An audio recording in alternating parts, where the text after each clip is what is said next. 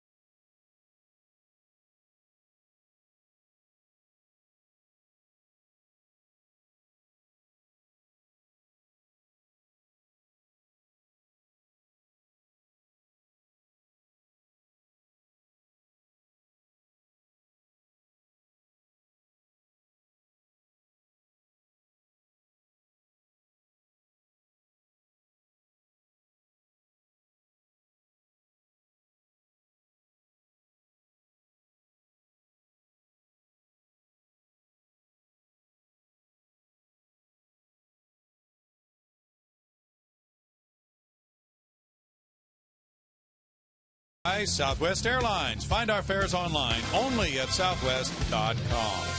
Well, there was a rarity in the American League last year. A Triple Crown winner, Miguel Cabrera, was that Triple Crown winner. He's here tonight after hitting .330 with 44 homers, 139 runs batted in 2012.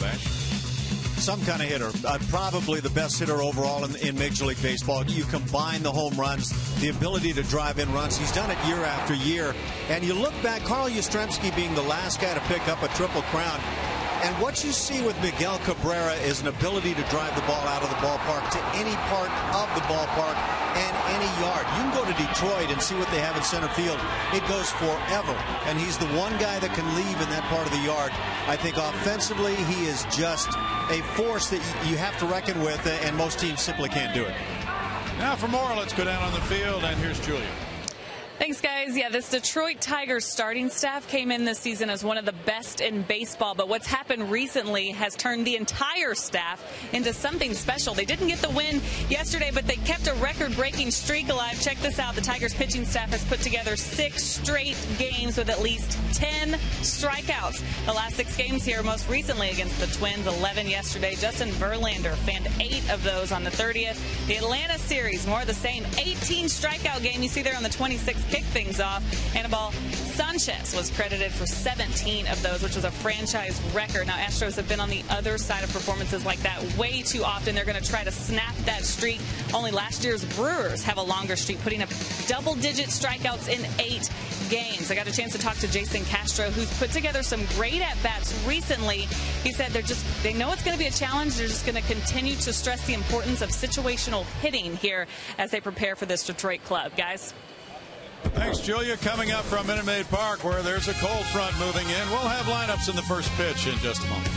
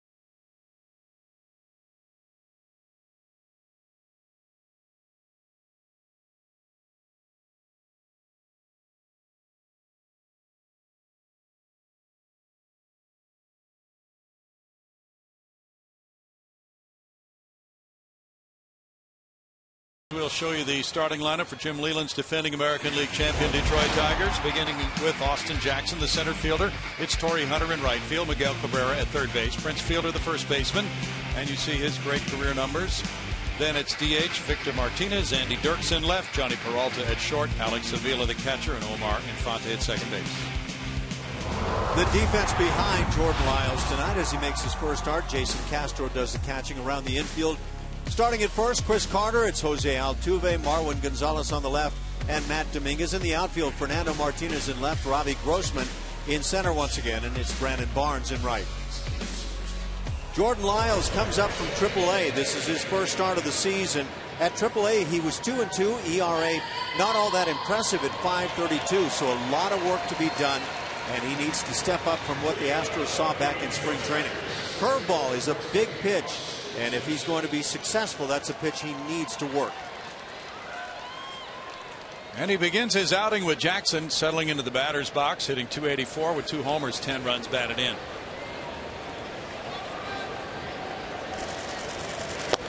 First pitch is strike one. Mike Everett is calling the balls and strikes tonight. Austin Jackson, 26 years old, checks in with those numbers. He's from Denton, Texas. Hit .300 last year for the Tigers. And that strike two from Jordan Lyles. Good looking stuff. 93, 94, well spotted. Jordan, a supplemental pick after the first round in the '08 draft from Hartsville, South Carolina. He gets a little dribbler up the first base line. It trickles foul. And as Jordan first came to the big leagues in 2011, he made 15 starts and 5 relief outings that year for the Astros after spending about that same amount of time at Oklahoma City. Last year, he was 5-12 with a 5.09 ERA, as you mentioned, Ash, and had 7 starts at Oklahoma City. Bo Porter, though, is really high and says this guy has all the skill sets to be a front of the rotation starter in this league. Watching 3 pitches, I would say his stuff is too good to fail at the level he has failed to this point. He sizzles with a K, just going right after Jackson with heaters to open this ball game. If he can throw that kind of fastball, spotting outside edge as he has here early, he should be awfully good. Now, yes, he could bring this down a little bit. He's leaving it mid-thigh and above, but again, spotted well on the outside corner. Now Torrey Hunter, a newcomer to the Tigers, and he's been a pleasant addition to their club. Checking in at .365 with 1 homer, 13 runs batted in. He's scored 19 runs. Hunter takes a look at the first pitch, and it's ball 1 to the native of Pine Bluff, Arkansas, who lives in Prosper, Texas, a 4-time All-Star. He's won 9 Gold Gloves. He came from the Angels. It's a 1-ball, 1-strike count. This Tiger offense for Jim Leyland has scored 127 runs. That's 4th best in the American League. And you see his career record. Tigers have won 5 of their last 6. They're just starting a road trip. It's a shot foul. They played Kansas City, Atlanta, and Minnesota on their just completed homestand, and they'll go on to play 2 games at Washington in interleague play after this 4-game series. Swept the Atlanta Braves. It's pretty impressive stuff. You know it is. Got pounded around a bit by the Angels, so it goes both ways. Sure does. Jim Leyland has managed 5 first-place finishers. Oh, nice pitch. That's the changeup, and it's been nothing but fastballs to this point. We talked about the curveball being crucial, but if you spot the fastball really well, that is a huge key. And then that kind of a changeup, that'll draw a little bit of a smile and not a happy one from Torrey Hunter. Like, how do you handle that thing? Last year, Jordan Lyles threw his changeup 5% of the time. Now Miguel Cabrera, that Triple Crown winner last year, checks in at .371 with 4 homers, 29 runs batted in for the 7-time All-Star. That one goes deep. And Robbie Grossman back in right center field. The right fielder's calling for it, Brandon Barnes. It's a 1-2-3 first for Lyles. Houston coming up.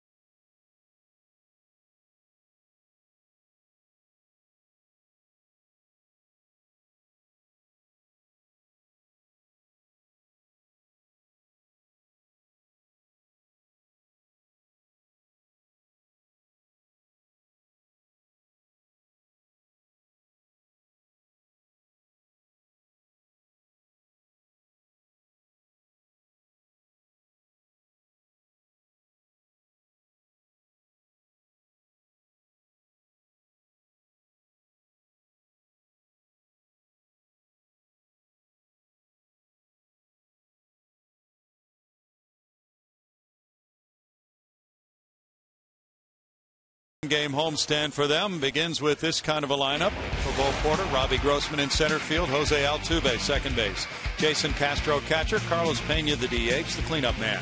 Chris Carter's at first base. It's his first start at first base this season. It's Fernando Martinez in left field. Brandon Barnes in right. Matt Dominguez at third base. And Marwin Gonzalez at shortstop. Defensively, it'll be Alex Avila, good strong arm catcher behind the dish. Around the infield, Prince Fielder, Omar Infante, Johnny Peralta, and Miguel Cabrera. And he plays third better than most people thought he might. In center field, Austin Jackson, flanked by Torrey Hunter. A great one in right field, and Andy Dirks, who can swing the stick from the left side in left field. Rick Porcello goes to the mound, and he's been a bit of a problem. At least he's been dealing with issues. 1-2 on the season in 5 games, 4 as a starter. He's allowed 28 hits in 19 innings. Hard to figure. Not a big strikeout guy. Not one of the guys that you might at least project to keep this strikeout thing going 10+ for the Tigers. Porcello goes to work against Robbie Grossman.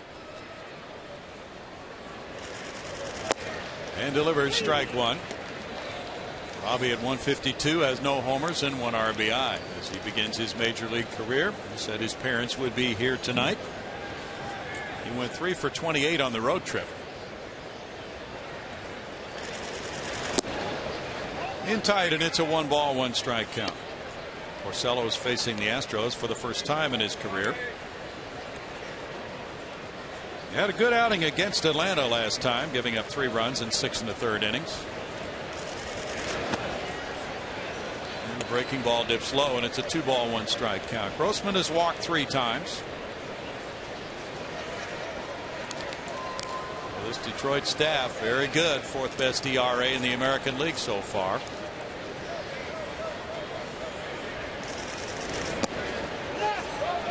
That's a strike, and it's 2-2 to Grossman. Little half swing fooled from this to the left side of the plate. And this has been the side that's given him fits, hitting .087 while hitting .300 as a right-handed hitter. You're getting that front side opening up and inability to stay back on breaking balls. That's punch foul. Altuve on deck. The Astros have won 8 and lost 20. That was an uncommitted swing.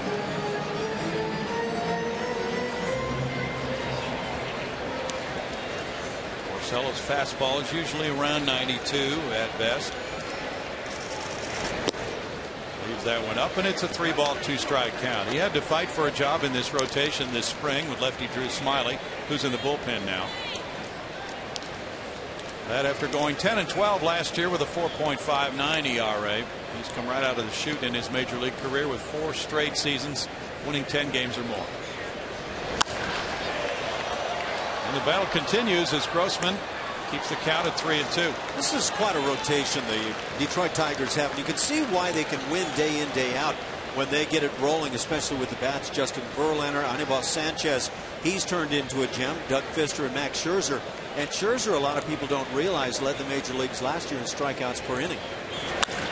That's over shortstop, out into left center field. What a nice start for Grossman. He's going to take the turn. He's going to push it to second. Austin Jackson with a throw. He's safe.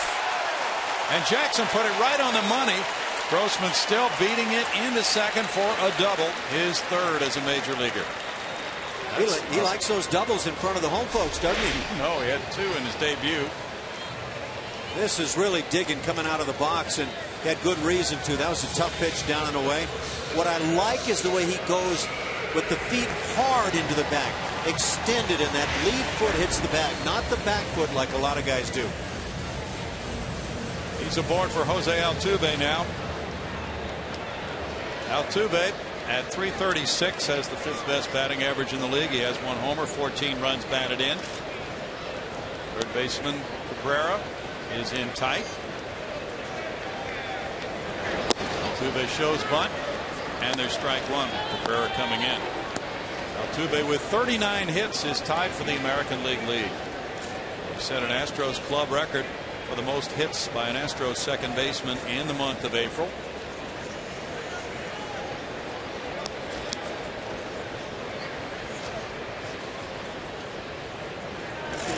Altuve tops that one foul, and it's 0-2. There's a pretty big hole in the left side of the infield with Peralta jockeying with a base runner at second. Porcello's trying to pitch him in on the hands, preventing Altuve. At least that's the thought process from hitting the ball on the right side. Altuve has hit safely in 23 of the Astros' 28 games. Currently on a 3-game hitting streak. He's 6 for 15. Jason Castro on deck.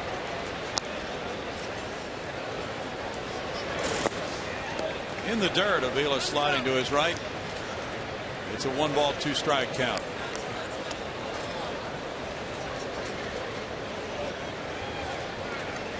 Don't hear a lot about Alex Avila as a catcher, but has a good strong arm, swings a powerful bat. Tigers are 15 and 11. They're only a half game behind Kansas City, the leader in the AL Central. Avila had to stab that one to the backhand side on a 2-2 count now.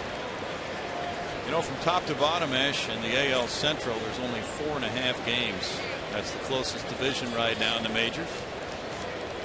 I don't think people are going to declare it the best division around, but I think the Tigers are clearly the best team, at least on paper, in that division. Kansas City's trying to turn some people's thoughts around. Yeah. Altuve strikes out. That's 1 out for Porcello. Saw a strikeout changeup from Lyles, and this is the same type of changeup. Now he throws it against the right-hand hitters. A lot of right-hand pitchers don't like doing that. They'll hold back from it. But when they throw it like that, get it down, start it around the knees, it's a huge strikeout pitch. Porcello, according to percentages, throws that changeup a lot more often than Jordan Lyles. Jason Castro at 284 has 1 homer. He's driven in 4. And a nice steady player. Currently on an 8-game hitting streak. He went 4 for 9 in that Yankees series and hit .421 on the road trip to Boston and New York. It's a career high hitting streak for Jason at 8. And now with the 10 doubles, he's in the top 10 in the American League. And he added to that with a pair last night.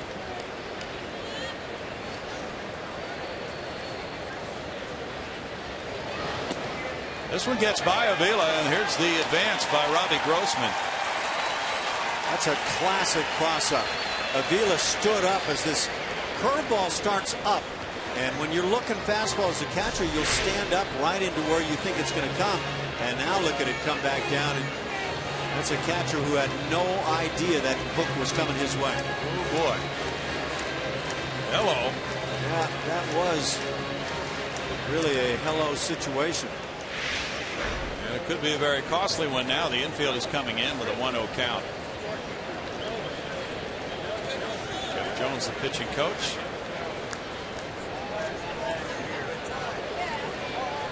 Carlos Pena's on deck. Porcello's 24 years old, born in West Orange, New Jersey. Castro looks at ball 2 from him.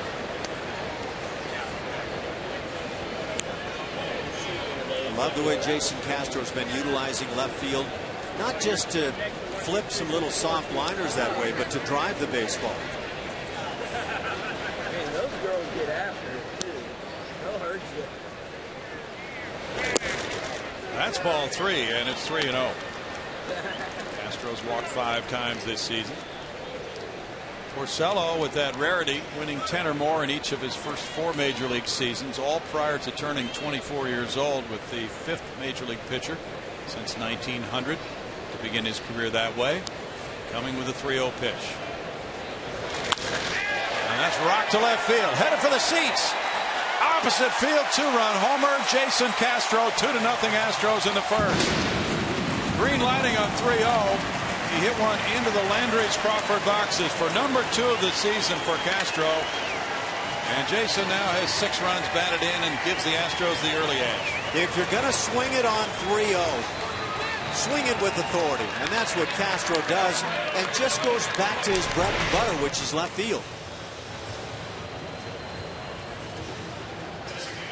You get a pitch to handle on that 3-0, you know what's coming. I think it'd be batting practice time. Boy, that a nice result for him. 9-game hitting streak and 2 runs batted in. And it's 2-0 with one out, and Carlos Pena stepping up. Carlos sports a 4-game hitting streak. Here's ball one. He's a former Tiger. 234 for Carlos, 2 homers, 8 runs batted in. That was a 353-footer for Jason Castro. You and Jeff Blum were pointing out on some of his doubles on the road trip. Well, if he hit that ball at home, it would be out. But there he had it. Certainly did that in Oakland as well. A lot of long fly balls. He could have taken advantage here. The way he has swung it, I'm actually surprised that's just his second dinger on the year. Just 6 RBIs, because he's really visually been a lot better than that. 10 homers now, and 10 doubles and 2 homers. He has 12 extra base hits for the season out of his total of 26. One hopper back to the mound. Porcello tossing to fielder. 2 outs. Now the Tigers have been the stingiest team in the American League on allowing homers. That's only the 14th long ball they've given up. Their ballpark is very spacious. Certainly to center field, they have brought the fences in recent years, helped out in that regard with the hitters. A guy like Miguel Cabrera doesn't need any help. We've got Prince Fielder in there. They can thump it. And again, that starting staff is awfully good. Chris Carter's the batter. And over the top of that one, as it sunk, it is strike one. Carter has hit in 7 of his last 9 games. 220 for the season, 6 homers. He's driven in 14. It's a great sinker is what that was. Turbo sinker. That's a foul tip. And so Porcello has changed the eye level there on Carter, and he has an 0-2 count.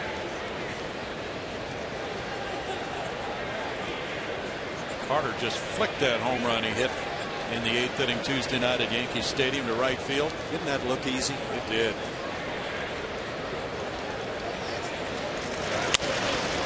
This one's in the air, and the third baseman Cabrera goes over toward the seats and back for the grab.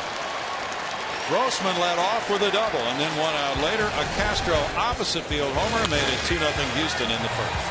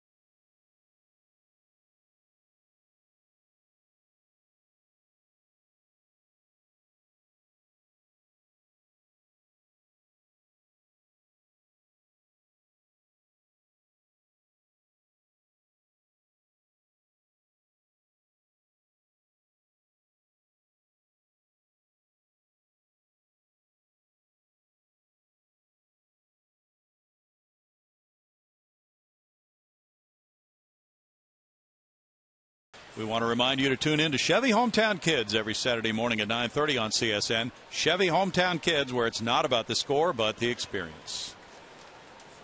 Youngster wearing the big star and the H on it. He has watched the Astros take the lead 2-0. Jordan Lyles had a 1-2-3 first. Prince Fielder steps up. Ball 1 to Fielder.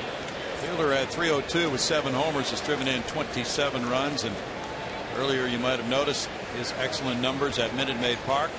336 his lifetime average in this ballpark. 9 homers, 26 runs batted in 29 games. He shoots that line drive toward the left field line.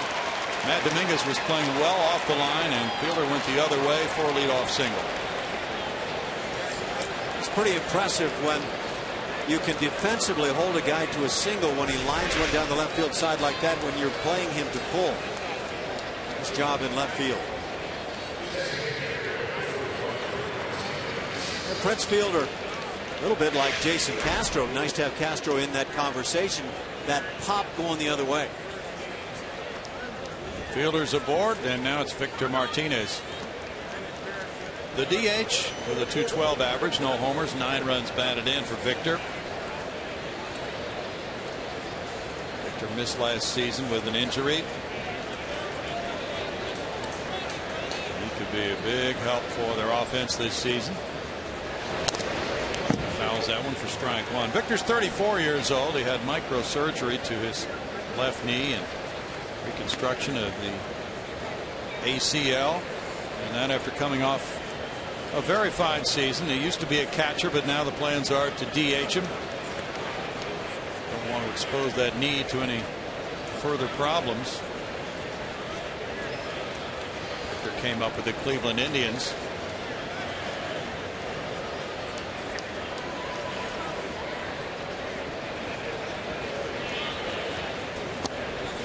Outside, and Martinez looks at a ball to even the count at 1-1. In 2011, he hit .330 to finish 4th in the American League.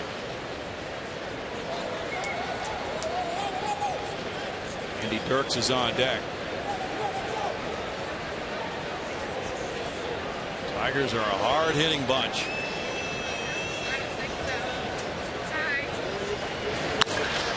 That's out toward left center field. A long run for Grossman. Grossman spinning back to the warning track. Grossman is able to make a tremendous running catch. Fire it back into the infield and prevent extra bases by Martinez. You better have some speed to cover that territory in center field, and Robbie Grossman makes a whale of a play, and this just before getting to the wall. That's really all out. You're sprinting, you're reaching as far as you can. You know the wall's coming your way. You can earn some more playing time when you can play D like that. That is a terrific play. Now Andy Dirks. Dirks, the left fielder, at .211, has 1 homer. He's driven in 5. A play like that can completely turn around an inning and perhaps a ball game. Here's strike one. The leadoff man had reached. It looked like a double off the bat for Martinez. Instead, it's a runner at first and 1 out.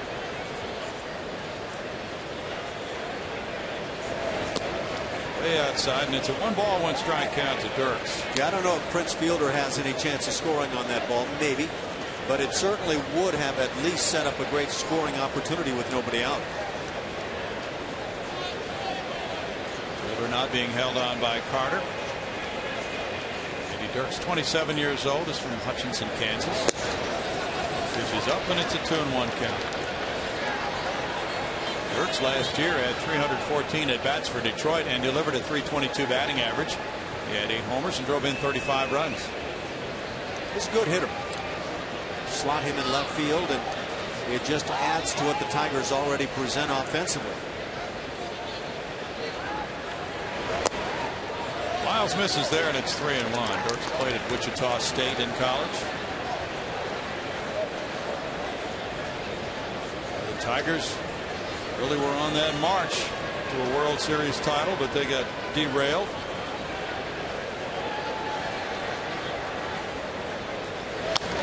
After they swept the New York Yankees to win the American League championship. It's bizarre how the postseason can go. You can look at a team like the Tigers and think you're not going to totally shut that offense down. The pitching staff is awfully good, and then all of a sudden it just, as you say, derails. Yeah. Tigers swept the Yankees in 4, and the Giants swept the Tigers in 4. Runner going. There's a drive to right center field. Cutting across, Brandon Barnes. Barnes is there for the catch. And the outfield coverage is very good for the Astros. 2 outs. Tune in to CSN Plus on Wednesday as the Dynamo travel to the nation's capital looking for a road result against DC United. Coverage begins at 5:30 with Dynamo pregame live, followed by kickoff at 6. Dynamo DC United Wednesday on CSN Plus.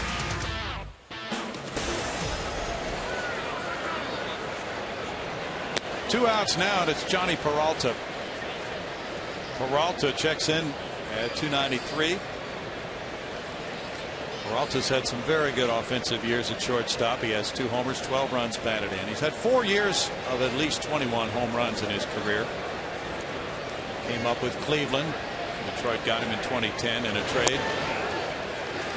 That's a strike to Peralta.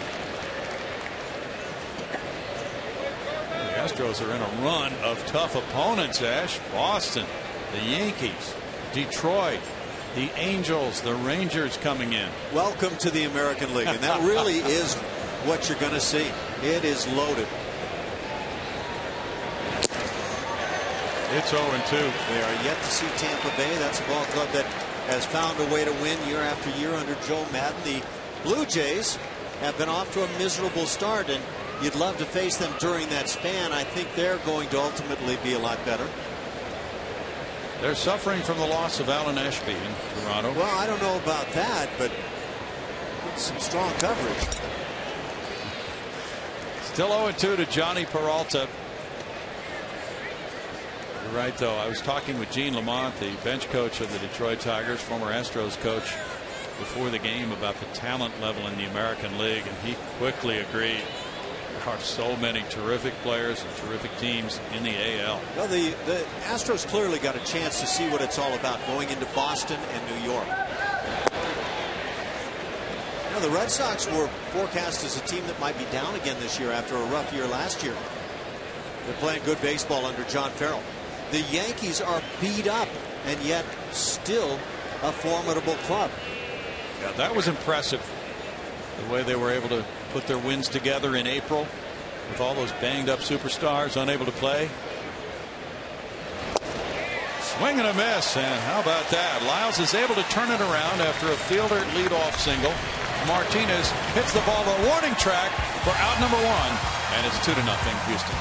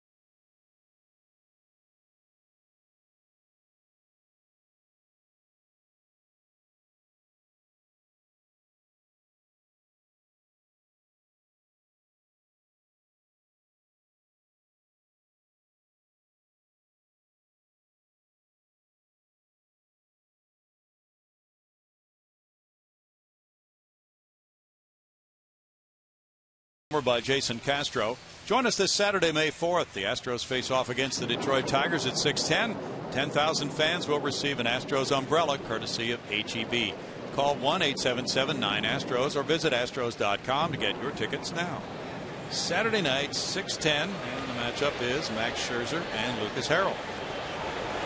Fernando Martinez taps 1 foul. There's strike 1. Fernando at 231 has 1 homer, and he's driven in 3. He's had 26 at-bats with the Astros. Come back well from his injury and reported tonight that he's feeling great. It's a 1-ball, 1-strike count. How about the news that Roy Oswalt is coming back to pitch? He's signed a minor league deal with the Colorado Rockies. I mean, he's volunteering to pitch at Coors Field. Wow, how about that? Rockies start off well and they say, get us some help. Little tapper out to second, Infante over to first, 1 out. Does anybody really volunteer to pitch there? Not really. There are many illnesses when a pitcher's turn comes up. Work at Coors Field. Maybe he's just looking for some padded numbers offensively on his own part late in his career.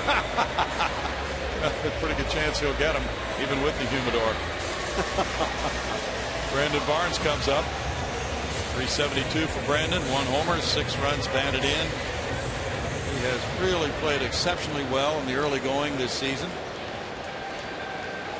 After making an opening day roster for the first time in his career, being in the starting lineup, a lot of thrills in the early going for Brandon. He tries to bunt his way on, fouls it, strike 1. I was asking him about that play in the 9th inning last night as he led off with a single against Mariano Rivera, and then he was running on the pitch, and Matt Dominguez lined to the second baseman, and it was a double play. And I love the aggressiveness, and you just don't see that many stolen base attempts against closers in a 1-run ball game, do you? You don't see that many base runners against Mariano Rivera, but that was such a pretty piece of hitting, lining one to right field, and then, like you say, the aggressive play. Look at that fastball. It straightened out, and he took advantage on one, and there aren't many to take advantage of, but then that hit-and-run style play, and I don't know if it was hit-and-run or runner going and the hitter swinging, but when it's all said and done, the Yankees really were fortunate with that one. Yeah, they were 1 and 2. He said Mariano's time to the plate was slow, and I thought I could steal the base. So he just took off on his own with a green light? Yes, he has a green light. Oh, there you go. Now, that's awfully nice when you've got a young player who's that confident that he takes advantage of that scenario. Absolutely. I think the tendency of a young player, Ash, and correct me if I'm wrong, is to say, I don't want to make a mistake here with us down by 1. Especially in the big spotlight in New York. Yeah, I think that's dead on the money. I think most younger players, a lot of veteran players, will shy away. You got your base hit. Okay, well, let's settle in. Let's see what the next guy can do. Porter liked it. Just simply did not work out. Porcello gets a strikeout. That's number 2 for him. He is a very good ground ball pitcher. He struck out 2. He's got 2 ground ball outs. He's got some pitches diving toward Mother Earth. That's that changeup again. And you just get out in front. There's that very short stride, no stride kind of a approach with 2 strikes that Brandon Barnes talked about working on during his winter ball experience. Matt Dominguez comes up next.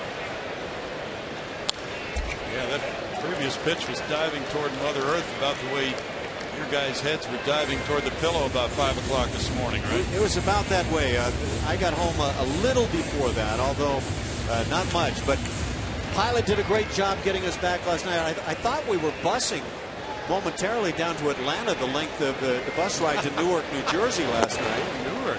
Yeah. It went on for quite a while. We got on the plane, and I think he tightened up the rubber bands to max velocity, and we got back pretty well. It's amazing how you walk around and look at these young players, you wouldn't know. No idea they're working on short rest. And that's it's a great lifestyle. There's no question about it. But it was a night game in the Bronx last night, and the guys are back and on the field and ready to go again. They took batting practice and did the usual routine tonight. I don't know about some of the broadcasters, but the players are ready. That's a strikeout looking, and Porcello has a 1-2-3 second. It's 2-0 Astros after a couple.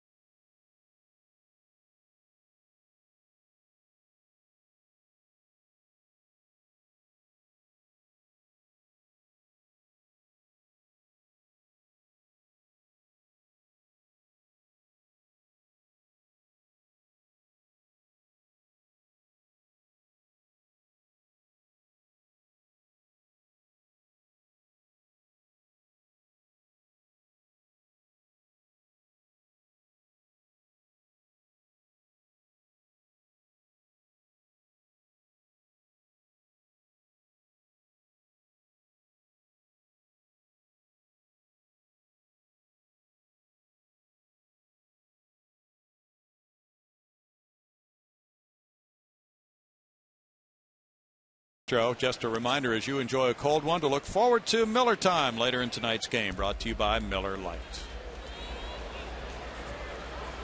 Now it's Alex Avila leading it off for the Detroit Tigers. On the road, they are 5-7. They've lost 4 road games in a row. They're 10-4 at home. Avila, with a 183 average, has gone deep 3 times. He has 3 runs batted in. Father Al is the vice president and assistant general manager of the Tigers. He's been there for 12 years. General manager Dave Dombrowski is on the road trip. There's strike 1 to Avila. Saw Dave Dombrowski down at the batting cage, batting practice time today. He was watching a young kid, Miguel Cabrera. Oh. It looked like he was considering signing the kid. Looks like he can hit a bit. Wow. Yeah, that would be worth the show, no matter how long you've been around the major leagues. When he steps in that cage. No balls, 2 strikes. Truly been amazing. Alex Avila was an all-star in 2011. Hit 19 homers, drove in 82 runs. Had to make Dad proud. Is that a good thing? You want to be on a major league team that your dad is helping in the front office with? It could be good when you are a good player, but boy, that could be really tough on Dad and vice versa when things are going badly. Think he would ever demand a trade? Swing and a miss. Strikeout number 4 for Jordan Lyle. What about when you get that late night call from Dad? Hey, we'd like you to consider a trade. we know you've got a no trade clause, but you are my son. Going over the top of that one, Ash. Keep the holiday season in mind as you go about this decision. Right in on the hands, tied him up. You can see him shortening that swing, and it's an effective pitch up and in. Now there is strike 1 on Infante at 306. He has 2 homers. And Omar has driven in 9. Good player. And second base, batting 9th. Solid fundamentals. Line drive left field. And Martinez plays it off the wall, knocks it down. Infante cruises in with a double. Ball sailed to the left of Fernando as he was trying to get over. He went past him, and then he turned and played that quick carom, but he couldn't play it cleanly, so that gave Infante a chance to get in. It's a pretty sound, that baseball to Wood when it's right on the money. Yeah, if he plays this immediately off the wall, he might hold that to a single. Yep.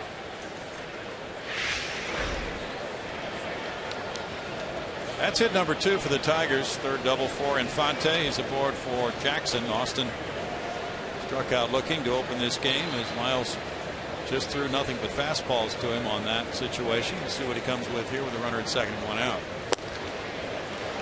Well, why vary from that routine with it working so well, and there's strike 1. He's got plenty of stuff to succeed. Talking about Lyles, command just seems to me to be paramount, and mix in that changeup as a strikeout pitch, as a ground ball pitch. 1-1. Been relying upon the curveball, and he has a good one, but it looks like the arsenal may be more loaded than he realizes. Jordan threw 81 pitches on Saturday. He went 5 innings, gave up 1 run. That's the most pitches he threw in any of his starts at Oklahoma City this year. And a line shot hit into left field. Fernando Martinez up with it, gets it back in, and it's first and third for the Tigers with 1 out on the Jackson hit. Now this is where problems really begin for guys who have good stuff, and you wind up saying, why can't this guy with this good stuff succeed more? He's trying to hit the outside corner. He comes with the fastball and just pretty closely comes to putting one right down the chute, and it gets hard hit. A couple of balls sharply hit here in the inning. If you're going to come with the heater to major league hitters, you better have a purpose. It's got to find a corner. It's got to be at the knees. It's got to be up and in. Torrey Hunter's the batter. He struck out in the first inning.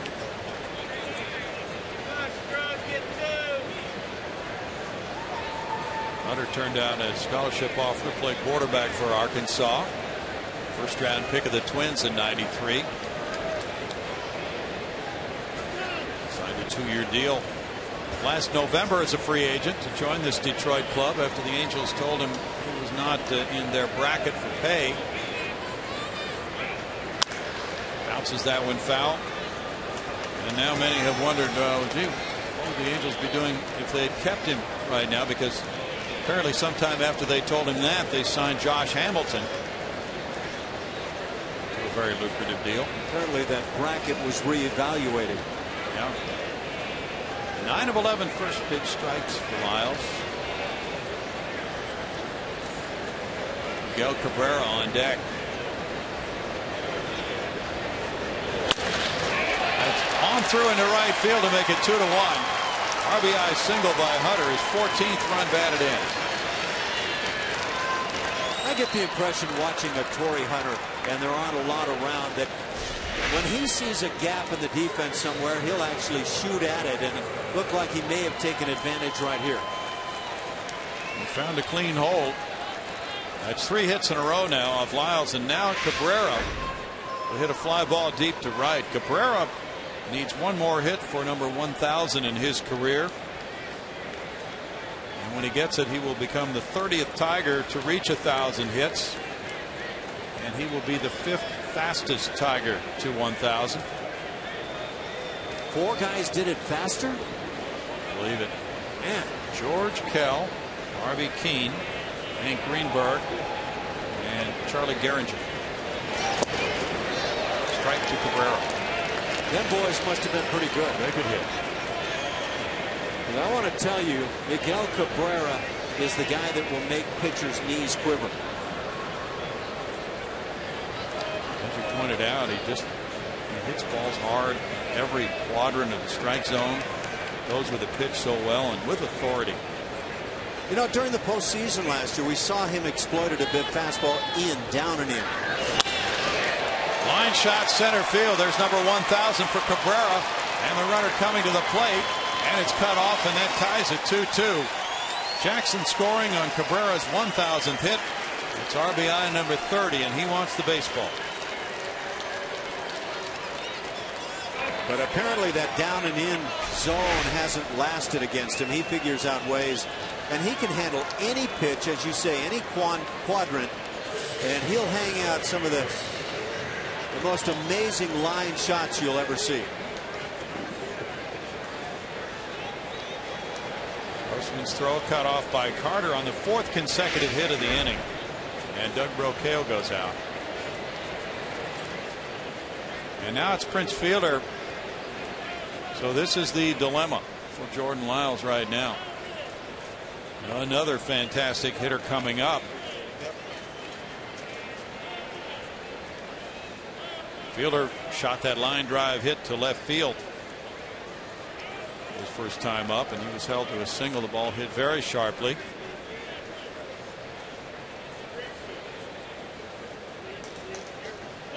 He's now 3 for 5 in his career against Lyles. So I'm perplexed watching Jordan Lyles. His stuff has dropped off a little bit in terms of velocity, but not enough to account for four hits here in the inning and consecutively.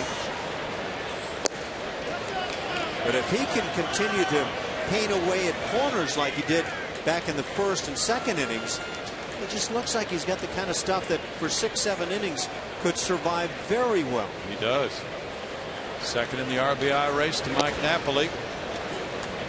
Cabrera, as Fielder works the count to 2-0, and this is quite a double whammy for a pitcher. Cabrera and Fielder back to back in this lineup. Fielder drove in 108 last year.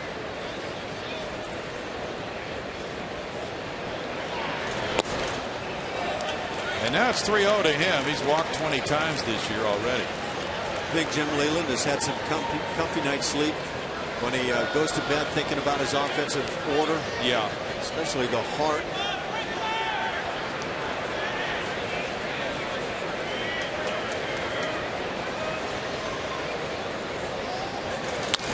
Fielder puts it in the air, and Robbie Grossman's over into left center field. With that catch and the runner's hold, it's out number 2. That's Big sigh of relief on a 3-0 pitch. Fielder unable to drive the pitch. And now Martinez will bat.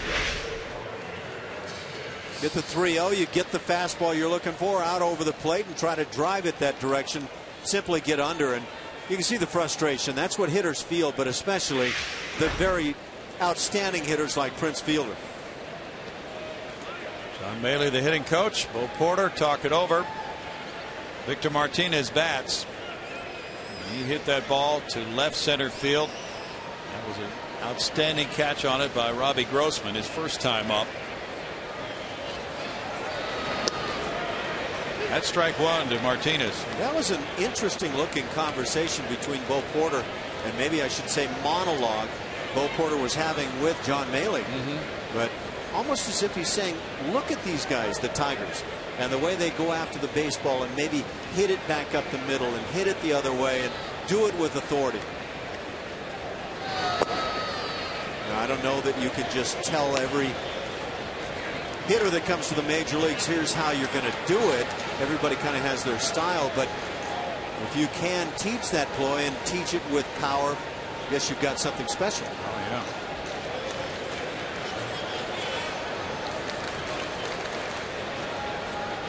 Five hits for Detroit, 2 for Houston. That's a strike, and it's 1-2. Left-handed hitters hit .314 against Lyles on his fastball last year. So he tries the breaking pitch there.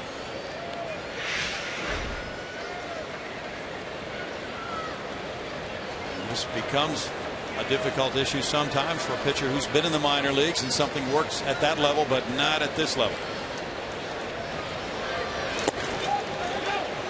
Martinez checked his swing, and it's 2-2.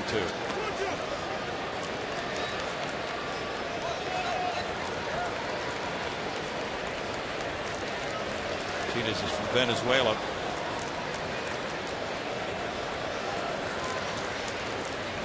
Astros will be headed for Detroit soon on the next road trip. They'll be there May 13th, 14th, and 15th.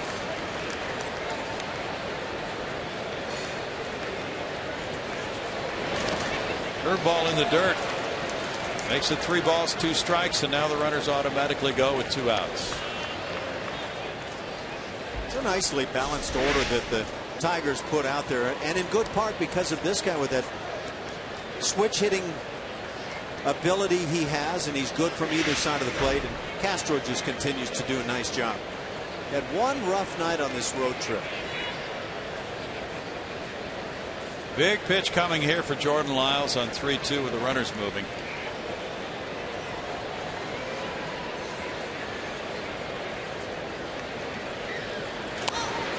And it's foul back.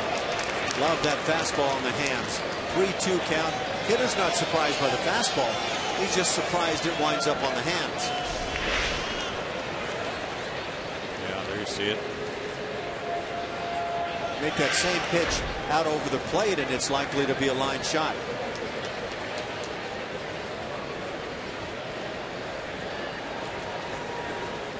Many had Jordan Lyles figured to be the Astros' number 3 starter for that first series. Instead, he was in Oklahoma City.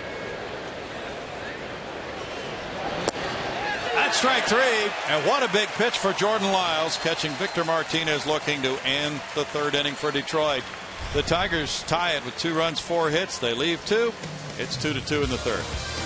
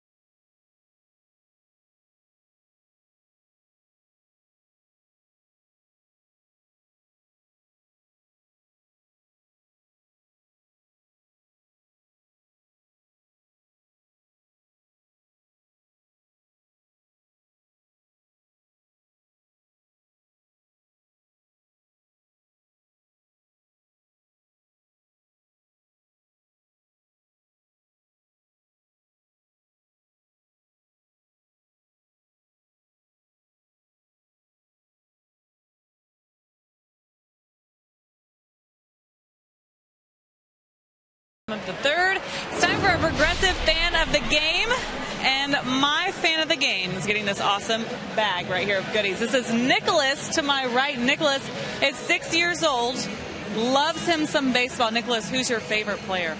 Martinez. Martinez. But more importantly, he turns 7 in 2 weeks. What are you doing for your birthday? I'm having a bowling party. Am I invited? Yes, you are. Yes. That's so great. Well, congratulations. Here's your bag of goodies. And Nicholas is going to start coach pitch next year, guys. What do you think about that? He's graduating from T-ball. He looks ready. Stay away from those wicked splits. Bowling party. That's a great idea. Marwin Gonzalez leading it off in a 2-2 game. Takes ball 1. 279 for Marwin. 3 homers, 7 runs batted in.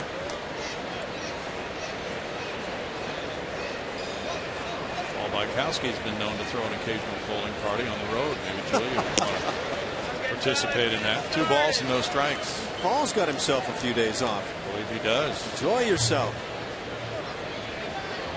Carl Patterson has a few days off. Kevin Cedergren is in the chair tonight. Who's directing tonight? Adam Hinsdale, veteran of many Rockets games and Astros as well. 2 balls and a strike. And won't that be fun if the Rockets can even this series with a win? I think those Rockets might be alive for a while. Ooh. Cabrera is well off the line and time call now. Marwin is a good butter. 2-1 the count as he tries to reach leading off this inning. Now 2-2. Just imagine if they win that game tomorrow night. They'll be getting a little crazy around Oklahoma City now, right? It's got to be fair. They've lost a great player and it's had an impact. You think they'll use their hack-a-Turk tactics again? What did I say? Hack-a-Sheik? Yeah. And then Kevin was calling it hack-a-Turk as well. So whatever it is, it didn't work. Scott Brooks. No, it did not. Scott Brooks may not come back with that again. Fouled, and it's still a 3-2 count. But some guys have really been stepping it up.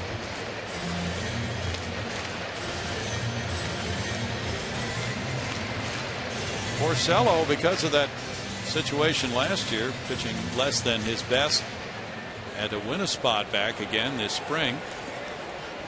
Gave up 226 hits in 176 innings last year with a 4.59 ERA.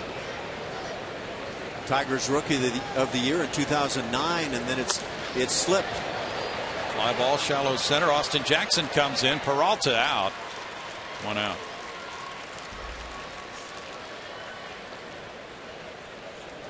Well, not only did the Astros have their player transactions, getting Jordan Lyles up from Oklahoma City for this game, and also Dallas Keuchel promoted from Oklahoma City. He's in the bullpen tonight as a left-handed long man. But of course the corresponding moves had to be made. Brad Peacock is headed for Oklahoma City, as is Reiner Cruz. Robbie Grossman with a double scored a run on the Castro homer. Showing bunt, there's strike 1. There were other moves in the organization as well. Mike Foltynewicz has been promoted from High A Lancaster to Double A Corpus Christi. Asher Wojciechowski has been promoted from Double A Corpus Christi to Triple A Oklahoma City. 1-1, and that was just a few days after the catcher Carlos Perez went up to Oklahoma City from Corpus Christi, and also Jason Stoffel. So there you see the most recent moves. Foltynewicz definitely a rising star on the scene. Looked good in spring training. And Wojciechowski came last year in the Toronto deal, the J. Happ deal. He also is on the fast track, moving up now to AAA. Foltynewicz, major league stuff on that plus side. Definitely. He pitched in the exhibition game here at the end of spring training, and he was dazzling. Ooh, there's some movement on that changeup. 4 strikeouts now for Porcello. Robbie Grossman comes with the label of being a high on-base percentage guy in the minor leagues. And I think it's because he's been able to draw a lot of walks by taking close pitches. It's not panning out right now on the big league level. He's going to have to loosen that up a bit. There has to be an adjustment period, of course, for that, because guys in the big leagues can make pitches he has not seen made with that kind of command where he's been. Furthermore, when you get that close pitch, that kind of a coin flip area, and there are plenty of pitches in those coin flip areas, umpires are not going to lean in favor of that rookie hitter. Altuve has a 1-1 count. Yeah, that's all a part of the process of coming to the big leagues for the first time. Bobby now has struck out 10 times in 35 at bats.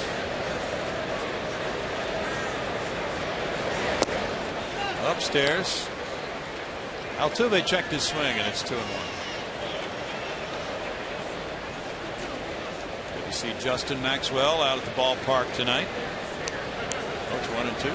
He said he swung, huh? Apparently they did. Plate umpire making that signal. It's 1 ball and 2 strikes. Okay, we have the count wrong. The scoreboard has it wrong.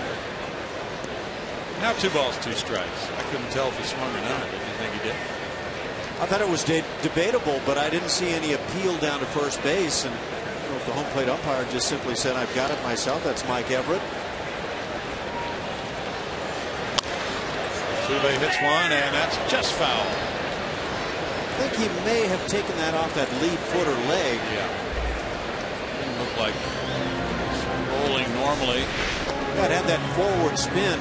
Just kind of hugging the ground. There it is. Yep. He's feeling that one right now. Cabrera is better at third base this year. Has an accurate arm. Not a ton of range. He was an outstanding first baseman, but he gladly moved over to accommodate the signing of Prince Fielder. Yeah, I don't see Cabrera ever picking up a Gold Glove, but he's not bad. He's better than I think you anticipate when you go in and see these Tigers, or they come your way. He'll play it well enough. He won't embarrass himself for the club. You get those 2 guys, the offense will certainly win out. Peralta throwing on the run, and Fielder is able to dig it out. So Altuve's retired from 6-3 to end the 3rd inning. And after 3, it's tied at 2.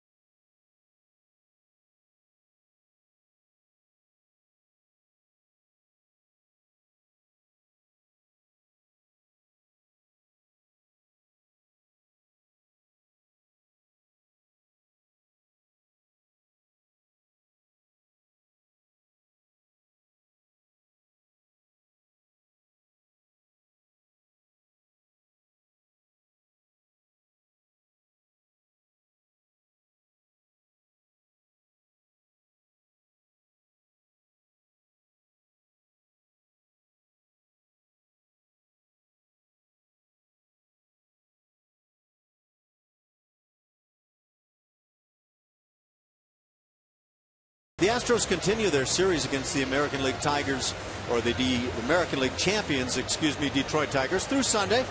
Next week, the divisional rival LA Angels of Anaheim, along with the Texas Rangers, come to town. Don't miss your chance to see the Astros face off against Albert Pujols, Lance Berkman, and Rookie of the Year Mike Trout. Call 1-877-9-ASTROS or visit Astros.com to get your tickets now. Bunted by Andy Dirks, bunted hard to Matt Dominguez, and that makes it an easy out number 1 for Jordan Lyles, leading off the 4th inning. Matt Dominguez is one of those third basemen who is very comfortable using the leather. And because of that, I think he becomes extremely sure-handed. He doesn't miss balls trying to barehand and make maybe that spectacular looking play.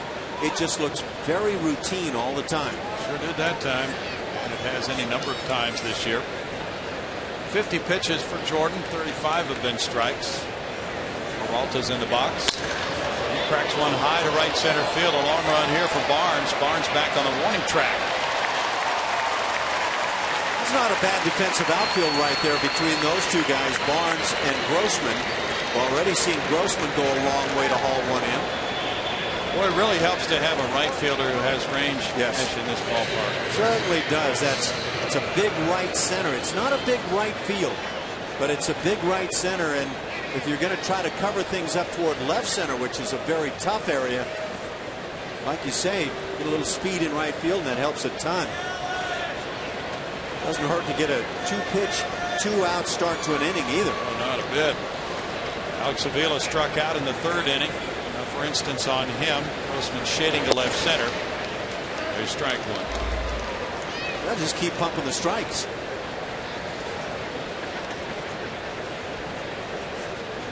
Miles has not walked a man.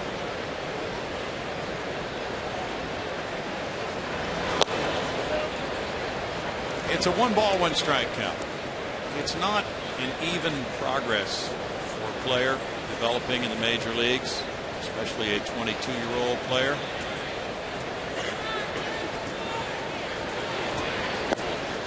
Usually there's regrouping. Usually a player, after coming to the big leagues for the first time, has to go back down to the minors. I've heard the phrase so many times, it's only going to get better from here. And boy, nothing could be further from the truth a lot of the time. Guy comes into the big leagues and makes a nice first impression or impression at some point, and it just doesn't mean that the steady climb now is going to take place. Right.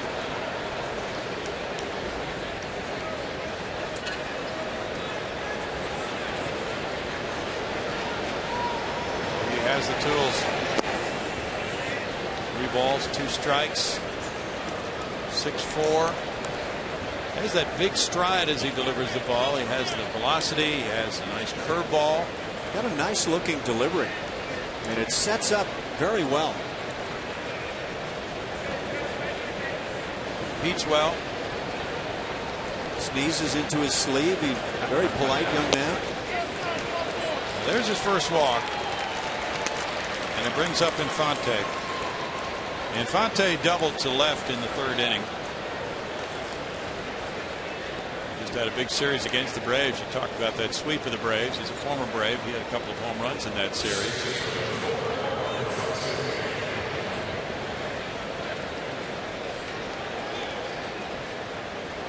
Sometimes a pitcher can command maybe a couple of pitches, but needs to go back down to the minors and earn command of that third pitch to be effective at the major league level. Curveball is in for strike one. If he can do that, it should really help for that curve for strike one. Number one, spot your fastball well. And then from that point on, if you've got that kind of a natural curveball to go with a changeup we've seen, he's in great shape. He feels the comebacker and takes care of out number 3, middle of the 4th inning. Tigers 2, Astros 2.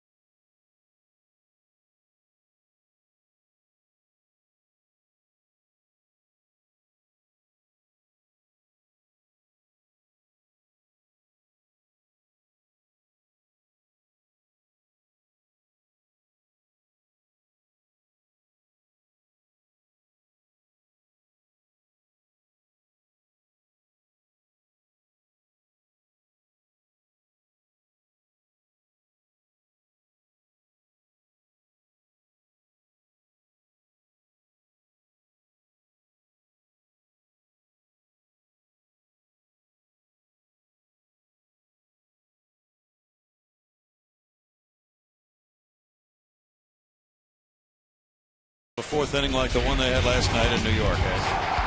Got to swing it in pretty well, you might say, and started by Altuve, who dunks one into center. And then there's that classic left field stroke. We're seeing more and more from Castro. Carlos Pena has been a hot hitter, and that ball could have been caught but got by. And then the hustle. Brandon Barnes going down the line. Look at that, just laying it out and able to stay out of the double play, and that provides a run. To Julia Morales. Well, what you were talking about leads into our Geico quote of the game. Comes from the skipper, Bo Porter. When you know that your club is resilient and they're going to fight to the end every night, that there is a staple of what we've talked about from the beginning of spring training, guys. That was a nice comeback to tie the game 4-4 with that big bat around inning. Now it's Jason Castro. Gave themselves a chance to win that series against the Yankees. Yeah, it was a hard-fought game last night. It was a hard-fought game and series. Strike to Castro.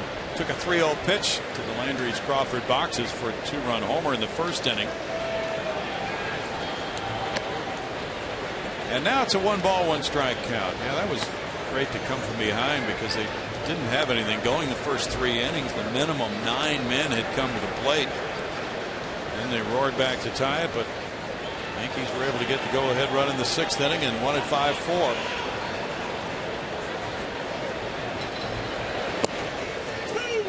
This opposite field approach that Jason Castro has been putting together has that batting average at 292, and I could see even higher averages for Castro the way he's swinging. Goes back to what we saw in spring training, doesn't it? Hit with a lot of power, used the entire field.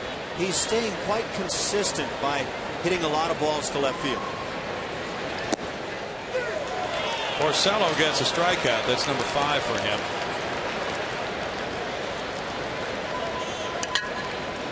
See that kind of a hammer, that curveball right over the top, and that'll lock up a lot of hitters. That's a good one. He does not throw his slider very much anymore. Last year it was a troublesome pitch for him. Curveball working there. But Porcello 2 starts ago, in 2/3 of an inning, allowed 9 hits and 9 runs in a loss to the Angels on the road.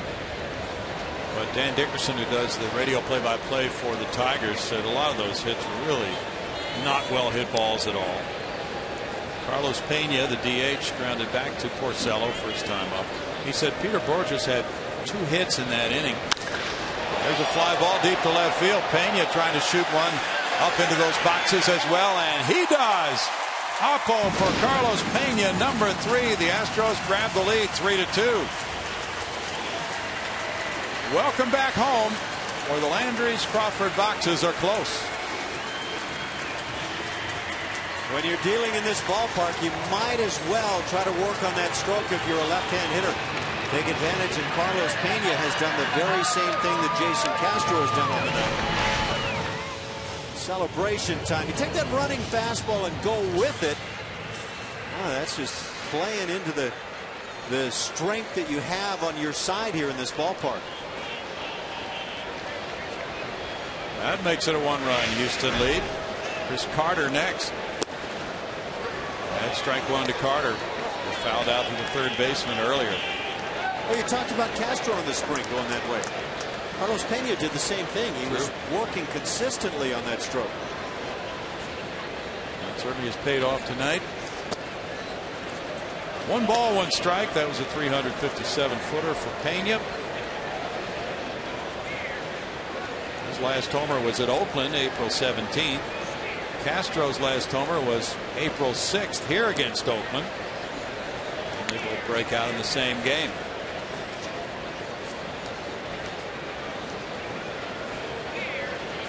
Yeah, the big fly will make you smile. Make you popular with your teammates, too. That's a shot going foul. I don't know if you caught the conversation that Jeff Long and I had about Chris Carter and 6 home runs for the month of April. Not a great month. He struck out a ton, a lot more than he would like. The batting average not where he would like, but come the end of the season, if he continues on that type of pace and hits 35, 36 home runs, do you say he's had a very good year? Cabrera to his left. I did catch that conversation, and I was interested in what you guys had to say. You know, the other night, trailing 4-0, he flicked that homer to make it 4-2. Flicked it out to right field. I think a lot of times, we look at just the quantity of production when the guy gets to the end of the season. How many homers, how many runs batted in, how many runs scored. But if you follow the team very closely throughout the entire year, you tend to think more of when they happened. Were they meaningful? Yeah, that's a good point. Some guys will just pile up numbers in blowout games and really not produce in the tight ones. Right. So if you hit a home run in a 10-1 win, that probably was not very significant.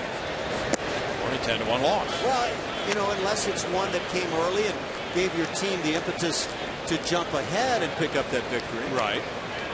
But now if it's 4-4 in the 9th inning and you hit one, that's one that people remember. 2 balls and a strike. I don't know if Chris Carter even knows who he is right now as a major league hitter. He should know by the end of this year if he keeps getting regular playing time. This should be the year that everybody finds out about him.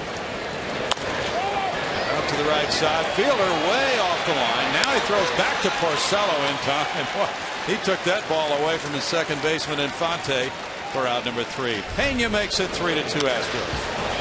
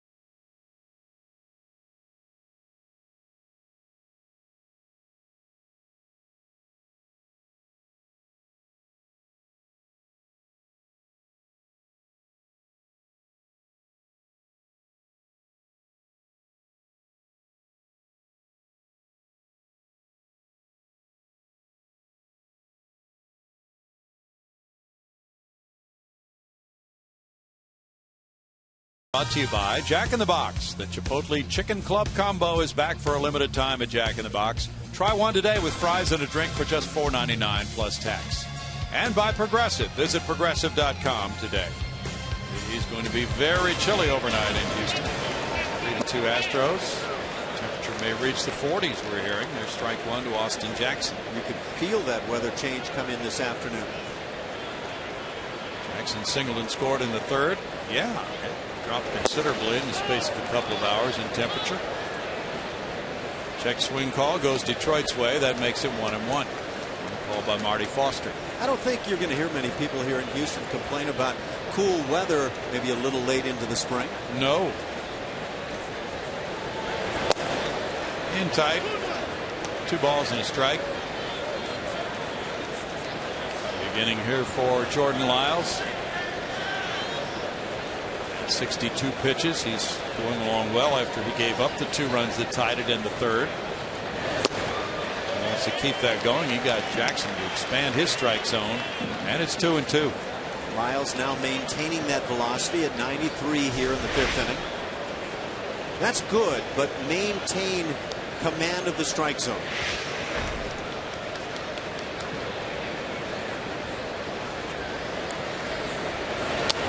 Yeah, if you can get this guy to become an effective every 5th day guy on the hill for the club, now you take some big strides forward.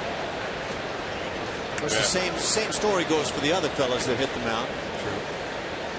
Doug Brookale has the assignment.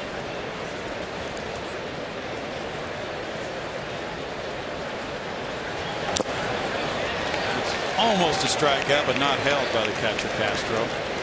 Old Porter says we're hoping that he can become a front of the rotation starter. Well, that's a good sinker. Yeah. Just see that action all the way. Porter says the step he took back this spring added motivation to never take it for granted. He gets a strikeout. Well, he's showing things tonight that validate that he has learned some lessons.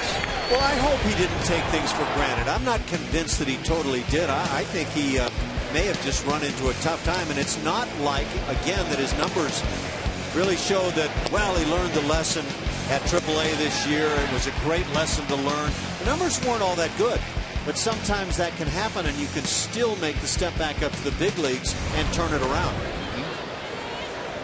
Torrey Hunter singled in a run in the third inning, going to right field. There's strike one to Torrey. He has 298 career long balls.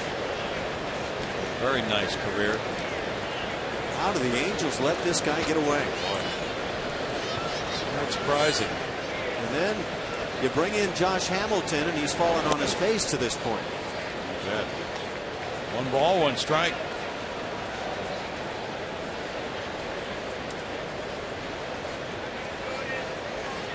Albert Pujols is struggling.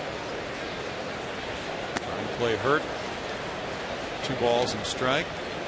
Peter Borges is down now with an injury. He's on the disabled list, so Mike Trout has moved back to center field. We'll see that Angel Club coming in next week.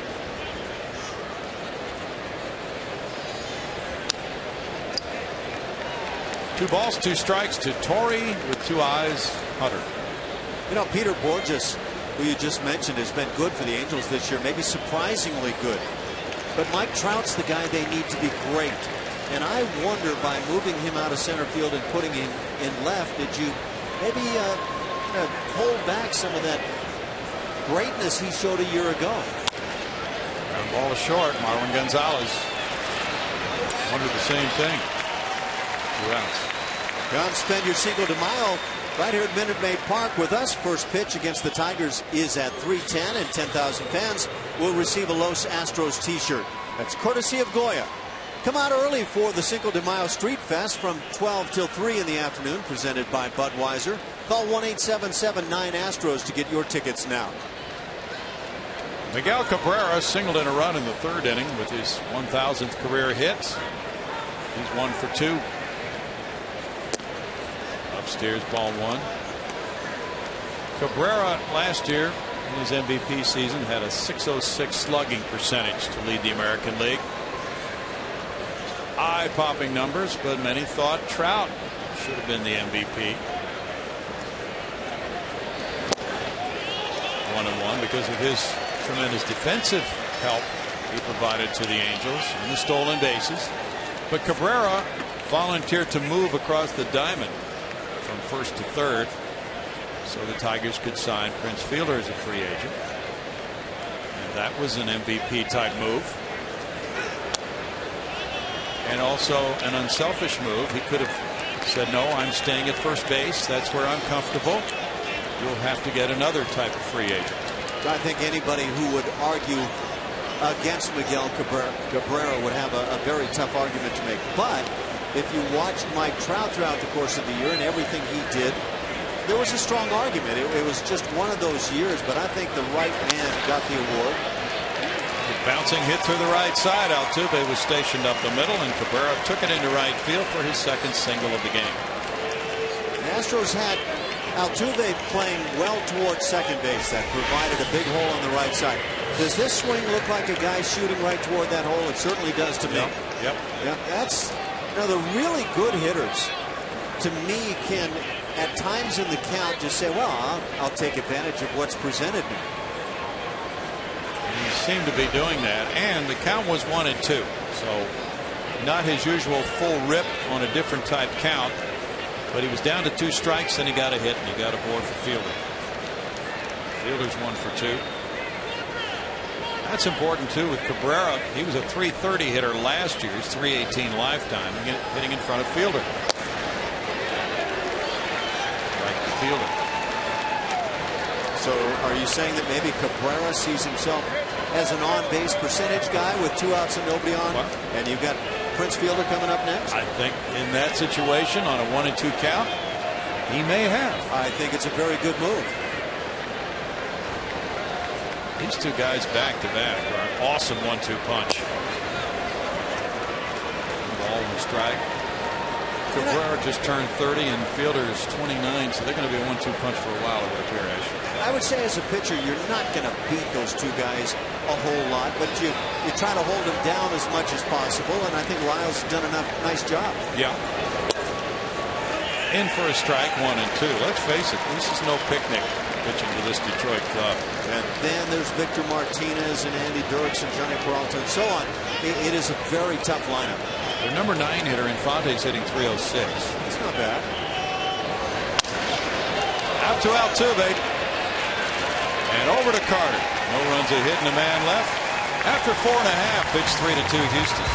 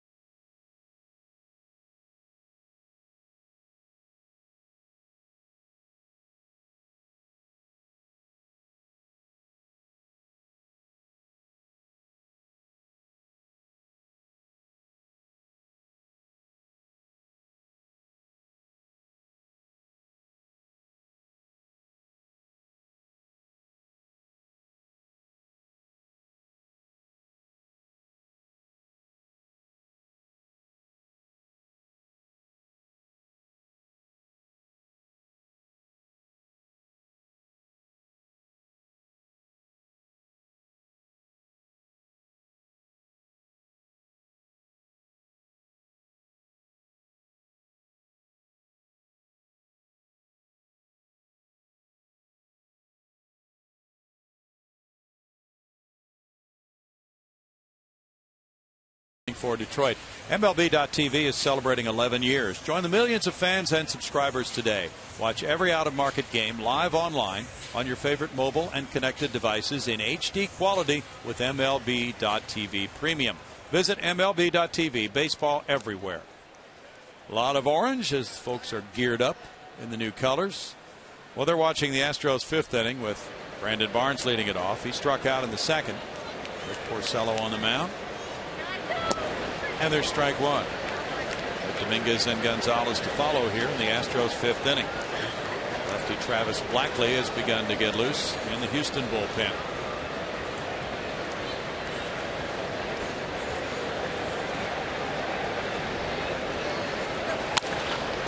Tap the shortstop, Peralta. 1 out. He is the sure-handed type shortstop, makes the routine plays with high frequency. There's Blackley. Guess what kind of an infielder pitcher's like? That guy who makes that routine play. Yeah. When you get a ball hit to the infield that you feel should be an out as a pitcher, you want an out. You bet. And when you can get 2 outs on that ball, you absolutely want it. And Dominguez struck out looking in the 2nd inning. Yeah, rather than a guy with tons of range who makes tons of errors, right? Spectacular plays. He's on highlight reels all over, but that routine ground ball gets hit and you don't get an out.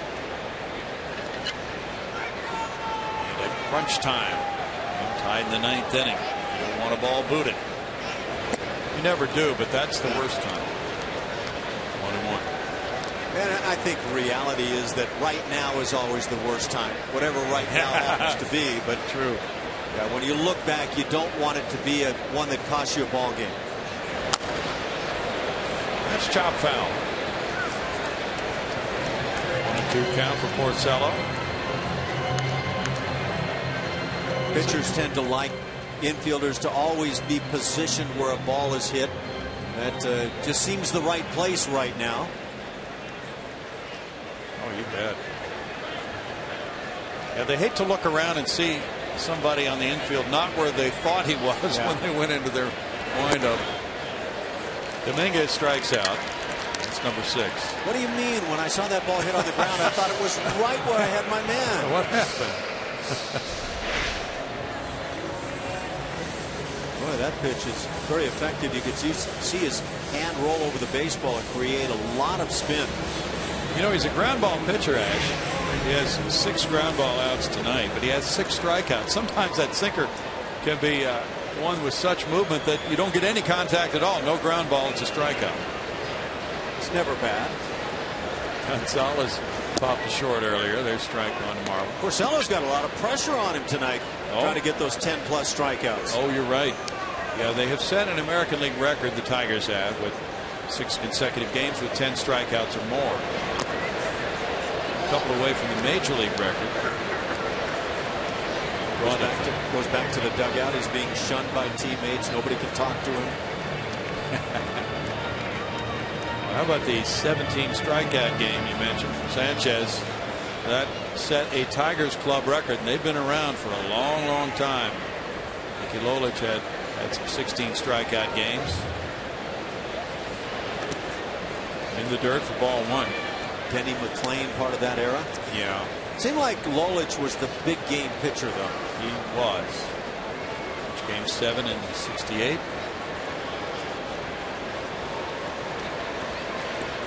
Playing a 30-game winner.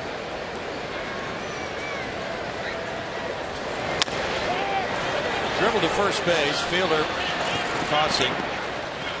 And in the 5th inning, it goes quickly for Porcello. He keeps it at a 1-run ball game. Astros 3, Tigers 2.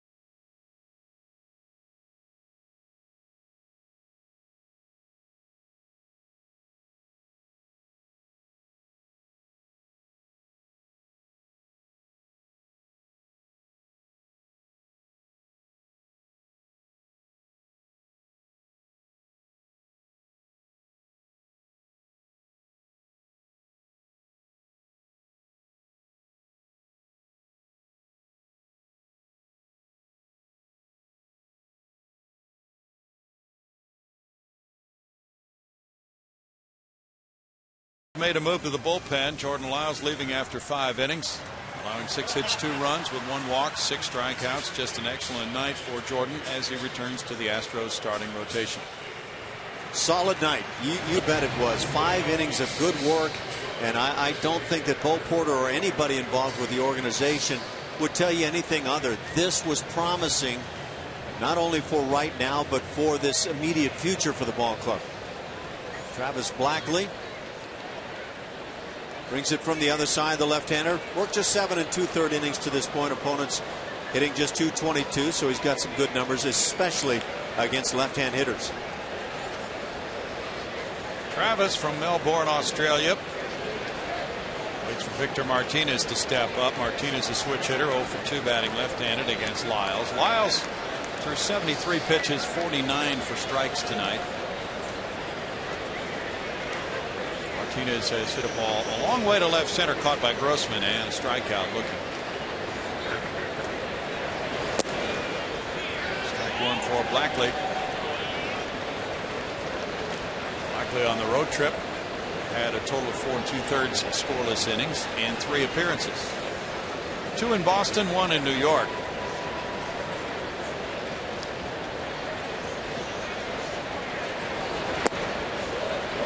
It's a 1-ball, 1-strike count with Dallas Keuchel now in the bullpen.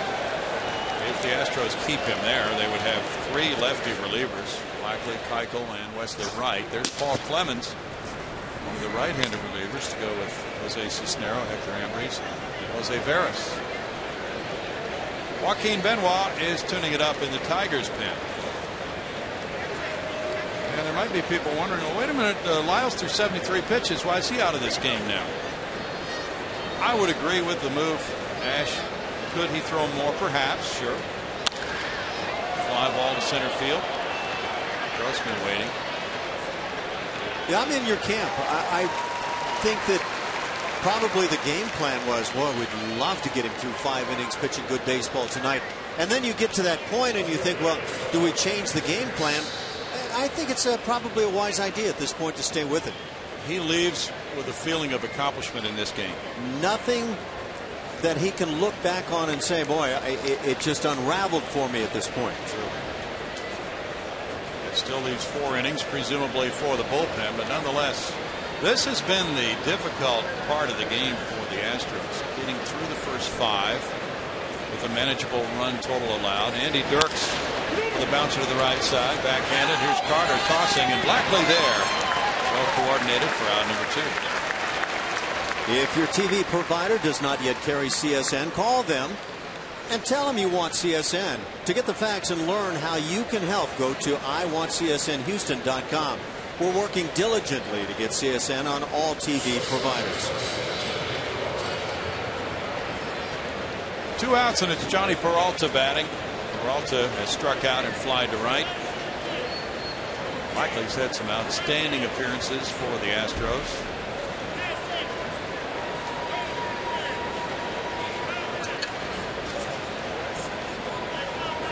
Alex Avila's on deck. Last night's starter, Eric Bedard, went 4 against the Yankees. Clemens, Wright, and Ambrose worked in relief, a total of 4 innings. The bench really held up well considering the number of innings it has been required to pitch this year. Back to that issue about the starters. The overall ERA for this entire staff right at the bottom of the major leagues, and the starters have been the main culprits in terms of the difficulties. Strike makes it 1-1. Blackley worked in the 9-1 win Monday night. Lucas Harrell started that game. Blackley worked around a couple of walks in that game. And when he came in, he inherited 2 runners and got a double play ball on Brett Gardner. Fouled, and it's a 1-2 count on Peralta, and the right side of the infield has only one player for Houston, Chris Carter. That's the way the shift has gone with Altuve over.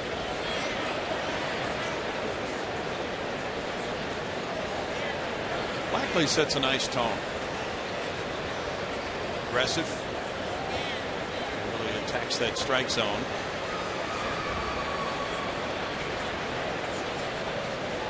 Yeah, the group of starters for the Astros this year, collectively an ERA at 6.17. And that's more than a half run worse than any other starting staff in Major League Baseball. So there's a lot of work to be done, and I think Jordan Lyles went a long ways tonight in helping in that regard. He really did, Ash, and he's re-entered the rotation here after having a rough spring and then waiting a month for this opportunity. He's done well. Swing and a miss, and Peralta's down on strikes. That's a 1-2-3-6 for Blackley, and it's 3-2 Houston.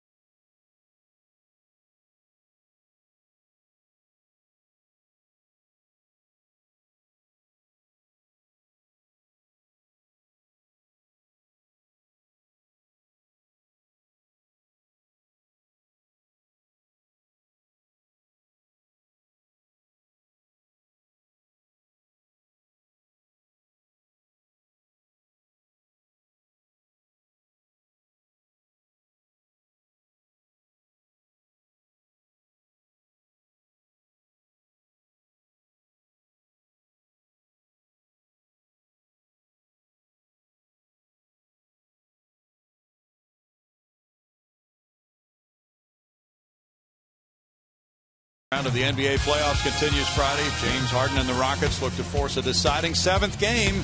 Rockets Thunder Game 6. Coverage begins at 7:30 with Rockets pregame live. Hopefully James and company will be on the way they were in Game 5. Now Robbie Grossman leads it off. Bottom of the 6th inning. He doubled and scored in the first. He struck out looking. Now he lines one over shortstop.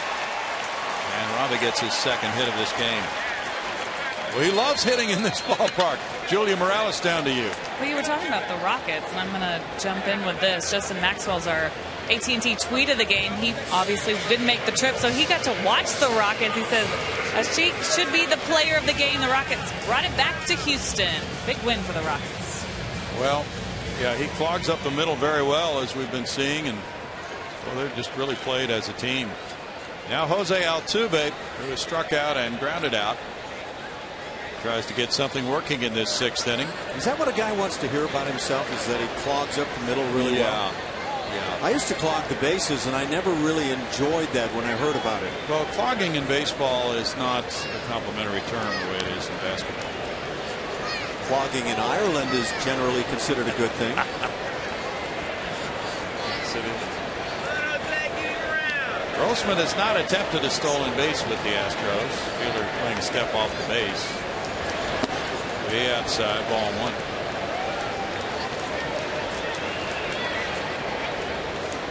The Astros as a team have 12 steals and 17 tries. Dave Tremblay, the third base coach, flashing signs. How about that Robbie Grossman kid? Is he finding himself on the left side of the plate?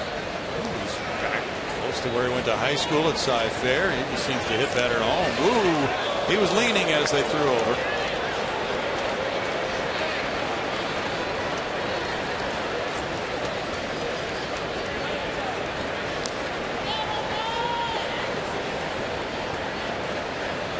J.D. Martinez has had a couple of games in on his rehab assignment in the minor leagues at Corpus Christi, by the way.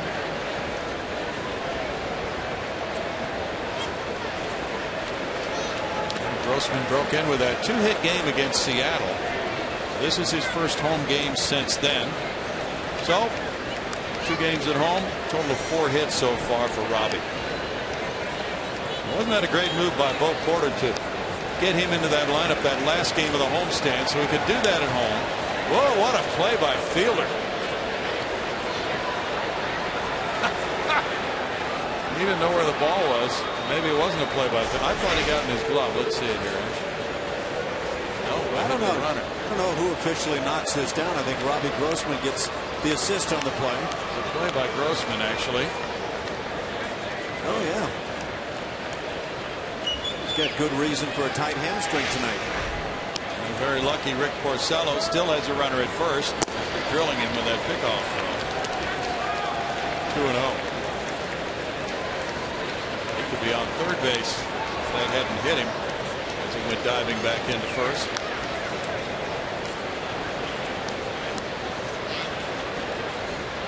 Jason Castro on deck. The stars are aligned for the Astros here in this 6th inning. 1, 2, 3 hitters due up. Fouled away by Altuve, and the count goes to 2-1 on Jose. What a steady hitter this guy has been all season. Of course, he had a terrific year last year, but I just don't see a prolonged slump in Jose Altuve. The way he uses the entire field, the way he is comfortable apparently hitting with 2 strikes, does it all well.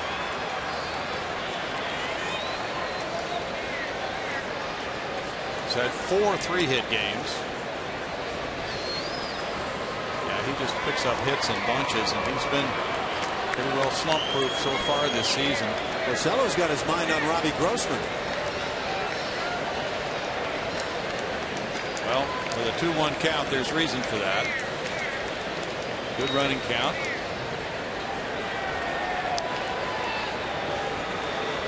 He's running. The throw is there, and the tag in time to get him. You got to get a better jump than this. And what wound up happening is Porcello went into it wasn't a slide step, but a quick delivery to the plate. And when you see that as a base runner, you're thinking, I'm going. But at that point, you've got to know I didn't get enough jump. And I mentioned up top that Avila can really throw well. That's not the greatest tag, reaching out as the feet start getting close into the bag. That ball beats him a ton, though. It's stealing 2-4. Pitch was ball 3. On the 3-1, it's grounded to shortstop Peralta. What was a promising beginning now is at 2 outs, nobody on. Just as we promised earlier in the game, it's Miller time, brought to you by Miller Lite. And we look at the Castro 2-run homer.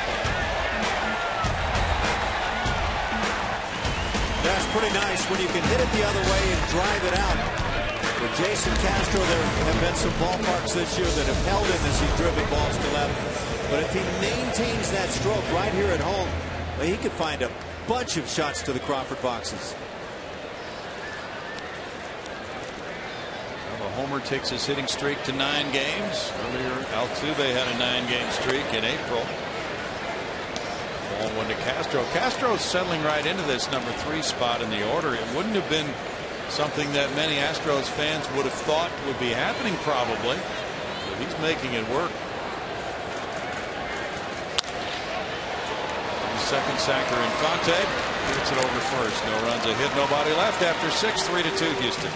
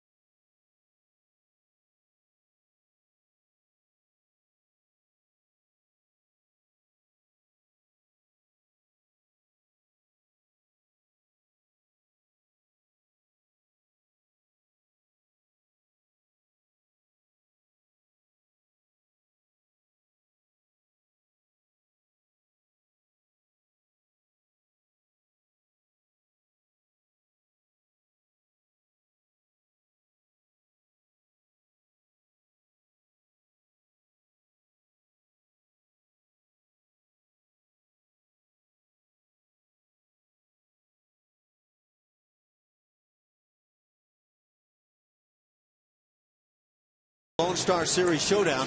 Justin Maxwell will sign autographs for the fans from 11 a.m. until noon. That's at the Whataburger restaurant located at 340 Highway 6 in Sugar Land. While you're there, register to win tickets to see a game during the Astros series against the Rangers May 10th through the 12th. Players subject to change and autographs will be limited. Well, we have an entirely new outfield alignment now with the Astros leading at 3-2. We go to the 7th inning, and it's Alex Avila to lead it off. New right fielder is Rick Ankiel. Fernando Martinez comes out of the game after going 0 for 2. And the other outfielders move over a notch. Brandon Barnes has moved from right to center. Bobby Grossman has moved from center to left as the Astros try to protect this 1-run lead.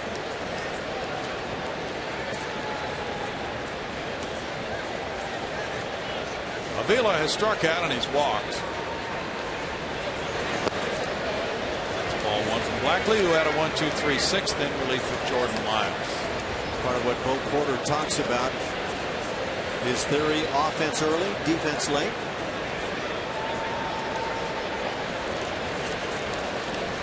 Infante's on deck. Jackson's due up 3rd in the inning.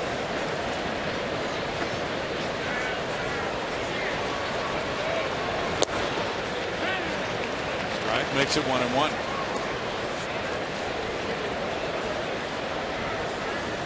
Clemens continues to work in the bullpen. Paul last night worked an inning and a third, giving up 1 hit, 1 run, and took the loss. Paid attendance tonight, 16,624. It's in for a strike, and it's 1-2 for Blackley. Red Sox lead the Blue Jays 3-1. They played 7.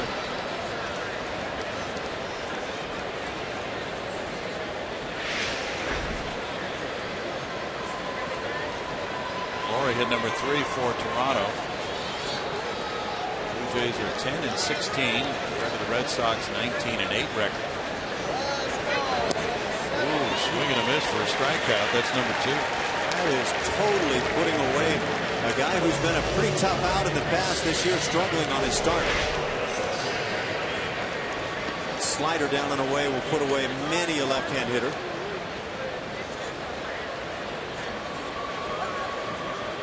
Bull Porter now is going to go to Paul Clemens. He's gotten 4 outs from Blackley. And with right-handed hitters due up next, 4 in a row, he'll swing it back over to the right side, and Paul Clemens, and we come back with the Astros leading 3-2.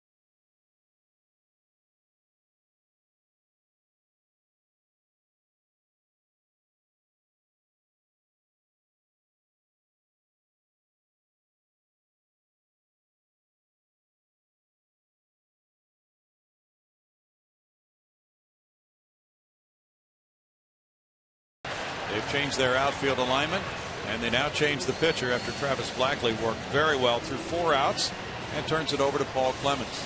25-year-old right-hander, a free and loose spirit to say the least, and he's been pitching effectively for the ball club. 18 innings to this point. That in 6 games. He's finished out a couple of games, allowing just 15 hits in that span. 9 runs. Obviously, he'd like to cut that down. 5 home runs, a big part of what he has allowed. He'll be working to the number 9 hitter, Omar Infante. We'll get to Julia in a moment. Infante's 1 for 2. And let's go to her right now, Julia. Yeah, guys, Clemens took last night's loss very hard. You were talking about his emotion and things like that. He gave up that leadoff double after having a nice inning, 1-2-3 inning right before that. But he took it really hard. He said, I'm going to sit on this one for a while. I don't enjoy letting my team down, and then I'm going to get back out there. Hopefully he doesn't hold on to it too long, as he's already back out there. Probably the best thing for him, actually. He gets strike 2 rather than dwell on that 1-run loss, which he absorbed last night. Relief of Eric Bedard.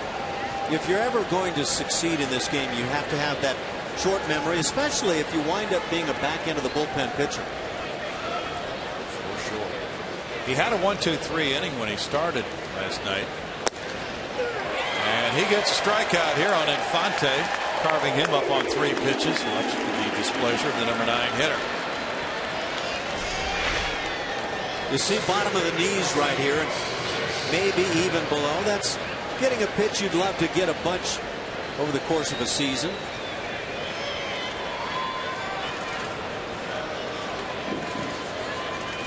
Shortens up the ball game. That does. That bottom of the knees area, though, is where pitchers are taught to pitch, and quite frankly, I'd like to see more calls kind of in that bottom of the knees range. That's ball 1 to Austin Jackson on the hook from Clemens. Jackson is 1 for 3.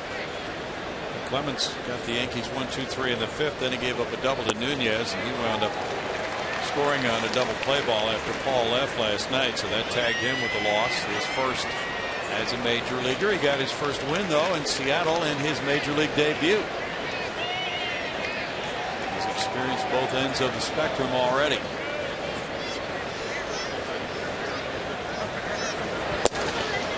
And then we'll have a guy go through an entire season with maybe 50 or 60 appearances in relief without a decision.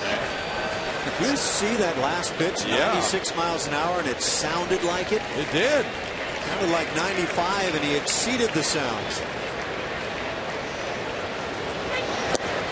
Oh, that is a very nice version of Paul Clemens. He and Blackley have gone through the Tigers 1-2-3, 1-2-3 in the 6th and 7th.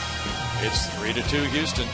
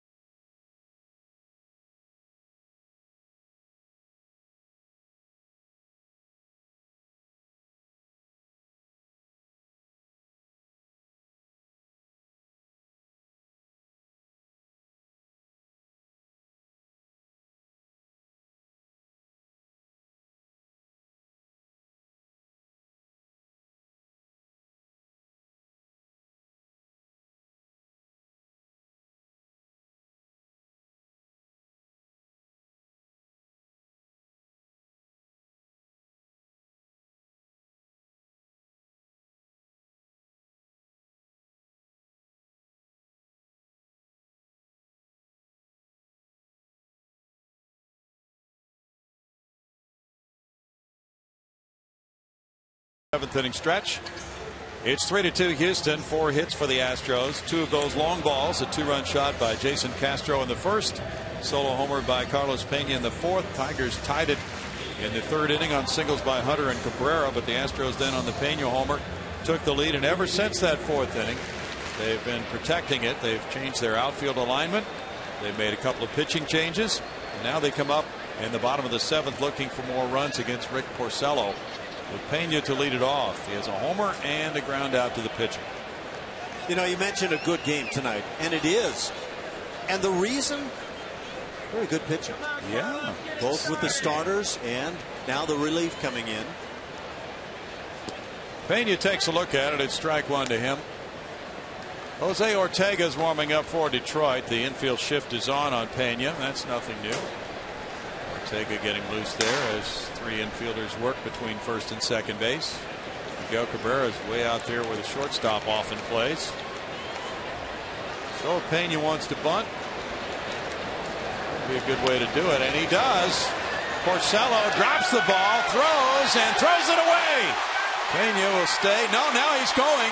Here's a throw, and Infante gets it there early, and that was not a choice that worked out well for Carlos Pena, as Peralta made the tag on him from Infante. A 4-6 play for out number 1.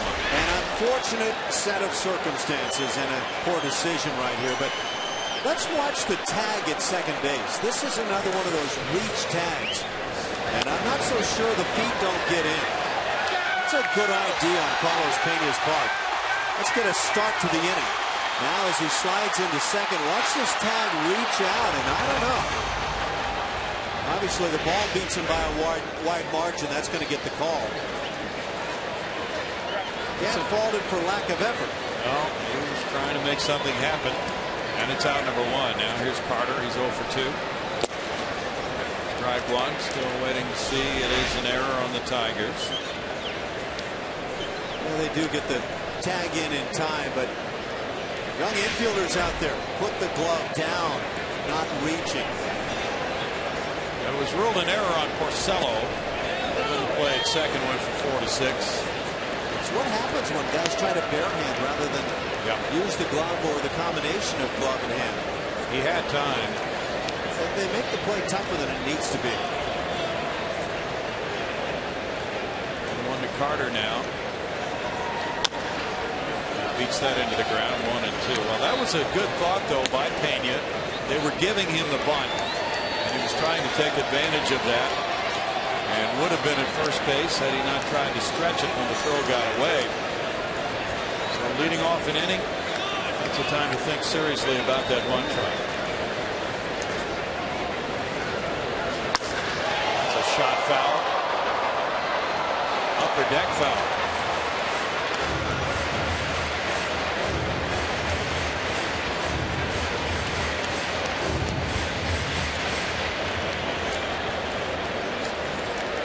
White Sox lead the Rangers at Texas 3-1 in the bottom of the 7th inning. The throw from the grass. Peralta gets Carter. 2 outs. Celebrate Mother's Day with Pink in the Park at Minute Maid Park next weekend as the Astros face off against the Texas Rangers. 10,000 fans will receive a Pink giveaway each night, courtesy of Methodist Cancer Center. Call 1-877-9-ASTROS or visit Astros.com to get your tickets now. There's double barrel bullpen action for Bo Porter, lefty Wesley Wright, and right-hander Hector Ambrose. The hitter is Rick Ankiel, up for the first time in this game. Rick's a 189 hitter for 53 at bats. He's belted 5 homers and he's driven in 11 runs. Done well pinch hitting. He has 2 pinch homers and 5 pinch hit at bats. And he's driven in 4 runs. Ball 1 to Rick. What a throw Rick Ankiel made on this recent road trip. I'm trying to recall, I think it was in New York, could have been Boston. Just hung out a laser from right field. And he complained that he got a bad hop on it. It came up a little bit, but you guys talked about that. Yeah, impressive. Line shot into right field. Well, he's produced off the bench. Not considered to be a pinch hit because he was already in the game defensively, but nonetheless his first swing of the night, and that produces a resounding line drive single. Well, if you're gonna get an at bat here or there, get yourself a good swing. Hank is quite adept at this opportunity where you just get a swing or two. 5 hits for the Astros.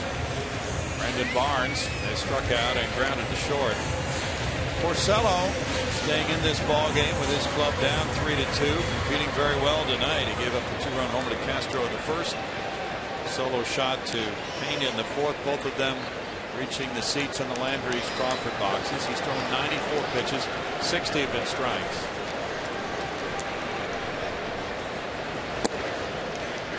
Strike. The starting rotation has produced 7 consecutive quality starts for the Tigers. This would be number 8 unless something blows up here on Porcello in this inning. And their starters have won 14 games. That's the second best victory total by a starting staff in the American League, with the second best ERA as well, 3.23 for Detroit starters.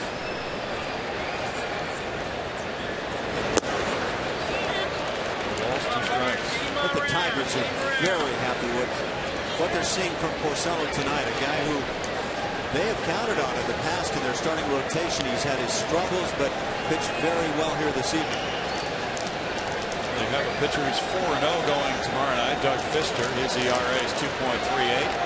Then Max Scherzer, he's 3-0. He's set to go Saturday, and Justin Verlander with a 1.83 ERA Sunday. Barnes strikes out to end the Astros 7th with no runs, 1 hit, 1 error, 1 left. 3-2 Houston after 7.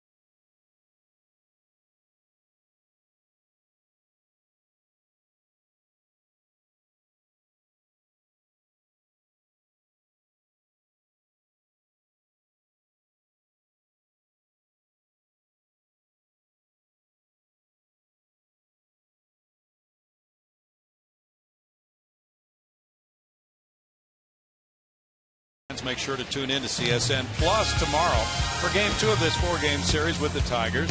Coverage begins with Astros pregame live at 6:30, followed by the game at 7. That's on CSN Plus tomorrow. And here is tomorrow's pitching matchup, brought to you by Chevron. Care for your car. We've been talking about these Detroit starters. Here's a guy, Doug Fister, with an outstanding changeup and great numbers. And Bud Norris, 3-3 with a 4.20. His turn rolls around again against the hard-hitting Tigers from Motor City.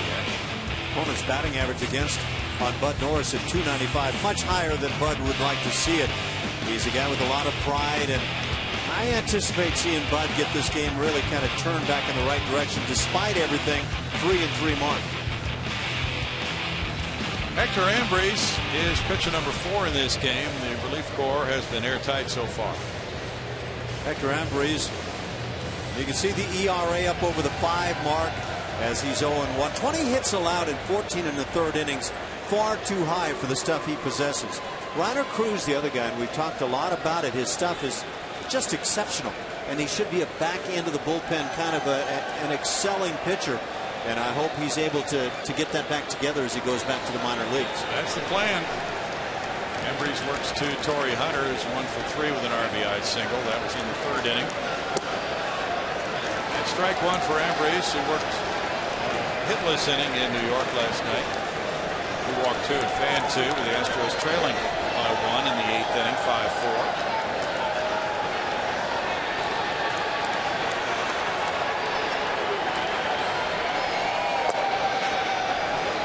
Ball, and even to count of 1-1. The Astros were talking about that. Bo Porter was asked about Reiner Cruz being demoted along with Brad Peacock. Peacock will start for Oklahoma City, and they want Cruz to really fit into that back end of the bullpen and refine his stuff so he can come back and be an effective force for the Astros.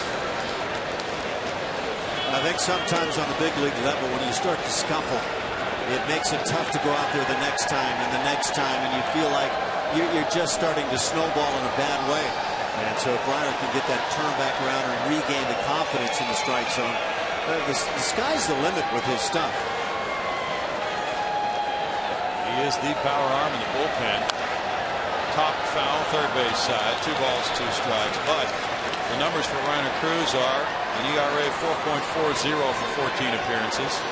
Batting average against .357, 9 walks in 14 and a 3rd innings. So if the Astros can see some improvement in Reiner Cruz, I would imagine he could be back fairly quickly, Ash, depending upon what's happening with this club. 26 years of age. His stuff is exceptional. He's giving up far more hits than innings pitched. Makes no sense to me, but the walks. 9 walks in those 14 innings for Reiner Cruz, an area that he does have control of, and he needs to improve there vastly. Jose Veras is warming up now for Houston, with the count reaching 3-2 on Hunter.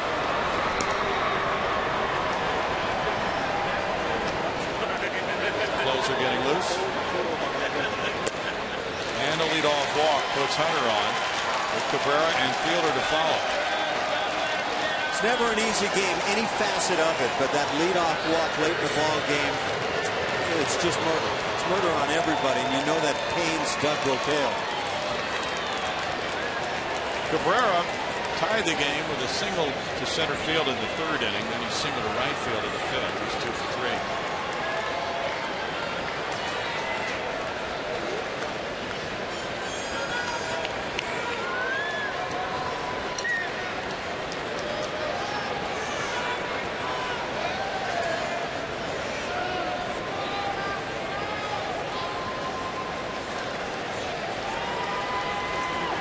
Cabrera, for all his abilities as a hitter, does not run well, but he's only grounded into 2 double plays so far.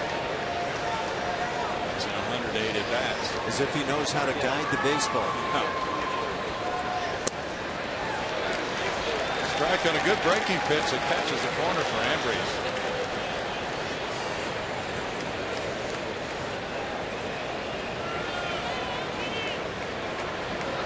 Tigers come into play tonight, 6th best in the major leagues in terms of scoring runs. The Oakland A's continue to be a dynamic club offensively as they lead in runs.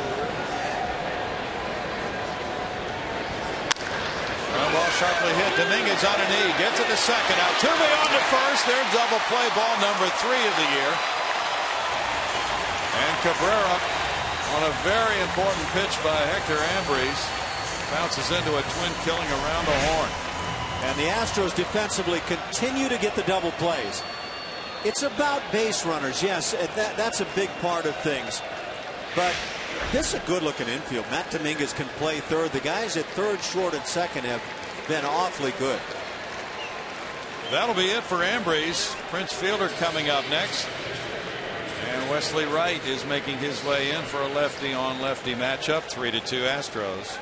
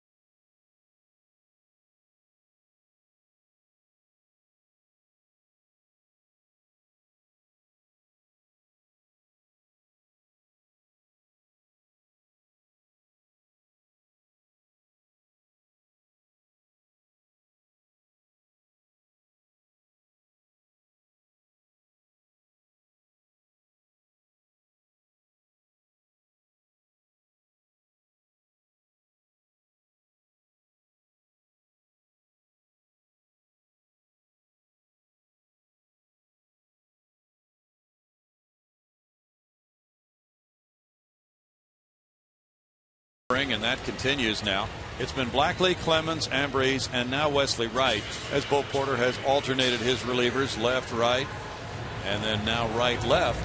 And it's Wright coming in with no decisions and a 2.57 ERA. And one thing Wesley Wright has done well all season long is get left-handed batters. Although batters are having a little success of late, they're hitting .250 against him.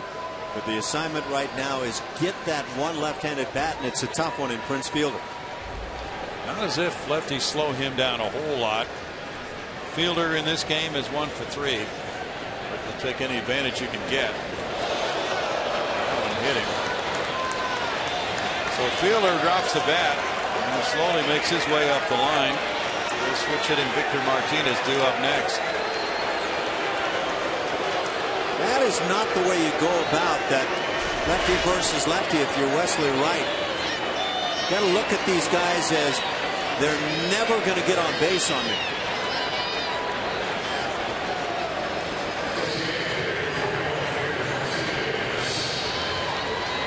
On the left forearm, it appeared.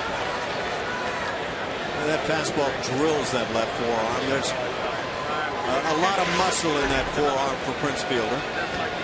Looks like a man who's hurting pretty severely. Now Doug Brocail's coming out. Martinez 0 for 3 tonight. He was robbed his first time up by Grossman in left center.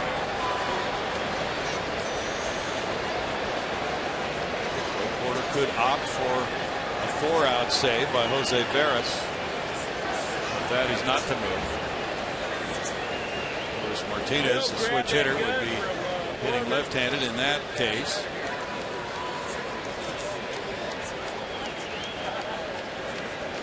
Martinez hasn't been a hot hitter so far this season, but he's been a little more effective by about 20 points or so against left-hand pitching. So maybe a break as far as he looks at things. Victor's a .303 lifetime hitter. Much better than he has performed this year.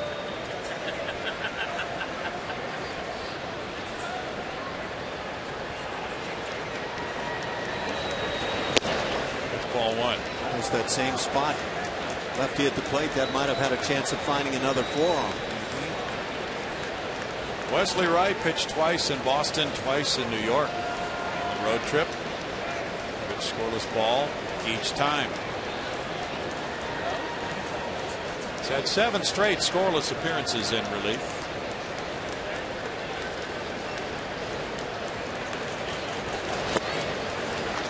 Falling behind here 2-0 after hitting Fielder on the first pitch, so he has yet to throw a strike. A left-handed specialist, he's the guy that really has the best opportunity to succeed in my book. Comes in to get 1 or 2, sometimes a little more left-handed bats. And left-hand hitters historically struggle against left-hand pitching. So you get yourself ahead and give them a tough night.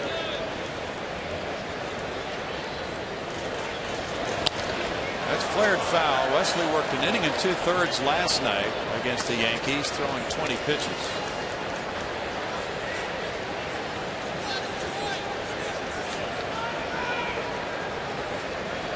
Been very dependable down through the years. Astros skippers, no matter who they were. And right in a tight spot here tonight with a 1-run lead and a runner at first. He made 77 appearances last year.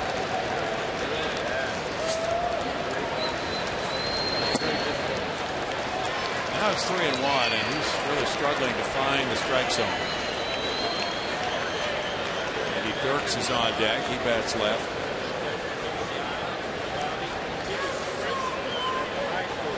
You certainly don't want to move on to the left-handed Dirks just because in the process, if you do, you've got that tying run at second base.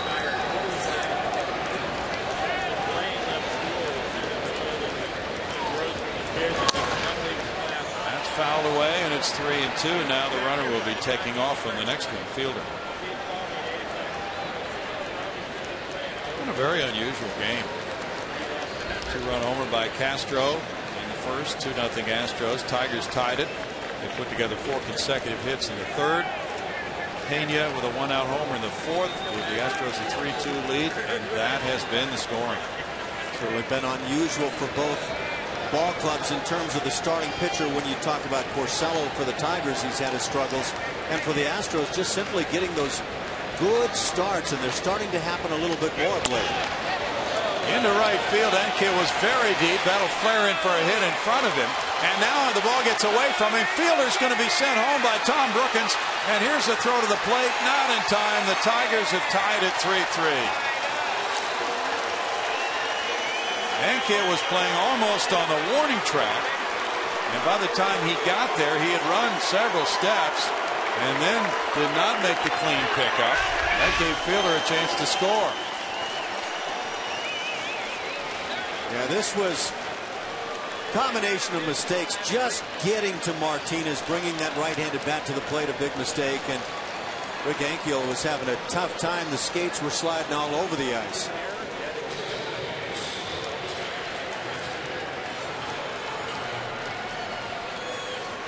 It's one of those plays that had to feel like William Bendix playing the Babe right there. Fielder scores. Matt Tuiasosopo comes up to pinch hit. We have a pinch runner at second, Don Kelly, as well. He's running for Victor Martinez, who checks out of the game. Now Kelly coming over to talk to Tom Brookins, the third base coach, who sent in the tying run. And that'll be it for Wesley Wright. We'll be right back.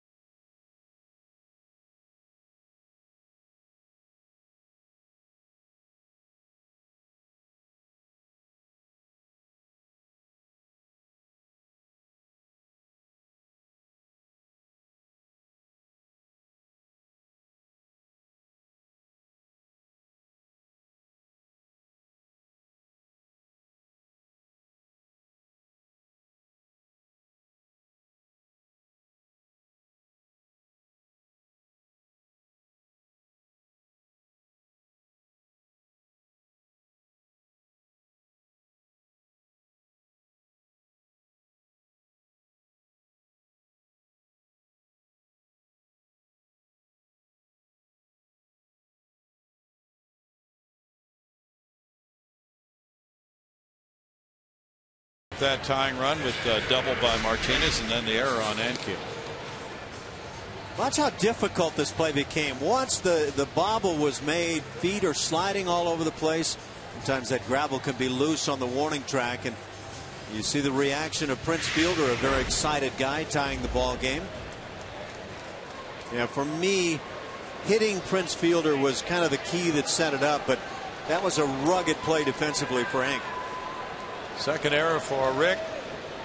Jose Veras takes over on the mound. He's pitcher number 6 for the Astros. The pinch hitter is Matt Tuiasosopo, right-handed batter. Pinch hitting for Andy Dirks. Veras is 2 for 3 in save opportunities. Don Kelly, the pinch runner, in a tie game here. No RBI in the double by Martinez. At strike 1 to Tuiasosopo. Got a 5 RBI game on Friday against the Braves. 300, 1 homer. He's driven in 6. Matt turns 27 next week. Bellevue, Washington. Sharp breaking ball outside. Makes the count 1-1. Matt was a 3rd-round draft choice by Seattle in 2004, and he has a Seattle background. He was born in Bellevue, Washington. His father Manu was the Seattle Seahawks defensive lineman, and his brother Marcus was a quarterback in the NFL with both the Raiders and the Jets. He went against the grain and didn't play football. Tigers signed him as a free agent last November. Line left field corner, that's foul.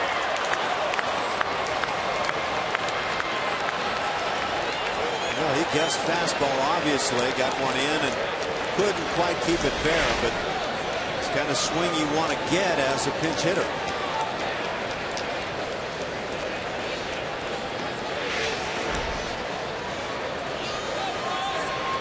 Tuiasosopo was with the Mariners from 08 through 2010. Had many at-bats in any of those seasons. He spent each of the last 2 seasons at AAA, Tacoma in 2011 and in Buffalo last year. Wasn't his brother the quarterback known as the throwing Samoan? I think so.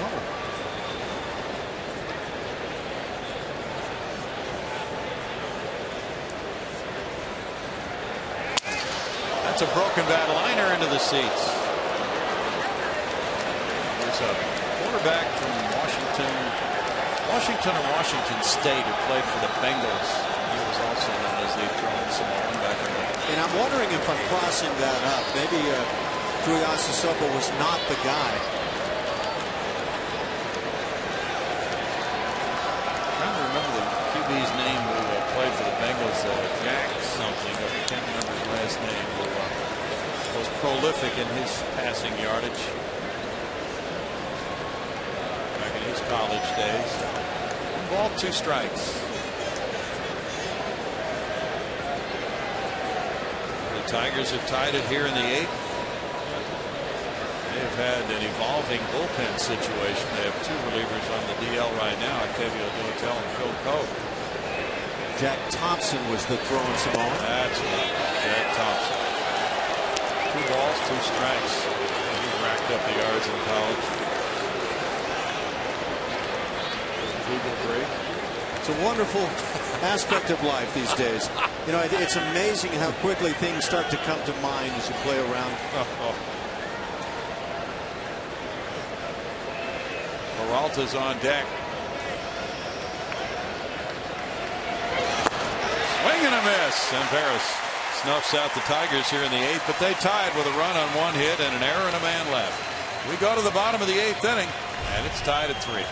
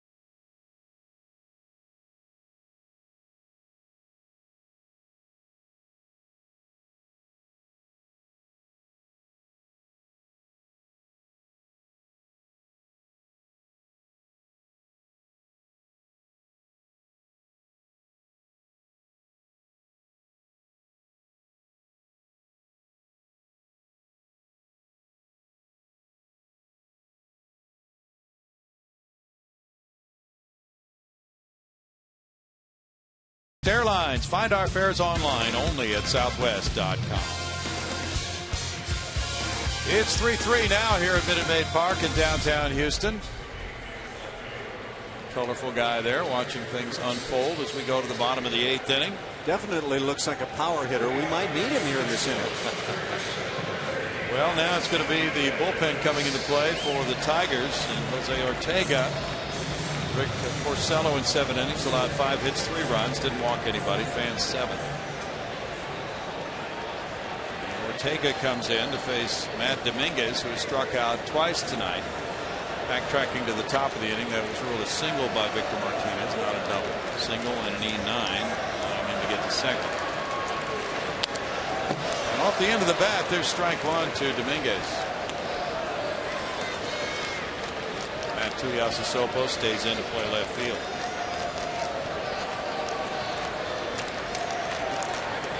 Ortega's 24. He's from Venezuela. Last year at AAA Toledo. This is his first season as a major leaguer.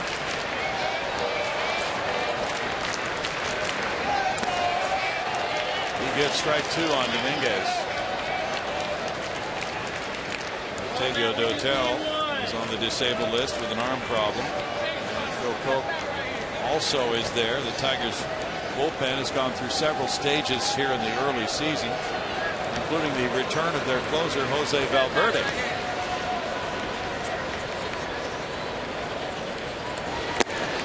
Dominguez is down on strikes. 8 for Tiger pitching. When you're in a tie ball game late, it's never good to look and see that the opposition is using their second pitcher on the night. And the Astros have used 6 as we speak. Dominguez just had to deal with a pretty good hammer. And the Astros closer Veras had to come in and get that final out in the top of the 8th inning. Marwin Gonzalez is 0 for 2. Tigers about hit the Astros 7-5. Each club has made 1 error. Chopped high and foul. Ortega was recalled from Toledo prior to the game yesterday against Minnesota. And he had not allowed a run in 10 outings with Toledo this season, over 14 innings. Tigers signed him as a non-drafted free agent in July of 2006. It's a 1-ball, 1-strike count. Ortega had 2 major league appearances last year.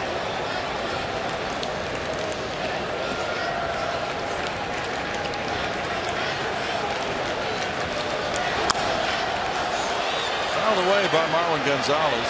Ortega has legit stuff. That fastball at 96, and it just looked like a riding 4-seamer.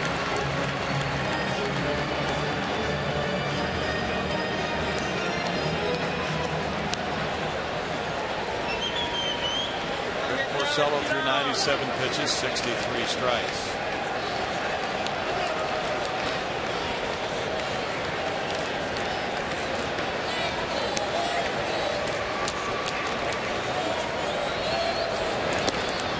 Marwin takes a look at ball 2. It's 2-2 with Robbie Grossman on deck.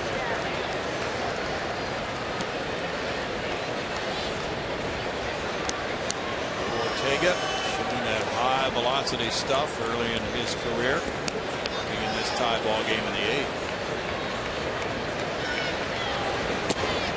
And he gets a strikeout. 2 of those for him. Changeup, even when it's not located well, can produce strikeouts. Just leave it up.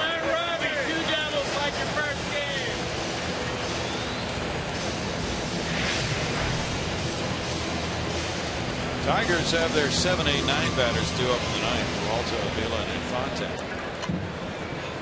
Robbie Grossman has a pair of hits tonight. Double and a single.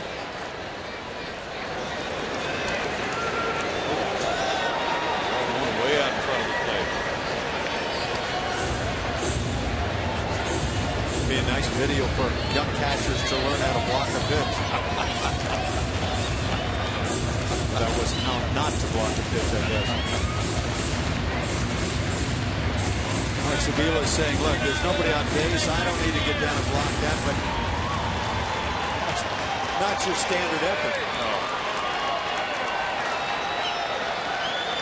Cardinals got 6 in the third. They lead Milwaukee 6-2 in the bottom of the 7th now. Pass to second, Infante in. We go to the 9th inning with the score: Detroit 3, Houston 3.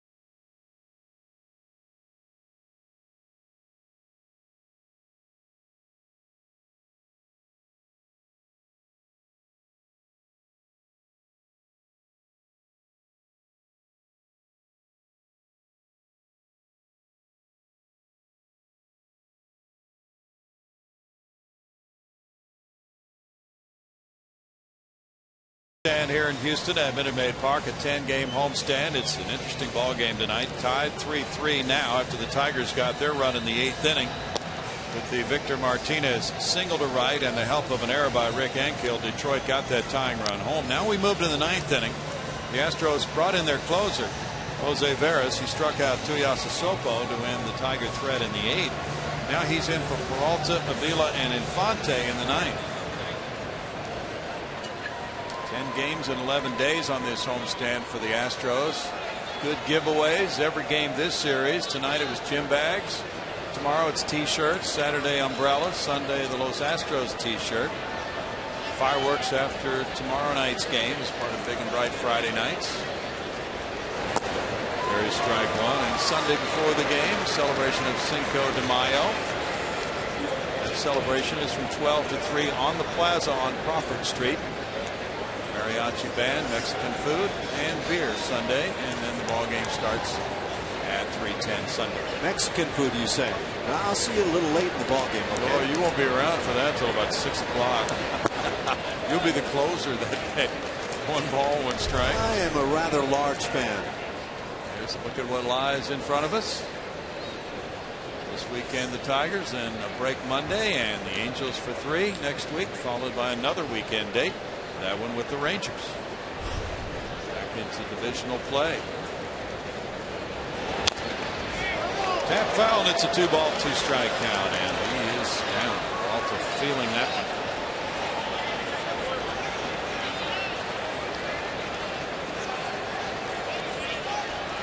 What do you say? Other than, I've been there. I think he chopped this down on the ground and got more a poor opportunity coming his way.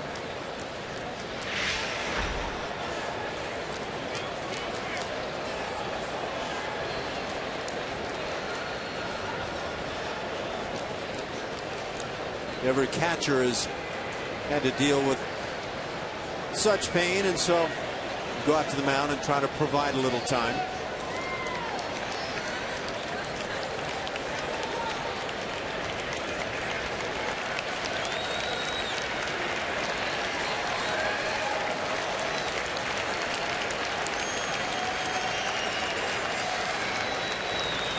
Jim Leland's son Patrick is a catcher, right?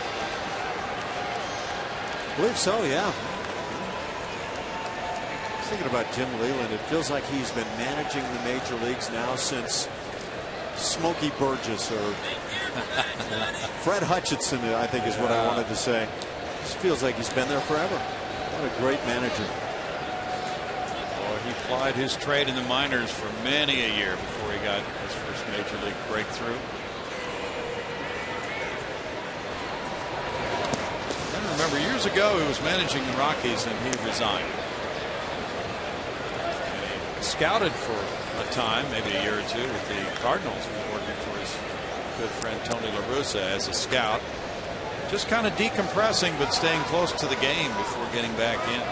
Well, he got himself a good gig in Detroit. They had a miserable 2003, winning, I believe, 43 games. And then they started spending some big money. And it's paid off, and they draw fans in droves. Strikeout. Is caught looking. They do over $3 million last year. There's that breaking ball that legitimately is a hanger, but against a right-hand hitter who may not be feeling his oats at the moment, a pretty effective pitch. Veras gets out number 1, and now it's Avila. Astros hoping they don't have to put their extra inning plan into effect.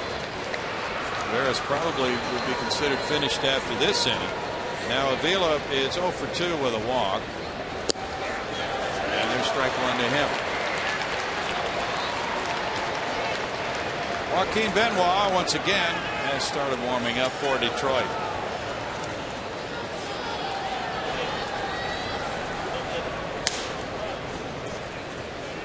Astros have their 2, 3, 4 hitters due up in the bottom of the ninth. Altuve, Castro, Pena. It's a 1-ball, 1-strike count for Jose Veras. There are balls flying all over back there for the hitter, catcher, and umpire.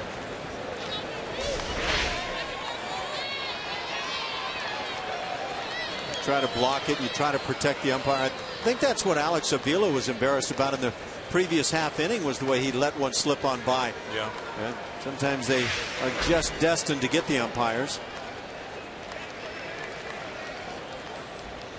Altuve's on the grass in short right field.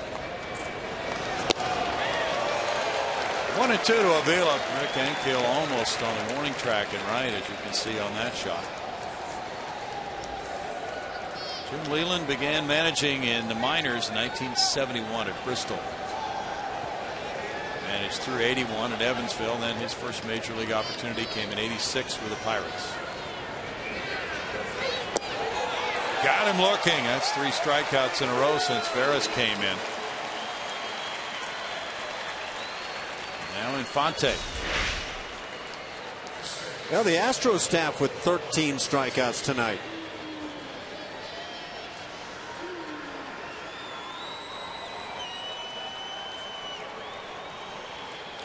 Infante doubled to start that game-tying rally at the time in the 3rd inning.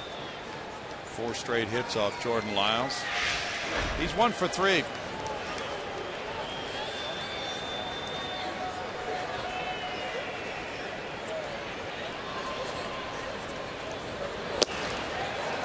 That's strike 1. You and Jeff Blum were pointing out that the skipper, Bo Porter, has made sure Veras has not had a lot of inactivity in that bullpen, even though the Astros at times have not had save opportunities for him. He's pitched every 3 or 4 days.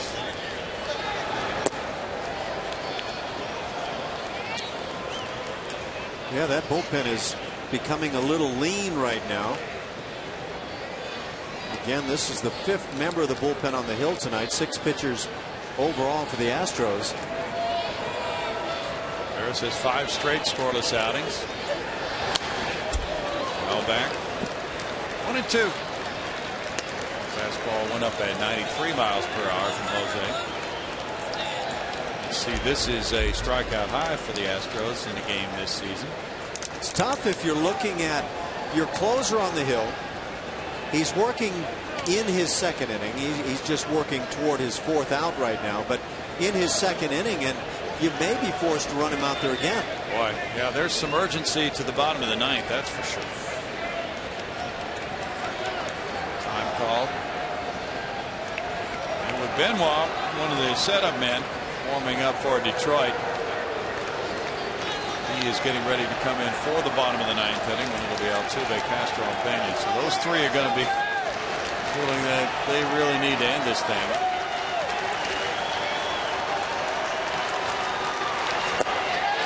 And a strikeout, and that's 4 for Veras. 4 batters, 4 strikeouts. We go to the bottom of the ninth inning. Altuve leads it off in just a moment.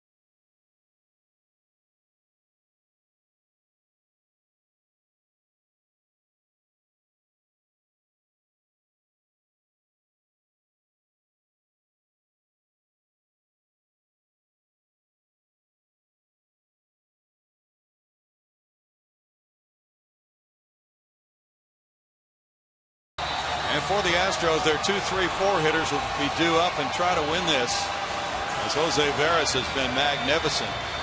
He came in with a runner at second in this 3-3 game. In the 8th inning, he struck out Tuiasa Sopo. Then in the 9th, he mowed down Peralta, Avila, and Infante. 2 of them were looking. So 4 batters face 4 strikeouts. We're not sure if anything more will be asked of him, but right now, lefty Dallas Keuchel is warming up in the Houston bullpen in case of extra innings. And Altuve's 0 for 3.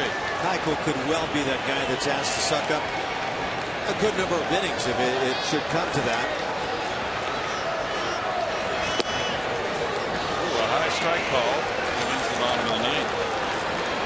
Ortega had a 1-2-3-8 in relief of Porcello, who went 7.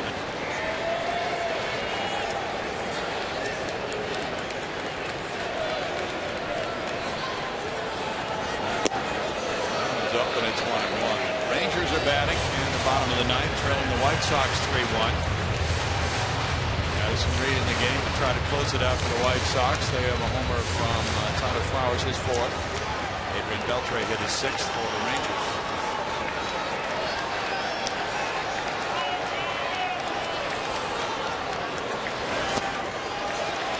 It's 2-1. Cabrera's very close to third base. It's what you call your no doubles defense. You don't want a ball getting between third baseman and the line. Jim Leland, like many managers, absolutely wanting to play no doubles at this stage of things.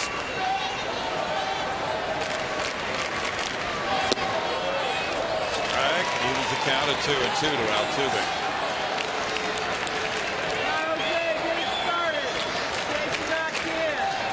Padres beat the Cubs 4-2. Phillies down to Marlins 7-2 with Kyle Kendrick winning his 3rd. Altuve strikes out. That's the 3rd strikeout for Ortega. Contact has suddenly become a very difficult commodity, and I think Jose Altuve realized he got a hanging breaking ball up and in, and might have been trying to win this thing on the one hack. He looked livid then he missed that pitch. The Tigers attain one of their goals tonight, he says with tongue-in-cheek. 10 strikeouts for their staff. Well, that is 7 straight games for them with 10 or more. Jason Castro homered in the first. Since then he has struck out looking and grounded out. Strike to Castro. Those are the recent games with all those strikeouts. Of course, if you ask Jim Leland about it, I have a feeling what he'd say is couldn't care less. Let's just win ball games. Right. Or he might throw the spin that says it's indicative of solid pitching, and solid pitching will get you a lot of wins. Tigers had a 5-game winning streak until losing yesterday.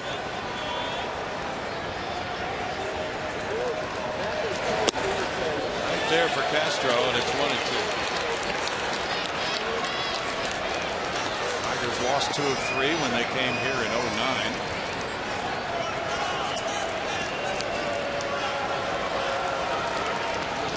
Astros are 5-1 overall at Houston against Detroit, 9-6 here and in Detroit. It's 2-2, and Ortega is keeping the hitters loose.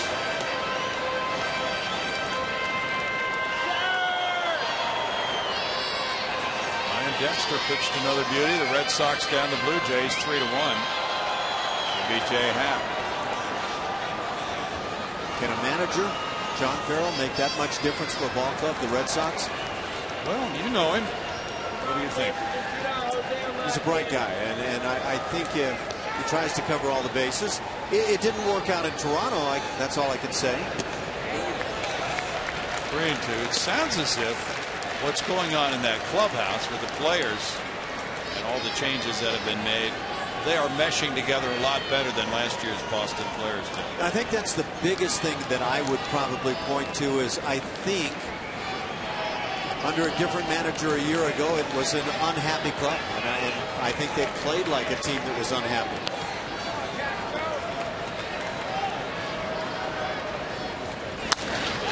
And there's the second baseman Infante spinning and throwing him out.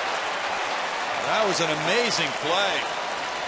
Looked like it would get by him. He got it just in the webbing, and then he was able to spin and make the throw. And the position from which he throws here really makes you marvel. Yeah, that's tough to throw accurately when you're doing that. Let's see if we can get Baryshnikov to throw from one of his spins. Good way to sprain an ankle. That is some kind of throw. Very accurately done. Big time play. Here's the 4th inning homer by Carlos Pena. And made it 3-2 Houston.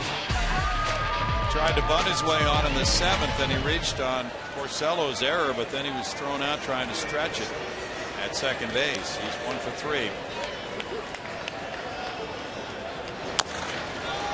Tops that one foul. Strike 1. Chris Carter on deck. Fielder guards the line at first.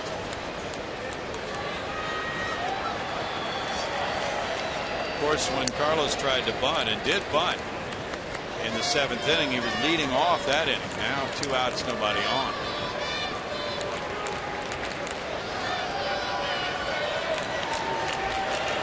He's a .255 career hitter against Detroit with 6 homers. It's a 1-ball, 1-strike count.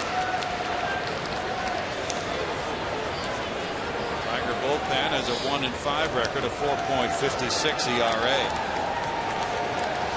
They've done well at retiring the first batter. They've gotten the first batter by a reliever 51 times in 72 tries.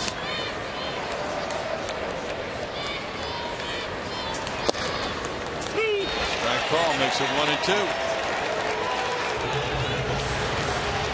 Mike Everett called it, even though Alex Avila didn't catch it.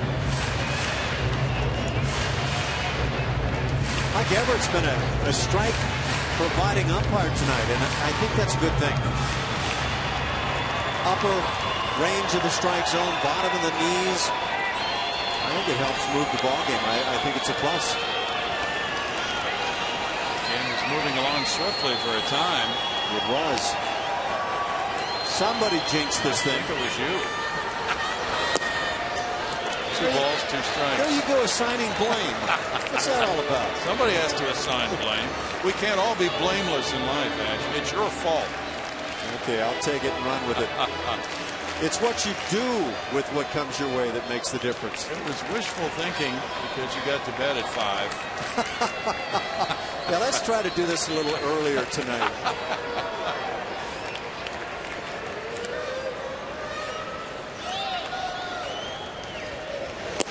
Mania looks at it. Now it's a full count. You, on the other hand, with that cushy studio job.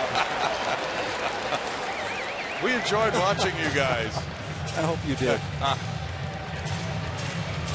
I hope your flight was a good one.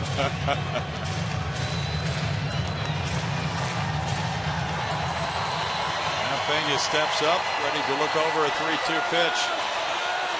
Carter on deck.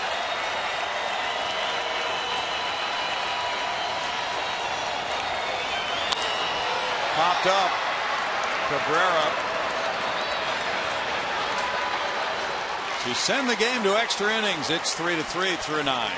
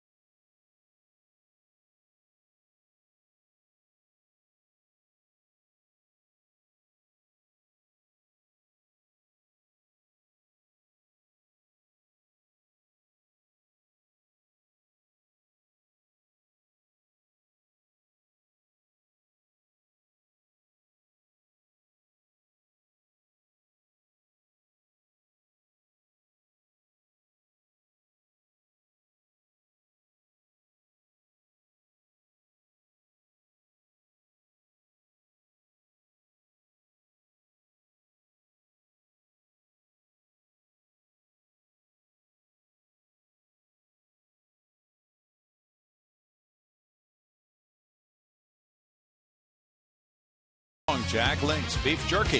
Feed your wild side. Here at Minute Maid Park, extra innings come with Dallas Keuchel taking the mound. He'll be pitcher number 7 for the Astros. The Tigers have used only a couple of hurlers to this point. Keuchel just arrived back in an Astros uniform today, making the trip from Oklahoma City to Houston to now pitch in this tie ball game. The Tigers have the edge in hits 7-5, each club with an error. The Tigers tying it in the 8th as Wesley Wright was charged with an unearned run.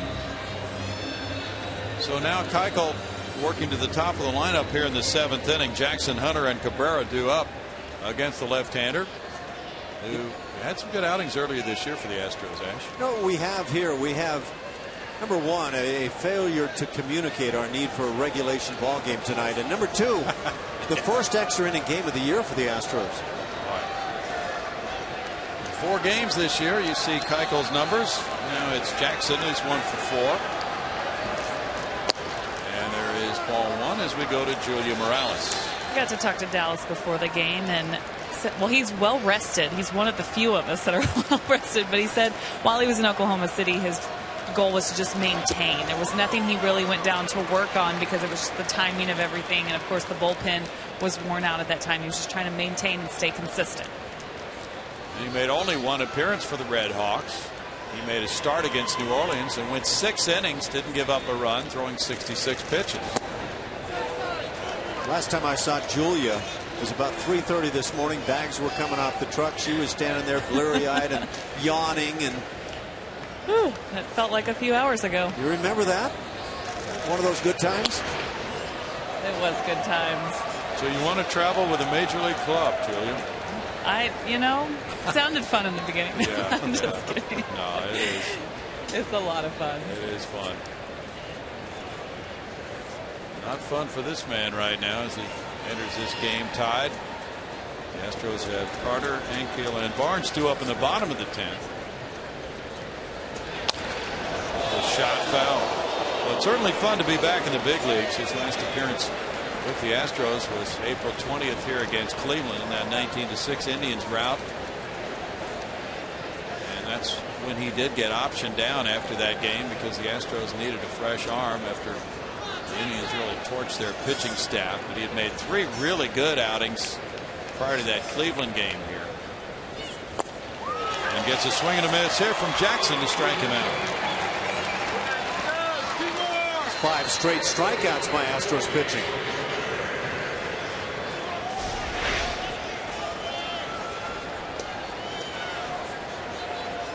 I think you get to this stage of a ball game at times, hitters one by one take it upon themselves to be the guy that's going to hit the home run that wins it for their club. 15 strikeouts tonight. It's a ground ball to Dominguez. And he takes care of Torrey Hunter's grounder for out number 2. And Matt Dominguez playing that no doubles positioning near the line. Now it's Cabrera. That's the way to do it. Get that glove down on the ground. You can always bring it up, Ash, if Hawkins takes a bad hop. See him take his time and set that 4-seam throw. That's crucial. Infielders want to make sure that you can get that ball that you know where it's going to wind up. Cabrera takes ball 1.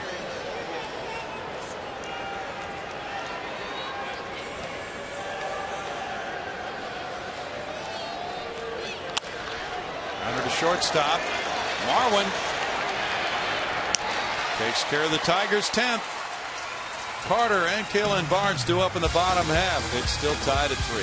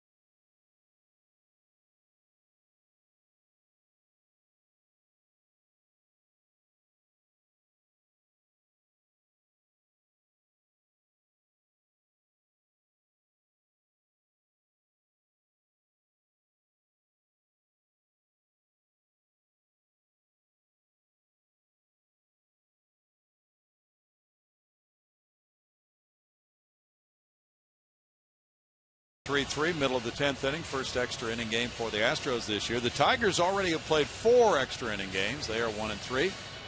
Astros fans hoping that they will have something to stand and cheer about very soon. Joaquin Benoit, who's warming up for the bottom of the 10th inning, has other ideas. He's 2 for 2 in saves, and he's walked 6 and allowed 8 hits in 12 1/3 innings. Big right-hander, and another one of the reasons the Tigers were able to move on to the World Series a year ago. Back into the bullpen had that strong. At one point they had some issues, but Jim Leland finally has his bullpen back together. Strong starting staff and a very good looking offense. I would say the Tigers are one of my favorites probably to head back toward postseason play again this year. In fact, I would probably say they're as close to a lock as anybody that I might point at. They appear to be primed with that strong starting rotation. Excellent lineup. Bullpen you talked about. Benoit had an ERA of 0 in the league championship series and 0 in the World Series for Detroit. Chris Carter first to face him. He's 0 for 3. Rick Ankiel is on deck. Brendan Barnes due up third in the Astros 10th. Benoit pitched against Minnesota on April 30th. That was his last outing. And goes foul, strike one. See the story out of Toronto yesterday as Clay Buchholz picked up another win, and might have been misreported to begin with, or this one may be the misreported job. But Jack Morris, who's now radio broadcaster up there, claims that Clay Buchholz was cheating throwing a spitball. Oh, really? Whoa, the bat takes off. Wow. Cabrera didn't move, and that almost hit him in the head. That didn't go that far over his head. And he didn't even move on that thing. This guy must have known exactly how far that bat was. This is professional quality bat tossing right there. And he kept it fair, too. Not easy to do. Well, he knew exactly where it was going to land, and he put his glove up, having some fun. Looked to me like Cabrera called it. Yeah. No balls, 2 strikes to Carter. No, I didn't see Mr. Morris's charges. Clay Buchholz is indignant.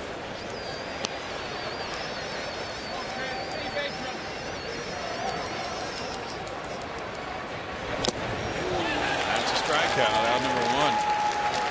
This is Jack Morris's rookie season as a broadcaster. Is that correct?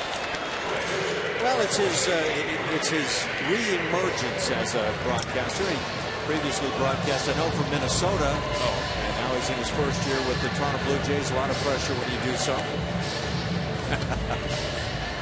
Rick Ankiel hung out a line drive to right field for a single in the 7th inning. He came off the bench when the Astros made some moves defensively in the outfield. And ball 1. It was initially reported that Dirk Hayhurst was the guy they're kind of sharing time in that real tough role they're combining over, and apparently now they're saying it was Big Jack.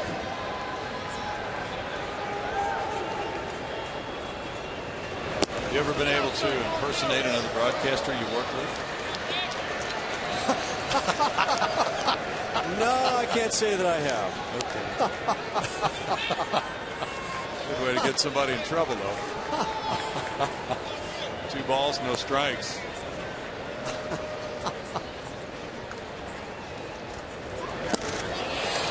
It's 2-1. Not that you'll know right now.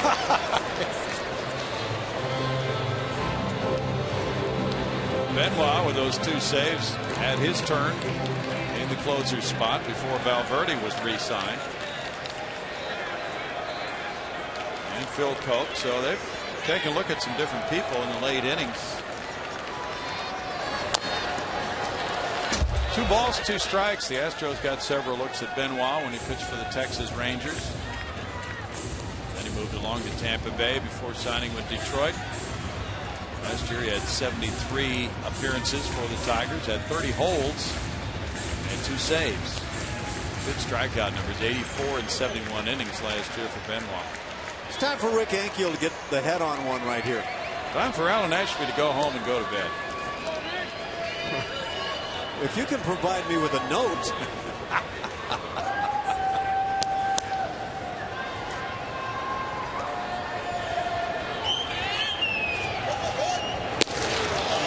Strikeout, 2 outs. That was a hard sounding heater.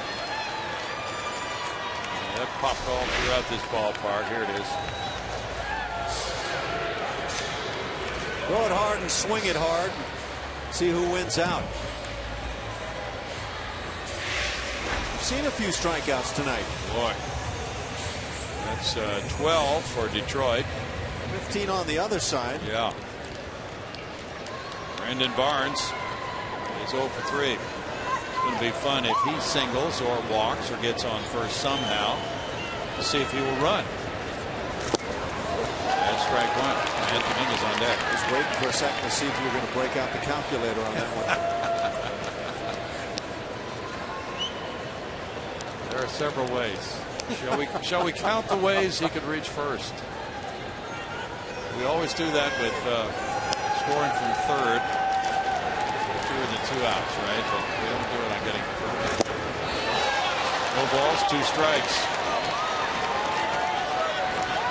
9 straight have been set down by Tigers relievers.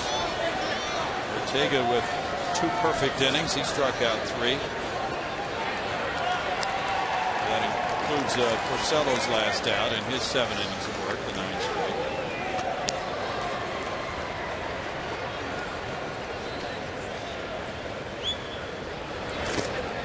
In the dirt for ball 1.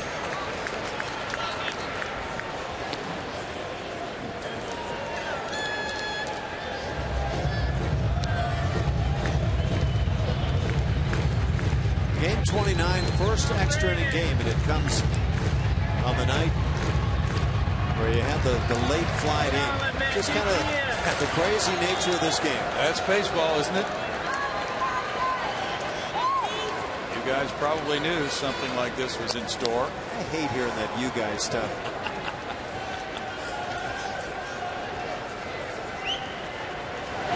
Way outside, and it's 2 balls, 2 strikes. Benoit, here's a note about him, Ash. Back in 02, he had a major league record of 7 innings pitched to get a save. I don't even know how that's possible to you. I thought they had the rule book. If you pitch 6, you automatically get a save, no matter what happens.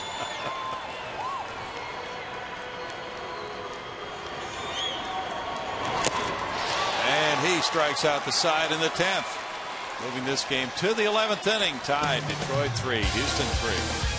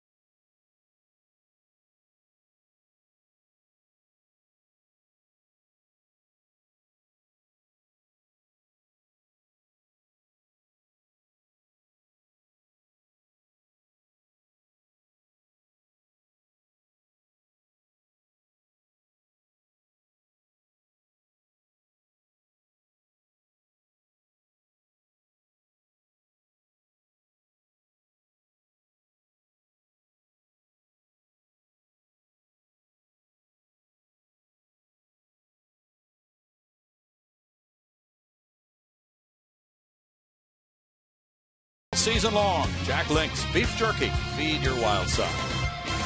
Feed it. You're about ready to be fed right now, aren't you? It's mealtime again after. It gets that way. Yeah, after 10 innings. There's the pitching breakdown. Lyle started 5 good innings. Blackley, Clemens, Ambrose, Wright, Veras, now Keuchel. Jose Cisneros still out there in the bullpen. Prince Fielder takes the first pitch. There's ball 1. Dallas Keuchel at a 1-2-3-10. What I have awaiting is some luscious strawberries at home, and there is some chocolate that will be covering them soon. Oh, nice. Soon is the operative word here. Now Keuchel falls behind Fielder, 2-0. A guy who has tremendous power.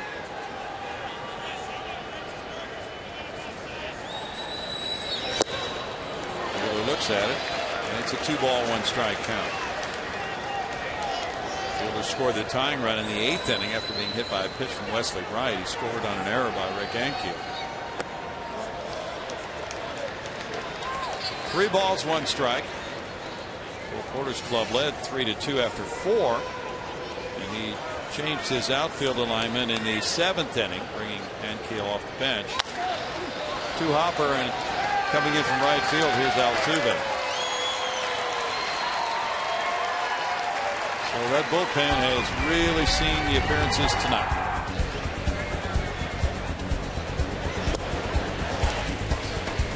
Well, they've been effective other than that one unfortunate stretch in the 8th inning. Defense for the Astros can flat turn a double play. Brocale's pitching staff hanging right in there. And now Don Kelly, a 3-game hitting streak, faking bunt, takes a strike. Brownie, you think you're going to be watching the Cubs in the future playing somewhere at home other than Wrigley? No? What do you think? There's no way. Somebody had a good line about that. See if you agree with this. Without Wrigley Field, the Cubs are the White Sox. They might hope to be that. Kelly strikes out. 2 down. You know, minus Wrigley and everything that kind of somehow combines there, you're probably not looking at your basic 37,000, 38,000 fans every day for a game. Right. Probably somewhere well shot. No doubt. Tuiasa Sopo comes up. He struck out in the 8th inning.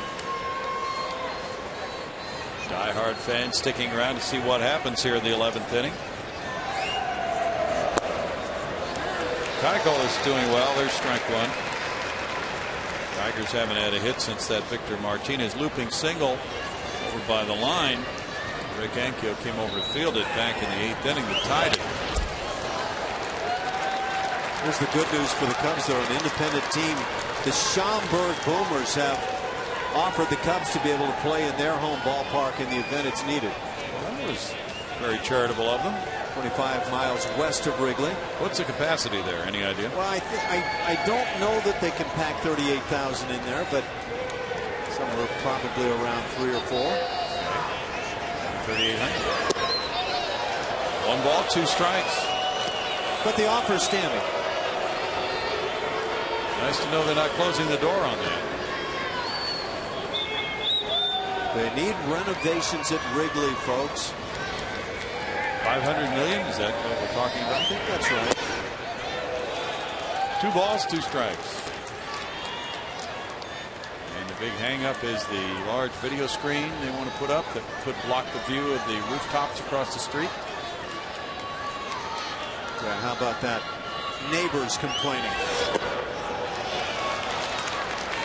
3 balls, 2 strikes. Supposedly they'll get more night games in the deal if they get a deal. We've been watching games from our rooftop for all these many decades. You can't take that away. Exactly.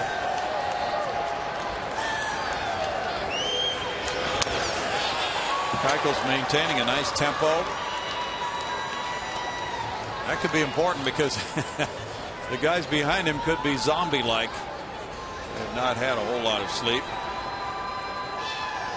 Sometimes you get those nights and it's your 25-hit night as a club. Seen in the minor leagues, guy just get off the bus, put on the uniform and go play, and 25 hits later they've won 17-1. Yeah. 2-out walk, and Tuiasa Sopo's aboard.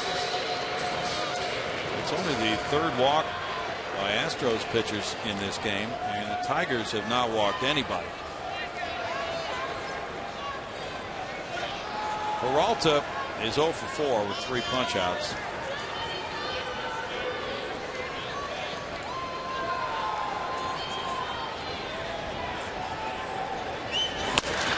A shot into right field.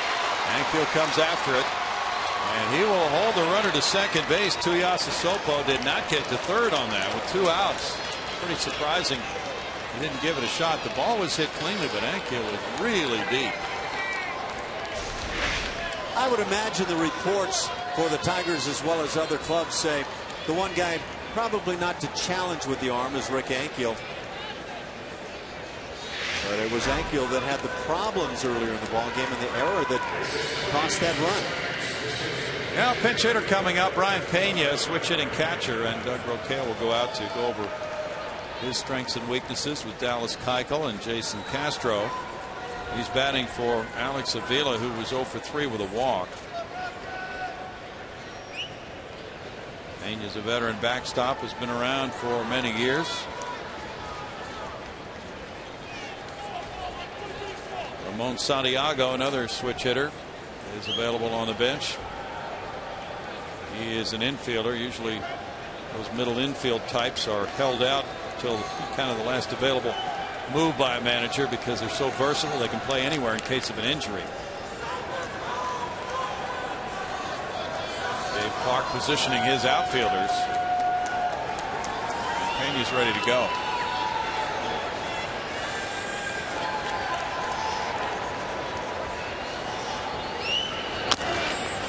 Keuchel comes over. It's a foul ball, though. Strike one on Pena. 8 hits for the Tigers, 5 for the Astros, each club with 1 error.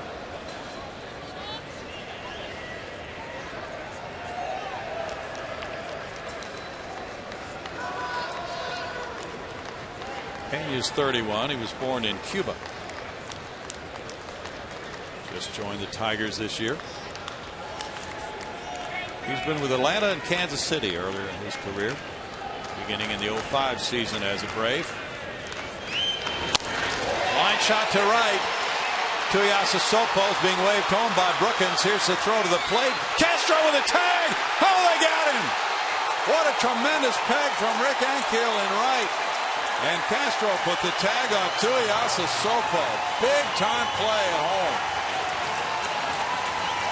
An amazing throw. And we talk about this arm all the time. But tell you what, the fans that are still around got treated to a terrific play by Rick Ankiel combining with Castro. That is hanging it out.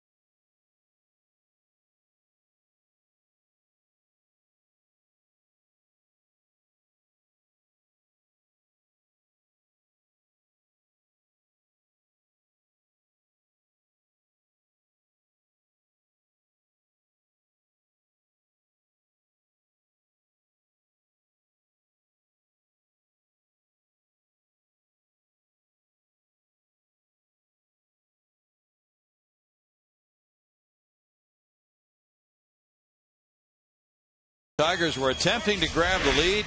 He made a bullet of a throw to home plate. You cannot do it better. And there are very few people who have played this game who have that kind of an arm. Rick Ankiel, a lot of times he'll make some would-be throws, but not cutting it loose. But this one, I mean, that's got to be, I'd love to see a radar gun on a throw like this and right on the money. That throw never got above shoulder high, did it? Watched him in the spring during drills for the club, and that's what he would throw like time and time again, and had been just dying to see him get this opportunity in a game. And that clutch time, he made his 3rd outfield assist of the season. Now the Astros try to win it in the bottom of the 11th with Matt Dominguez leading it off. He's 0 for 3 with 3 strikeouts. Marwin Gonzalez to follow. Robbie Grossman due up 3rd.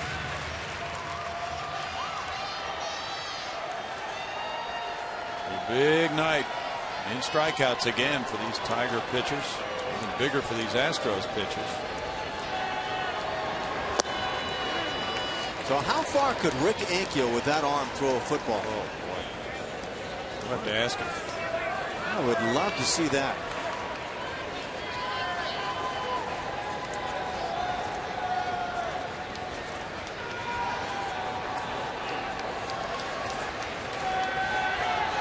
It would be a good question. You probably, being a teammate of Nolan Ryan's for years, heard the story about Nolan throwing football, right? But Tom House was the guy that used to have the guys throw footballs as part of the drill to strengthen your arm and to throw properly, pronating and the whole bit. And so I'm not sure what story you might be referring to. When he was in high school? Oh, no.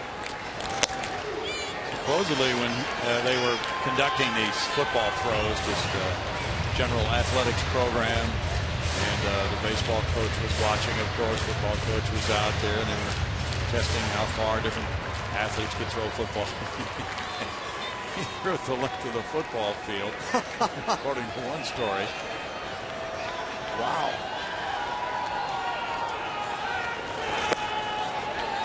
Two balls, two strikes. Now, wouldn't you like to see that play?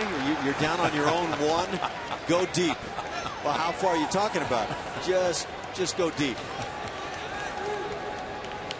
So that's one measure of arm strength.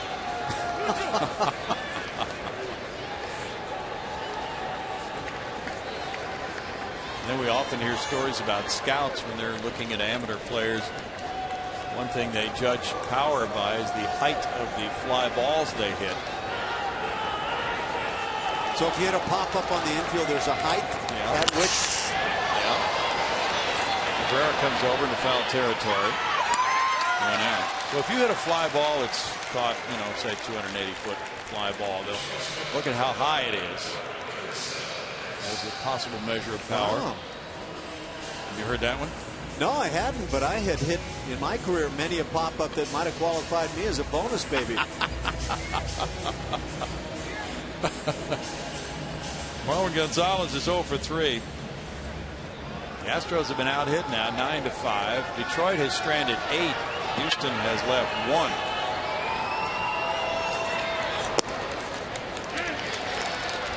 Strike to Marwin. The Astros had that 3-2 lead in the 4th on Peña's home run. And then they started making moves. Jordan Lyles coming out after 5, and the outfield alignment shifting in the 7th. 4 balls, 2 strikes. But the tying run scored in the Tiger 8th inning, an unearned run. And that's the way it's been ever since then. And since their 8th inning hit, there hasn't been a hit by either team until the top of the 11th here. There are many strikeouts so far in Major League Baseball this season. Strikeouts are happening at a crazy rate.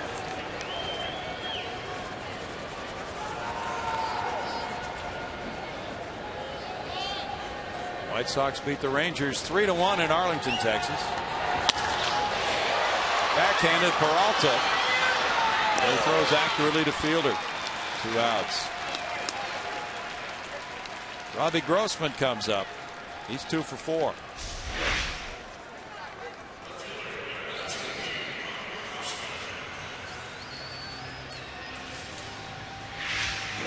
Cardinals held off the Brewers in Milwaukee 6-5. Jake Westbrook goes to 2-1, and his ERA is 1.07. Redbirds are now 17-11. How do the Cardinals do it year after year? Well, their bullpen has been subject to that question, certainly with the injury issues they've had this year. Jason Mott's been down, and they've lost some other guys in their bullpen too. And it has been quite a story, but they've worked their way into first place in the NL Central. They had good starting pitching. 1 ball, 1 strike. Somebody was throwing out stats on what Albert Pujols has hit since he left St. Louis and what Carlos Beltran has hit, and it's just been about the same. So the two have washed, huh? Pretty much. 2 balls and a strike. I don't think the Angels were banking on that. No, we're not banking on that. Albert's been banking on that. Yes, he has. Definitely playing hurt so far this year. Yeah, with that paycheck, that's a 10-year deal. He's in year 2.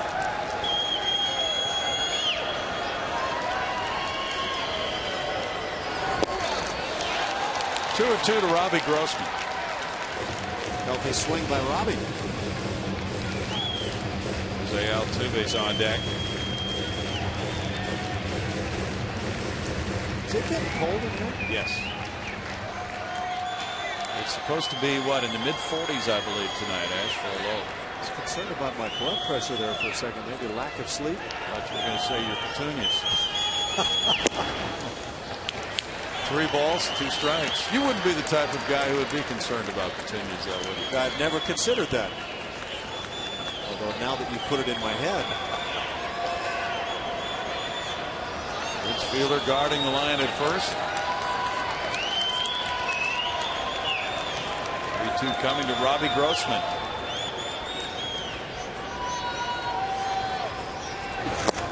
He takes a walk. First Astro base runner since the 7th. So Robbie Grossman, I believe, if memory serves, stole 1 base at AAA this year. Gets on a lot. Might he have the running game in mind here? He might. 12 straight batters have been set down by Tigers pitching. It's in Leland's club in a 3-3 game. Altuve has not reached base tonight.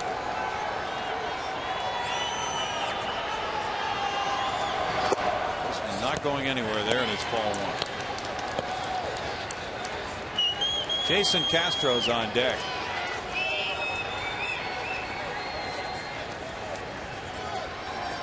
Dave Clark, first base coach, is settled in right behind, even a foot in fair territory behind his runner Robbie Grossman. Fielder's playing off the bag. Strike, and it's 1-1. Sometimes you get a pitch to handle when you're maybe trying to provide a chance for a base runner to take a bag.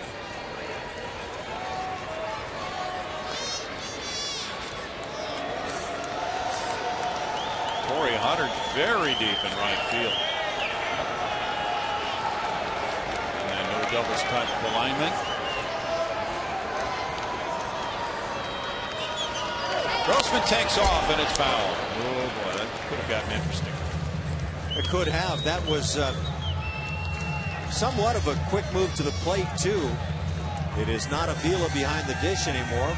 Brian Pena has a strong arm, but we saw a great throw tonight from Avila.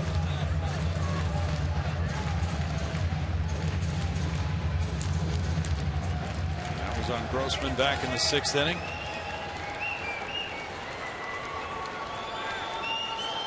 The idea for the Tigers defensively is to make sure that runner Grossman does not score on a ball hit by Altuve.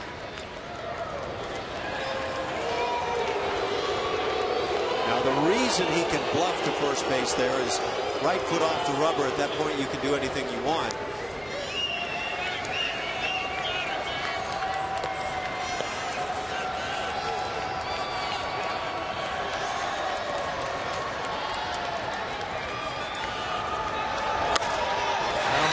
Cabrera to his left, throws to second for the force play on Grossman. To end the 11th inning, it's still tied at 3.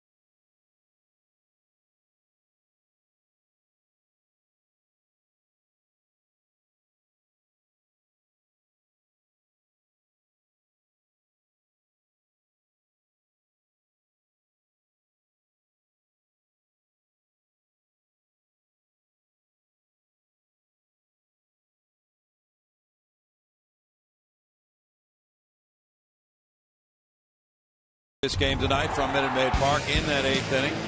There's the hit by pitch as Wesley Wright flunks Prince Fielder. And then the fly ball to right field, looping in for a hit. Rick Ankiel is charged with an error on this as the tying run scores. Fielder coming around to score it on the hit by Martinez and the error by Ankiel. And then in the 11th inning, here's the Rick Ankiel throw to the plate. And it is an absolutely gorgeous throw. Radar gun says 101. That was amazing. I think anybody who hung around and got to see that throw was rather impressed to say the least. Bad. There's Rick in right field. That was his 3rd outfield assist of the year. There's ball 1 to Omar Infante. Darren Downs at the bullpen for Detroit. Altuve positioned perfectly to throw out Infante. Going out, and he's now 1 for 5.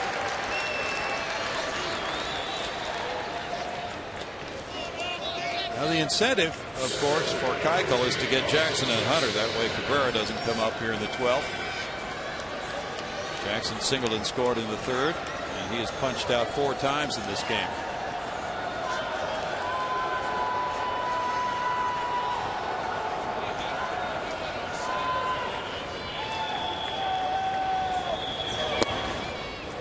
Curve dips in for a strike from Dallas Keuchel. It's a 1-ball, 1-strike.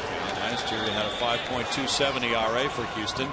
He made 16 starts and did not make a relief appearance. That goes foul. No balls, 2 strikes the count. At Oklahoma City he did not pitch in relief last year. But with the Astros this season, he's been able to stretch it out. He had a stint in Oakland on April 16th of 3 scoreless innings. Foul ball back. Still an 0-2 count. So Dallas has taken well to this role. It's not an easy one. Long relief. A lot of unpredictability to those long relief roles. Sometimes many days in between relief performances, but he has excelled in these situations. I think there's the tendency to think of a long reliever as the guy who comes in mop-up roles, but this type of game comes along and you realize how valuable that long guy can be. Boy, you're right about that. Yeah, it's just unusual that it would happen this way. There's a looping fly ball, a hit into shallow right field right off the end of the bat by Austin Jackson. He's aboard, and he's 5 for 5 in steals this season. That's hit number 2 of the night for Jackson. Right off the end of the bat, don't have to hit him hard. It's all about location. And with Austin Jackson, he certainly is that threat to be able to run. Can Dallas Keuchel speed things up enough to keep Jackson aboard at first? Well, it helps that he's left-handed. I've talked to some good base stealers through the years who would comment and say, you know, I have an easier time against left-handers. But true. That, I think, at times can be a rarity. Torrey Hunter had an RBI single in the 3rd. He also has a walk tonight. That's the move right there, Brownie. That little slide step from the lefty, from the righty, doesn't really matter. Once you do that, first base coach says, well, if that's what he's going to do, the timing element says we can't make it. You're right. And that is so important to base stealers. Boy, he has a wide stance. Fly ball right field toward the line. Long run here for Rick Ankiel. He gets back there and makes the catch. Now he slips. He was thinking about throwing back to first. 2 outs. He slipped on that other play earlier in the game. That ice along the glass is just unpredictable. Yeah. We need to sharpen his skates for tomorrow night. 2 down, and now here's the big man, Miguel Cabrera. He has 2 hits and an RBI tonight. Will Porter comes out. Fielder on deck. Well, I would imagine this is a conversation, number one, about how you do want to pitch Miguel Cabrera, and that would be rather gingerly, I would certainly think. At the same time, you've got an awfully tough bat, Prince Fielder, coming up behind Cabrera, but he's left-handed. And so maybe the comment was, look, pitch him tough. If you walk him, so be it, and go after the left-hander. The Astros have their 3, 4, 5 hitters due up in the bottom of the inning. Castro, Pena, and Carter. Right side of the infield is wide open for Miguel Cabrera. Ball one as he does not go fishing on it. Back in the 5th inning, he was at the plate with 2 outs and nobody on. The count went to 1 and 2, and with this type of defensive alignment, he just grounded the ball through into right field for a single.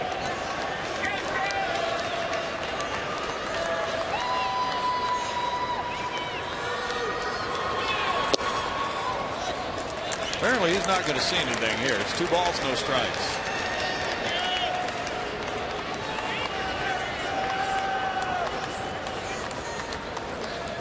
Miguel Cabrera is a good enough hitter, and he's been through this enough times to know he's not going to go fishing after something that he can't handle either.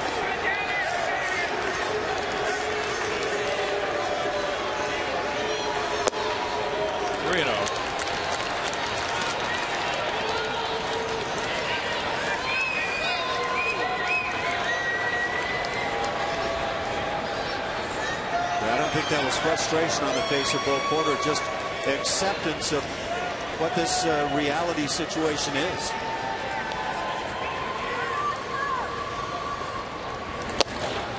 He did not see a pitch to swing at. He took a 4-pitch walk. Now 2 on, 2 outs for Prince Fielder. Fielder is 1 for 4. He was hit by a pitch and scored that tying run in the 8th. That was as close to intentional as you'll see when it's not intentional. Yeah. Pretty rare to see an intentional walk with a runner at first base. Barry Bonds saw one with the bases loaded once. True. Well, Fielder was facing the lefty Wesley Wright, who hit him with that pitch in the 8th inning. Now, as he looks out at another lefty reliever, the 3rd lefty reliever of the game for the Astros, likely also fouls at strike 1. That was a decent hack by Fielder.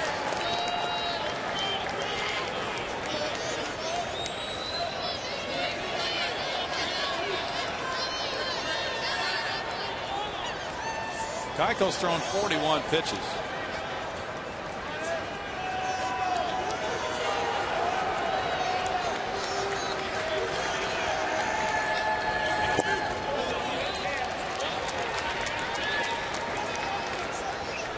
One ball and 1 strike to Fielder.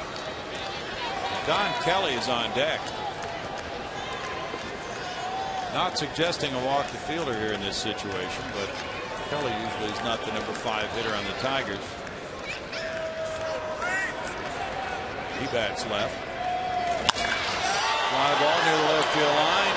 Grossman on the run. It will go back into the seats. 1 and 2. They're happy they stayed. Long-time Tiger Brandon Inge gets himself a souvenir. Thought he was with Pittsburgh now, Ash. He loves to take in ball games when he's not playing. Okay. There's one happy family.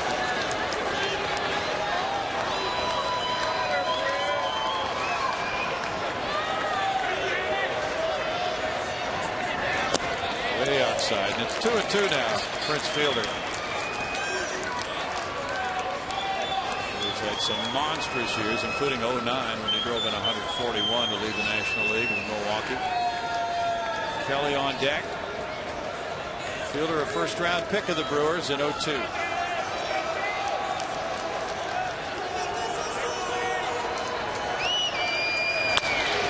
ball, Altuve. Tossing to Gonzalez for the force play on Cabrera. And it's no runs a hit, 2 men left for the Astros. We go to the bottom of the 12th inning. It's tied at 3.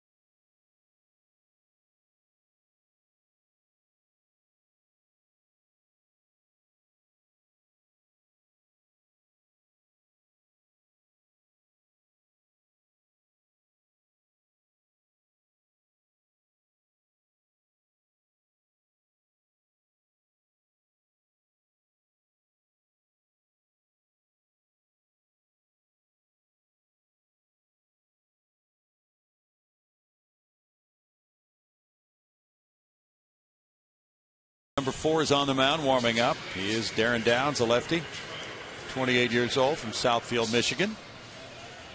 Carlos Pena is watching, as he does. He'll be due up second in the inning. A lefty because it's Castro, Pena, 2 left-handed batters. Then Carter for the Astros here in the 12th. Darren Downs with those numbers for 10 2/3 innings. He's allowed a couple of home runs in those 10 2/3 innings. That's my focal point. Oh, yeah. Opposition hitters hitting just a $184 though.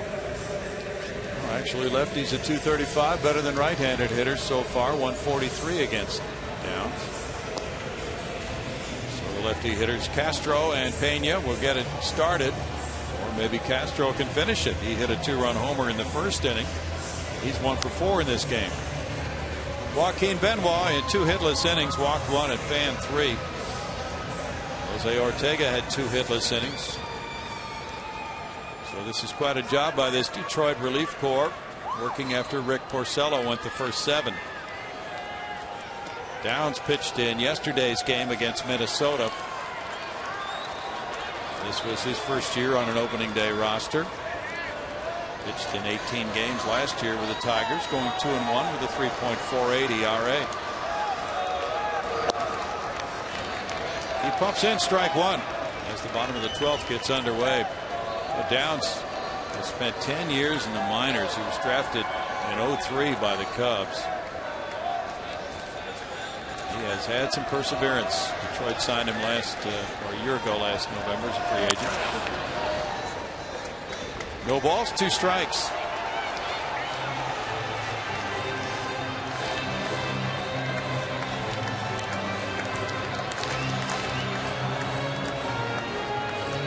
Tigers have out hit the Astros 10-5. Each club has 1 error. Detroit has stranded 10. Houston has left 2.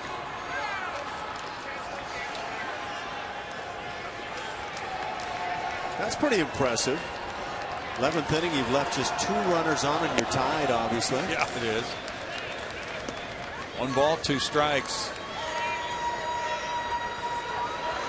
Orioles lead the Angels 2-0. They're in the bottom of the 6th inning in Anaheim. Angels are 10 17. Rolled out to second, Infante over the fielder. That's 1 out for Downs. Everybody talked back in the spring about the Angels pitching staff and that it was going to be problematic, but in no way did I imagine the Angels with Josh Hamilton now, along with Albert Pujols, and a lineup that looked like it was going to thump, that they would have this kind of a slow start. True. It's been pretty shocking. Carlos Pena reached the seats in left field with home run number 3 of the year. That was in the 4th inning. He's 1 for 4.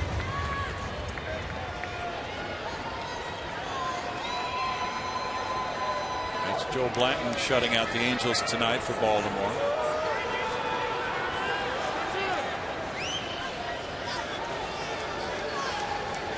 Nationals down the Braves 3-1 in Atlanta. Dan Herron squaring his record at 3-3. He beat Chris Medlin.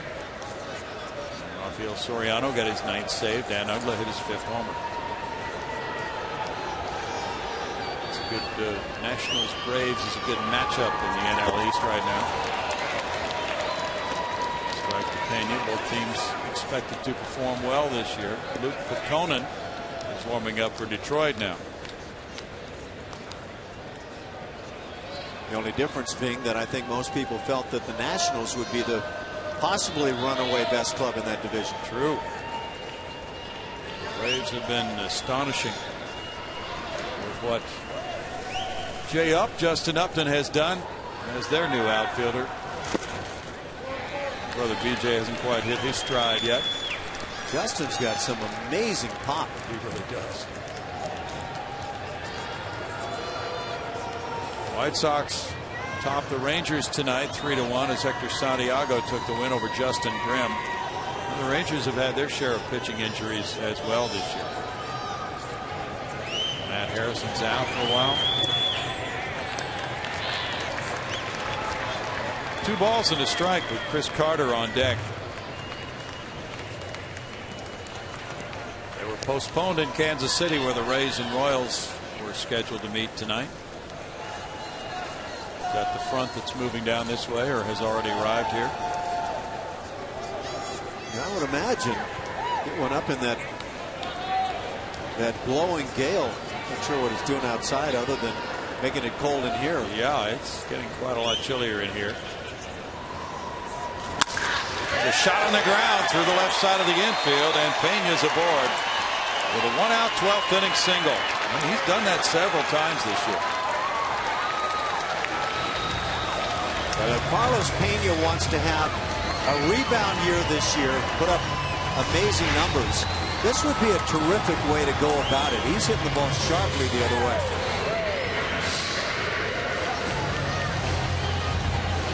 We've seen a lot of shifts put on against Carlos. This will turn that shift around very quickly. Chris Carter is 0 for 4. He's not been able to get the ball out of the infield tonight.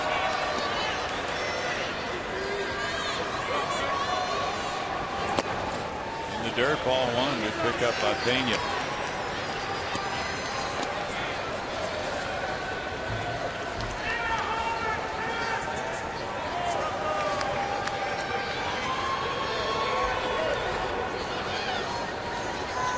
Ankiel is on deck. Carter's hitting 200 against lefties. This one goes foul. It's a ball and a strike to Chris.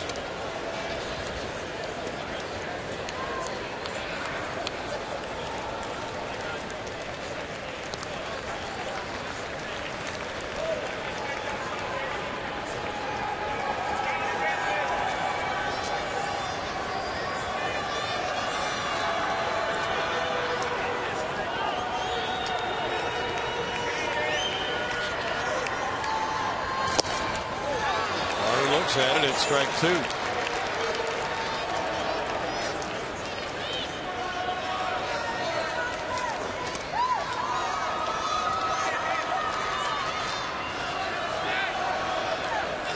First extra inning game for Bo Porter's club this season.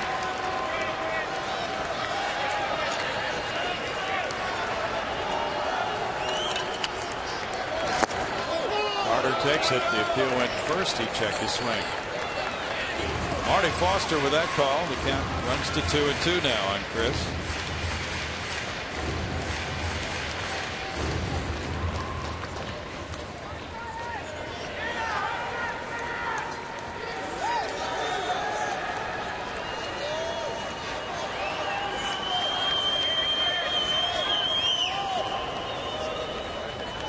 Now Brandon Laird has come out to the on-deck circle to replace Rick Ankiel. Got man here lately.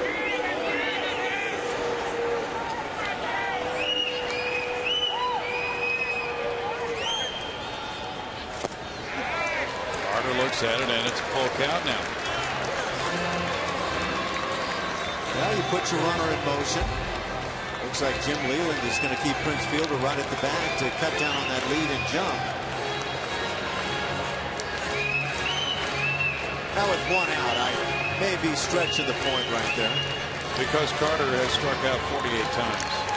I just wonder, is this a time where you throw caution to the wind? No, he doesn't go. That's strike three. 2 outs.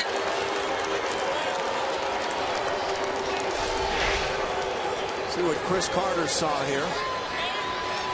Looks like it's high enough.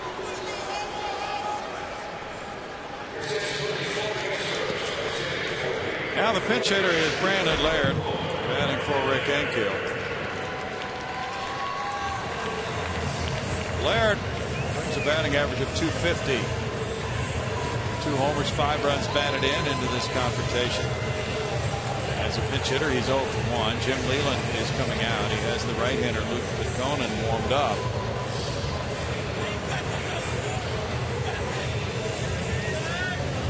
He's going to go to Pitconen. And it's tied 3-3 in the 12th. Back in a moment.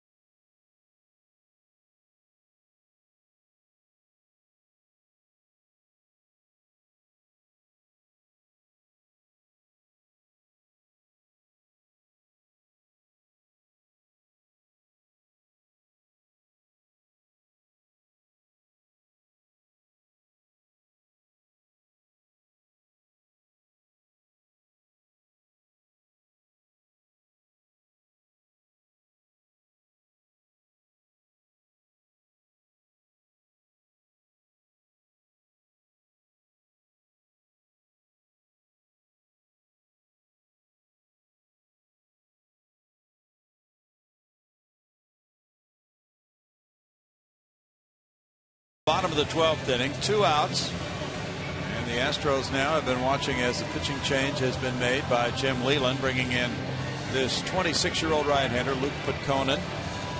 1-0 at Toledo. 16 2/3 innings there. Just recalled today with a 2.16 ERA. Last year he was in 12 games for the Tigers. Last year being his first year in the big leagues, made his major league debut with Detroit. He's from Wheaton, Illinois. Went to the University of North Carolina. 3rd round pick in 07 by the Tigers. And it's Brandon Laird as the pinch hitter now for Rick Ankiel. Fernando Martinez started the game in this number 6 spot in the order. He had 2 at-bats. Then the Astros had a lead and made some defensive moves. Ankiel went into that spot. And strike 1 to Laird. So now Laird is the 3rd guy to play in this spot in the order for the Astros tonight. Brandon was 2 for 11 on the road trip.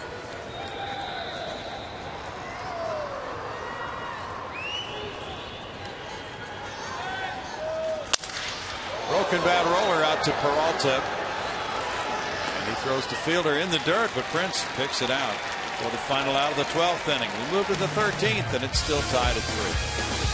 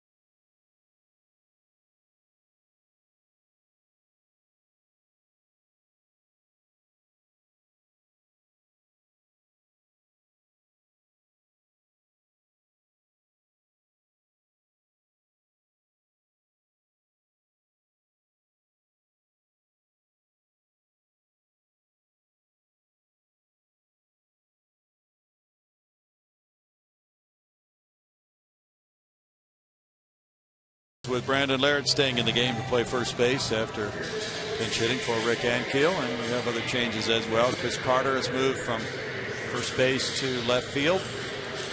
So there's Laird at first. Carter, who was the first baseman, is now in left. Bobby Grossman, who was in left, has moved over to center. And Brandon Barnes is in right. Well, if we're going to play a long time, we're going to make it difficult on the score sheet. That is where we're going to go. Yeah, Grossman started the game in center, then he moved to left. Now he's back in center. Barnes started the game in right, then he moved to center. Now he's back in right. We go to inning number 13 now, and Don Kelly leads it off. There's strike 1 on Kelly. And Dallas Keuchel is working effectively. Got out of 12th inning trouble by getting fielder. This fly ball is going to be inside the left field line for a line drive hit. Carter will get it in, but not in time to get Kelly's pretty speedy getting to second on a leadoff line drive double here in the 13th. He does run well. That was just slash away, do a little curvature down the left field side and take off running. Now we'll see how the Tigers play this. Get that leadoff double, it creates small ball opportunities. Kelly turns around to second base. Now we'll see how they do play it. Matt Tuiasosopo coming up.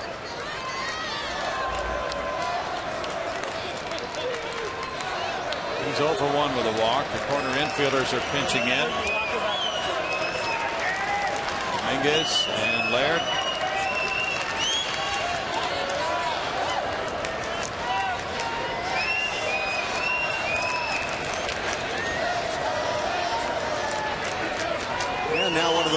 don't swear. Make sure and go out to the mound and have all question marks covered. A lot of times the big question mark for a pitcher is, what do I do in a bunt scenario? If it's on the first base side, third base side, where am I covering? At times you're trying to get that base runner heading to third base, and so what is the best option to make that happen? Usually it means you leave your third baseman, in this case Dominguez, back at the bag, covering only a bunt that's pushed past a pitcher covering, likely Keuchel on the third base side.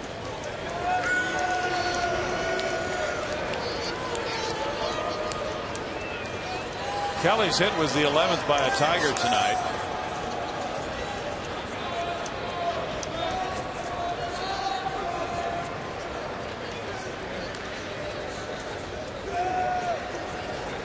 Keuchel's thrown 47 pitches. There's a strike there to Tuiasosopo.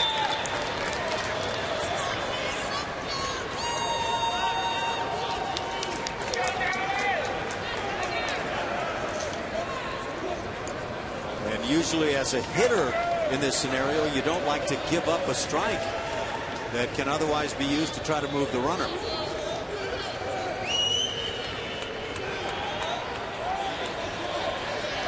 You can see just about any version of that move towards second base.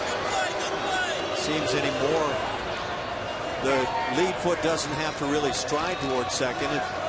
If the eyes eventually look in that direction, it's a legal move.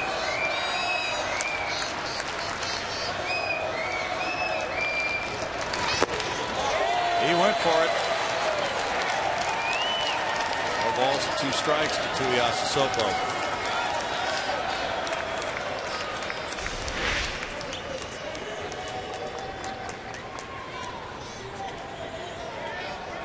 Give up that first strike, you take it, and then suddenly comes a wicked slider down and in. You can't stop the bat.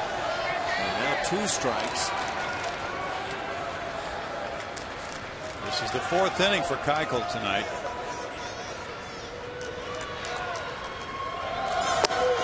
And he breaks one off and gets it. Big strikeout as the runner does not advance. Yeah, if you're an Astros fan, that's underlined, bold print, italicized, big out. Strikeout number 17 for Astros pitchers.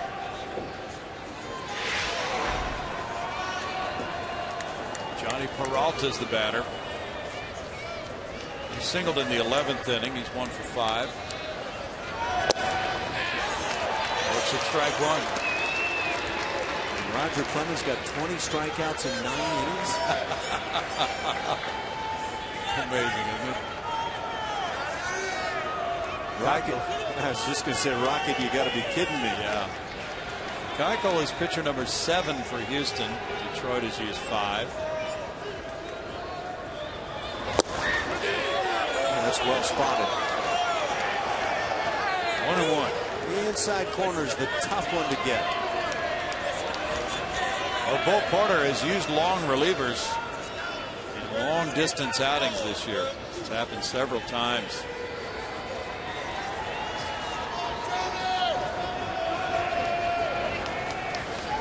Well, it's what can happen when, as a manager, you feel like you're in a ball game, you have a chance to win, you've got a 1-run lead, and you're holding it for a while, and you go to the bullpen back and forth, and you're bringing guys in for an inning and 2/3 of an inning, and whatever the case may be, and pretty soon the bullpen gets very thin.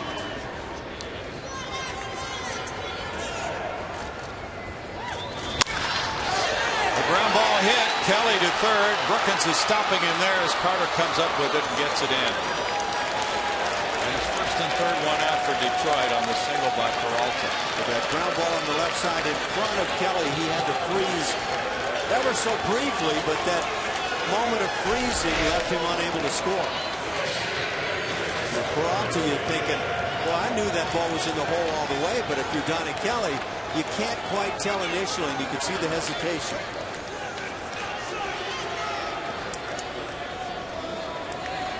And that's enough to keep you from scoring. Now with runners at first and third and one out, it's catcher Brian Pena. Double play possibility here.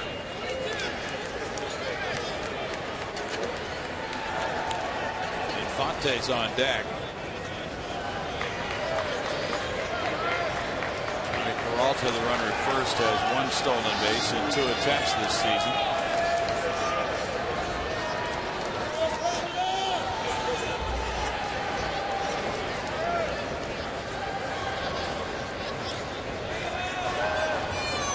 Keuchel checks into the throw. Tigers coming into this game had 10 stolen bases in 12 tries.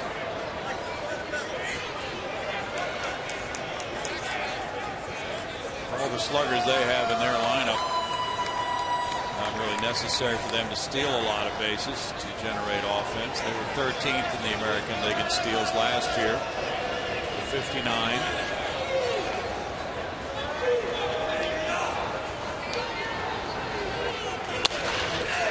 Out of play, there's strike one.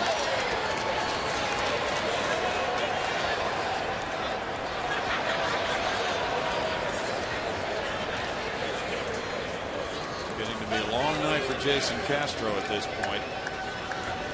All the squatting he's been doing.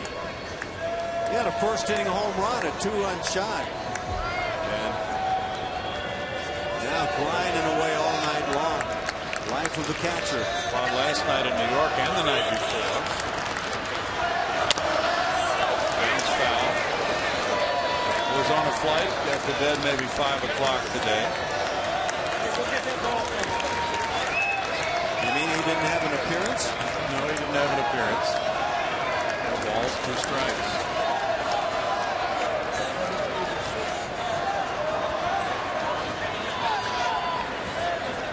Don Kelly's the runner there, and Johnny Peralta there.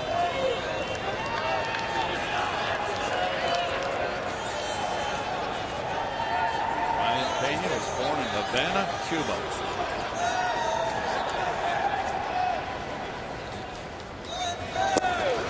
Tight. 1-2, Brian Pena. And he's been a typical backup catcher throughout his career. The most at-bats he's ever had in a season. 2011 with Kansas City, he had 222.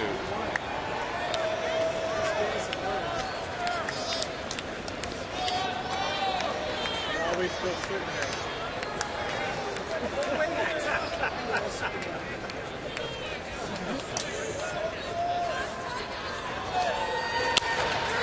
Flared foul, and that will be dropping and bouncing into the seats. Still 1-ball, 2-strike count. Right in the cap.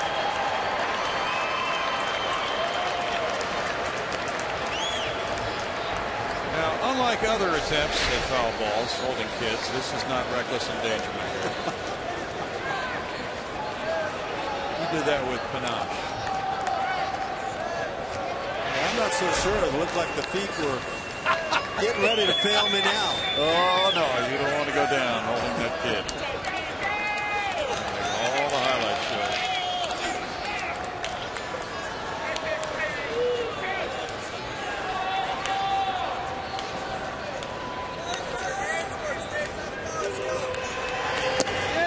That one again inside. Makes it 2 balls, 2 strikes now to Pena.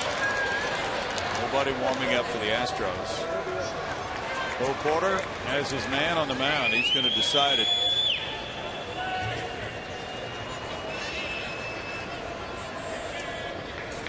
He has Jose Cisnero if this game should really wear on longer term.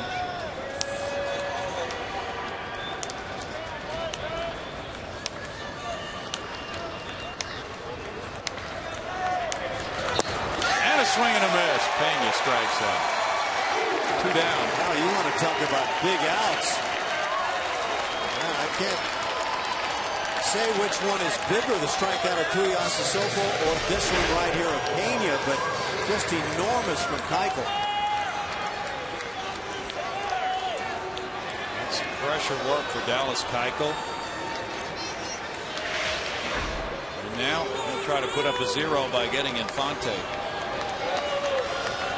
Omar doubled and scored in the 3rd inning.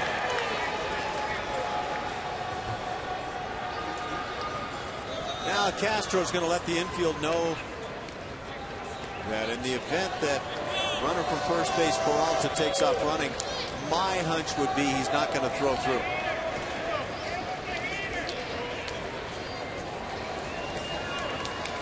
Seen teams that have that play where the throw looks like it's going to go to second, but the pitcher cuts it. Ball one to Infante. I once took Dennis Eckersley right out of a ball game with that play. He didn't realize the play was on. I fired it back, hit him in the head. He had to be carted off.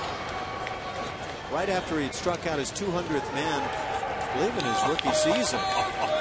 Yankee players up on the top step were high-fiving each other and cheering me on because I had gotten their least favorite player out of the game. Wow. I believe it was the final day of the season, too. Now, if you're the runner at third and you want to break on that throw to second, what is your cue to break? The ball leaves the catcher's hand? Well, yeah, you're probably edging, and it depends on the speed and instincts of the runner. That's such a big part. But as soon as you see it leave the catcher's hand, and it looks like a real throw, that's when you're gone, and that's why that play can be so effective. Right. 1-1. You cut it loose, looking like you're firing to second base, and it's a pitcher cut it off play. Don't see any teams doing that sort of thing anymore. No. We even had, and this was back in the mid-70s, we had a play where the shortstop would break toward second and then break straight in toward the mound, and you'd throw in that direction. Yep. Well, he's dancing off third.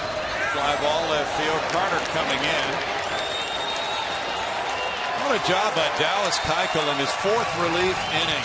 Leadoff double, and then first and third one out, and he puts up a 0 in the 13th.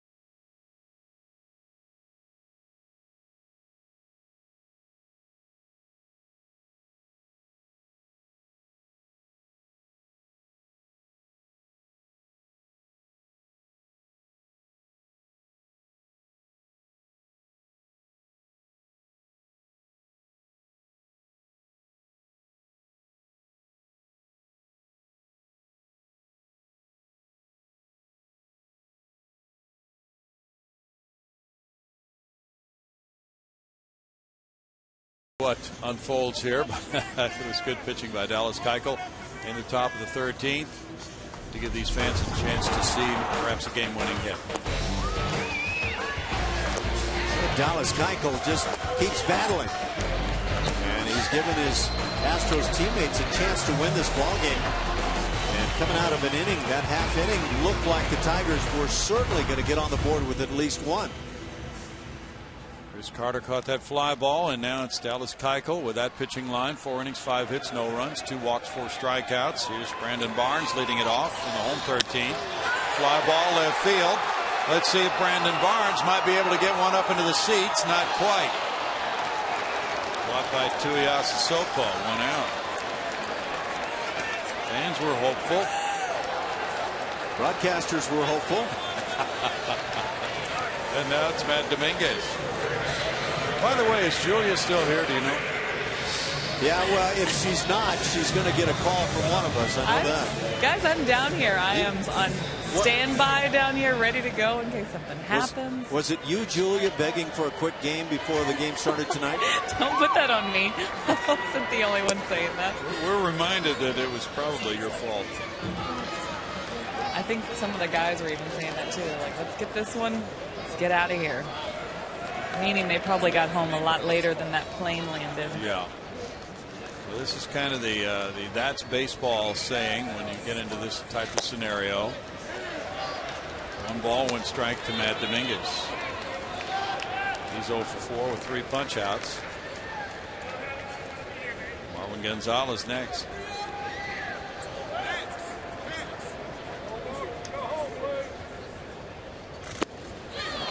It's 1 and 2. Ash, do you remember the longest game you played in? Wow.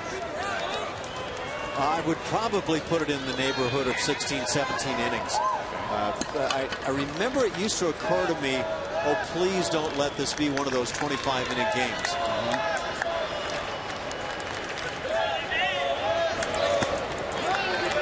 2 balls, 2 strikes.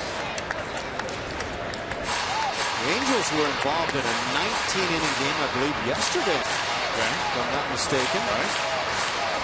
And, I'm not sure who their opponent was in that game. Oakland, right? Was it Oakland? Yeah, it was Oakland. The thing is, neither one of those teams was on the wake of a long midnight travel arrangement. No. Knock him out looking. But then neither one of those teams had one of their broadcasters talking before the game about a short game. Yeah. Conan made his pitch. Now Marwin Gonzalez comes up.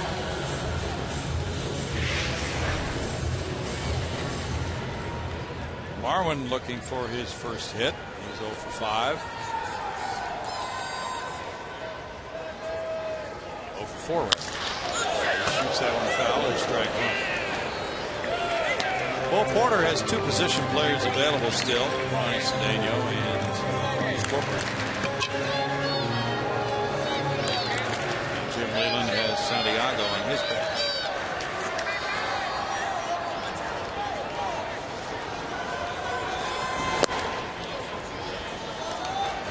It's 1-1. Jose Cisnero had begun to warm up, and Dallas Keuchel was pitching to Infante in the top of the inning. But he has sat down now.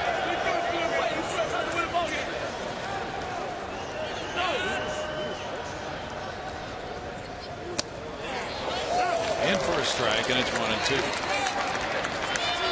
The Astros and Dodgers played a 22-inning game back in June of '89.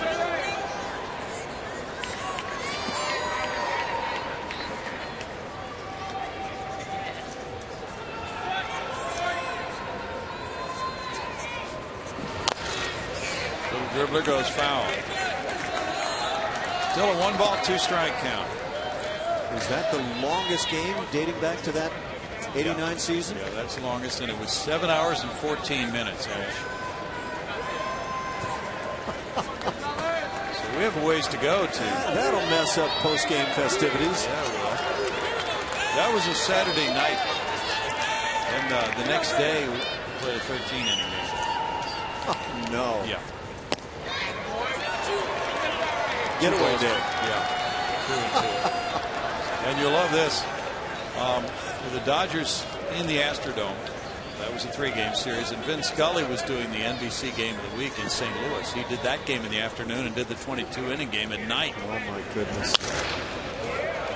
Was Tommy Lasorda still managing it? He was. That post-game pasta spread would have taken a severe hit on that one. That it would have. And then the 13-inning game on Sunday took a while, and then on Monday the Astros were off, but Vin Scully and the Dodgers were in Atlanta, where he broadcast a doubleheader. Oh no! Wow. That's why, or one of the reasons, he's known as the Great One, huh? Yes, it is. And there are many. Oh yeah, I'm sure that he did it without a mistake. Every inning of every game. Yes. Poetic. Yes. Always. 21st inning was one of the most poetic of his life. Little roller and Cabrera to his left. Takes care of out number 3. We go to inning number 14. It's tied at 3.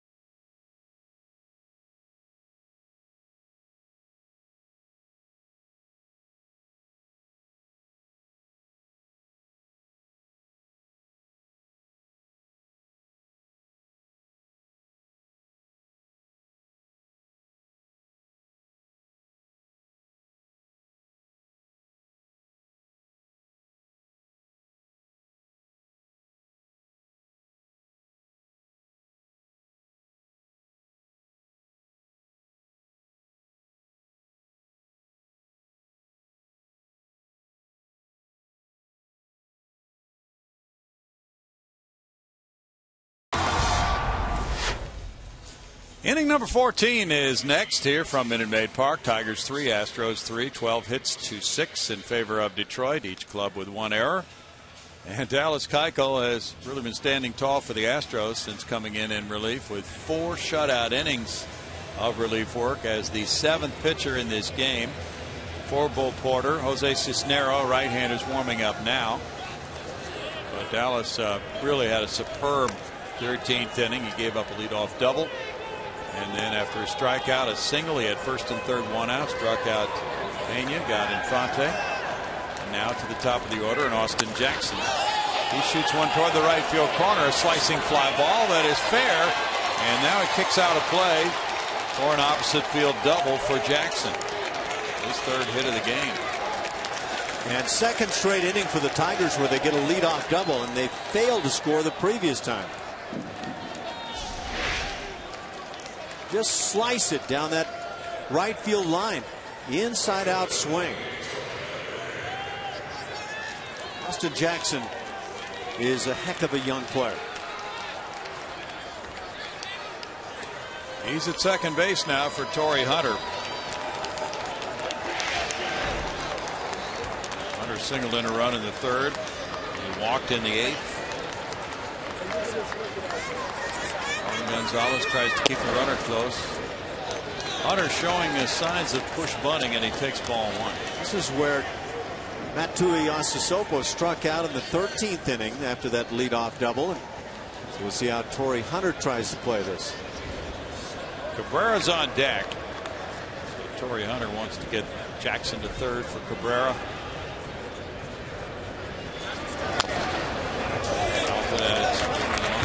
Wouldn't mind driving him in himself. Keuchel came right in on the hands, and it left Hunter with kind of no alternative but to try to pull something. Yeah. He might come back with that pitch. Be very effective in trying to prevent the runner from advancing. Rally caps are in abundance.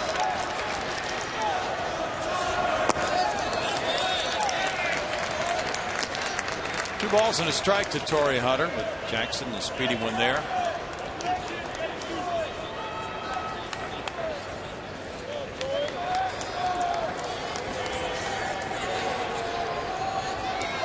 Jackson scored 103 runs last year for Detroit.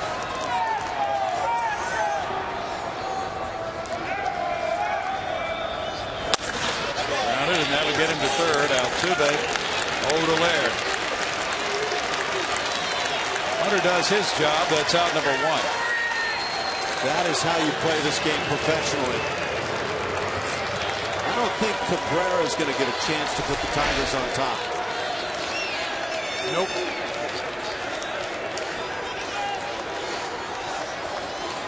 We'll get a free pass. And I think you have to play it this way. Number one, he's the premier run producer in Major League Baseball and has been for some time. But at the same time, with the left-handed batter on deck, you've got to play for the double play.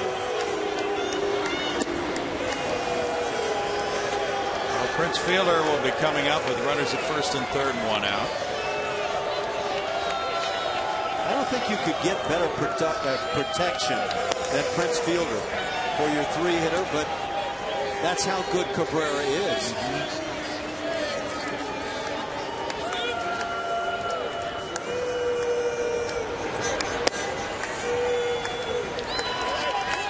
Cabrera takes the stroll. And Fielder, who came up after Cabrera walked in the 12th inning, it was not intentional, but Cabrera didn't see anything good at all to swing at. Then bounced into a play to end it. And the Astros love to have him bounce into a twin killing right here. Prince finds a little humor in this. They're going to walk him intentionally. Bring up Don Kelly. And the base is loaded, one out for Kelly. And then Tuiasa Soko follows him.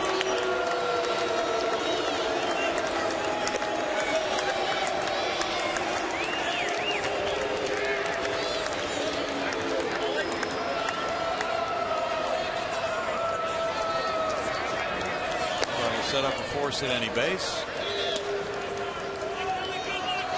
That the top two hitters don't swing the bat in the inning. Keep in mind it was Don Kelly lining the double down the left field side to start the 13th.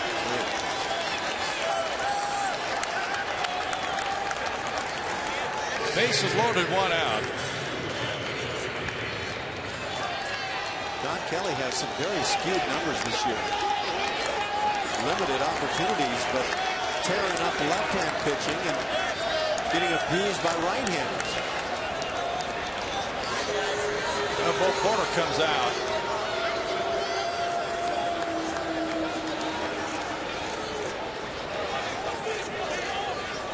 Maybe options on where plays might go. If it's hit slowly in the infield, come home, get a force out there. If it's hit sharply, you can get the double play, go through second base to Dallas Keuchel.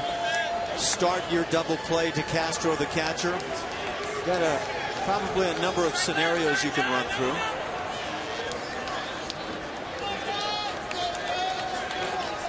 Well, there was one of those last night, and the eventual winning run scored on it in New York. Bo talked about it after the game on Ichiro's double play ball. They had talked it over, but he thought Jose Altuve made the right decision.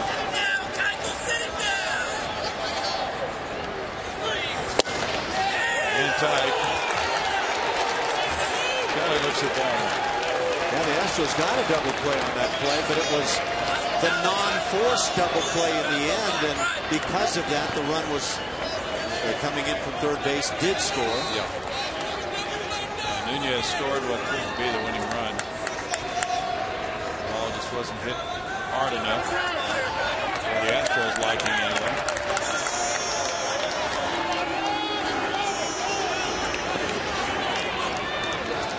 Kelly's had just 28 at-bats this year.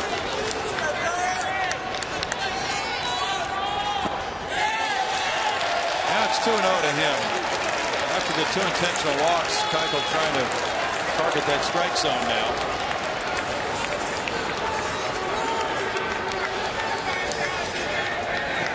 Well, you would certainly guess fastball, but is Don Kelly green lighted here to swing at it?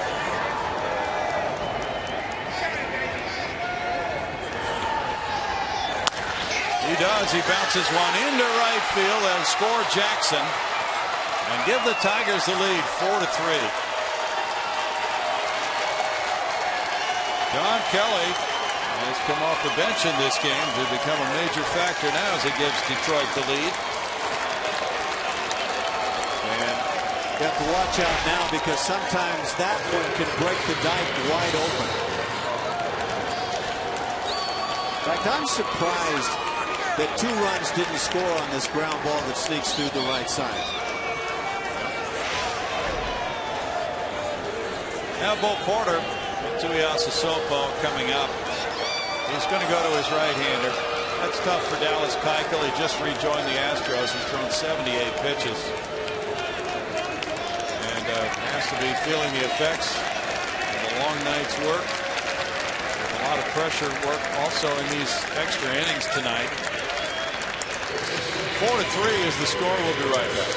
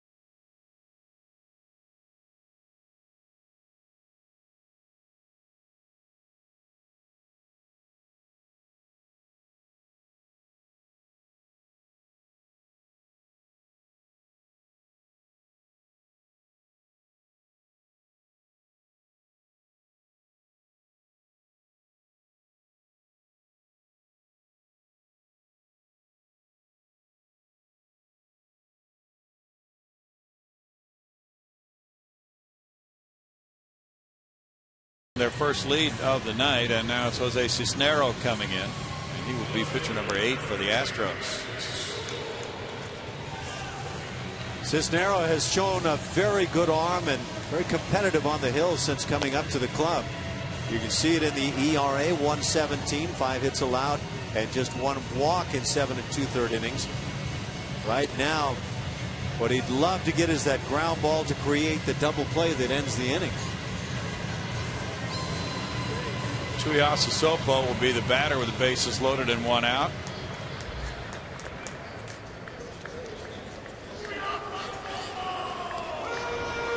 Cisnero coming in for his 4th major league appearance.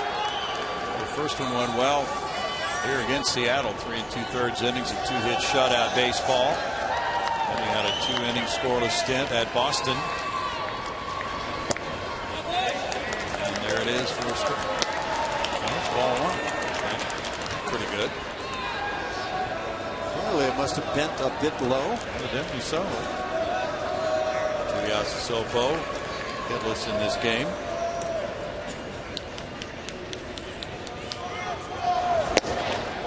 It's upstairs and it's 2-0.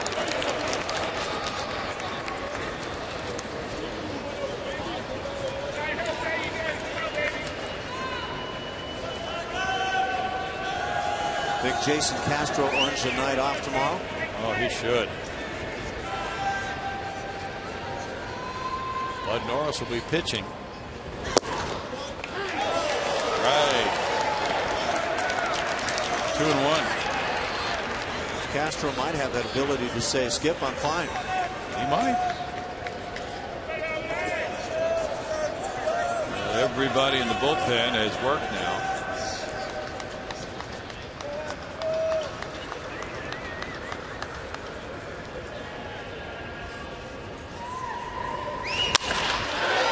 Shortstop into left center field. That'll score a couple. And the Tigers lead by 3. Tuiasa Sopo into second. 2-run double for him.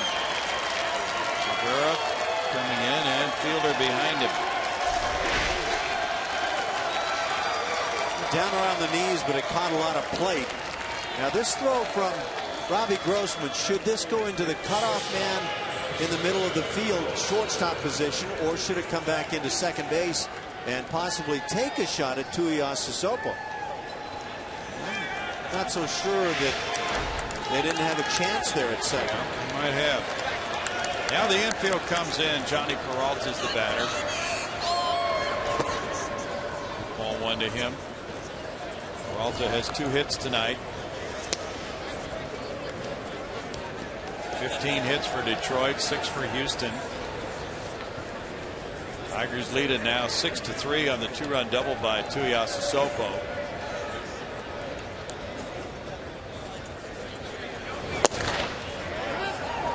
Strike makes it 1-1.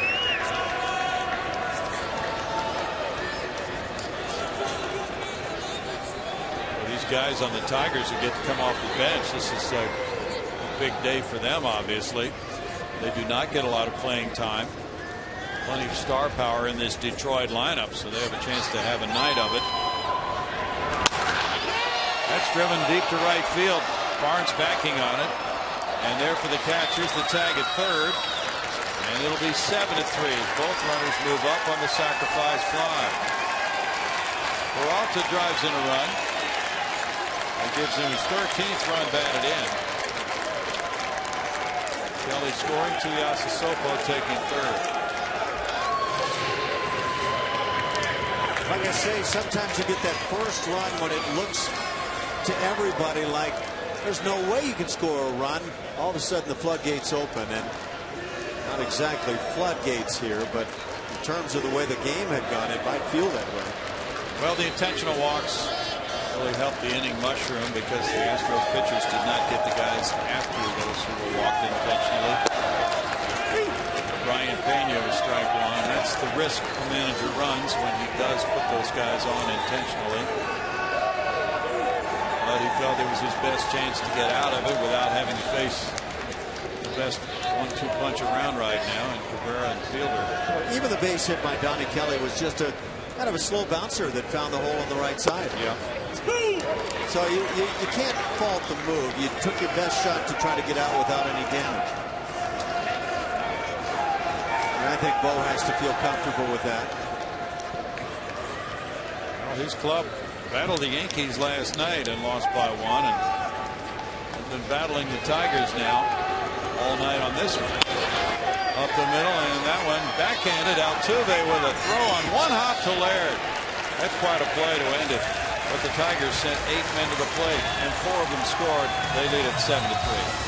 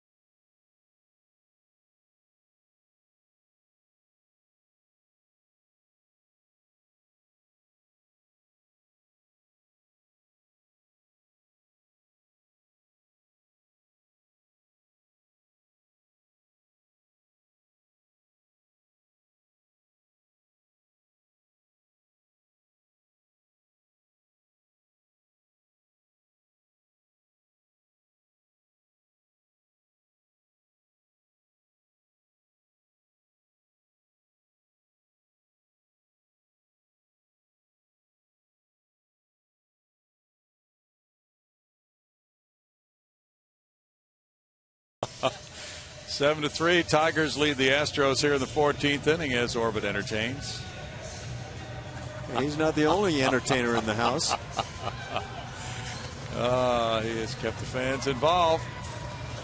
And hopefully they will be cheering something big in the bottom of the 14th. Tigers have made it rough, though, with scoring 4 times in the top half of the inning. And now Luke Pitkonen could be on his way to his first major league win. He was 0-2 last year with Detroit. Big 6'6" right-hander from Wheaton, Illinois, has been handed this golden opportunity for the victory for Jim Leyland's Tigers. Well, if you like your chances in the first inning, if you're the Astros on top of the order, you've got a like chance here in the 14th. Started from right at the top. Robbie Grossman, he has a double, a single, and a walk tonight.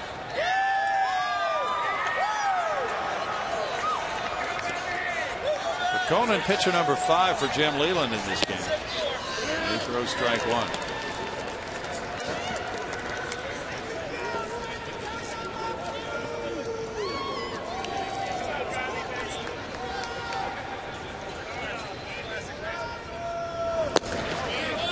That one missed. It's a 1-ball, 1-strike count.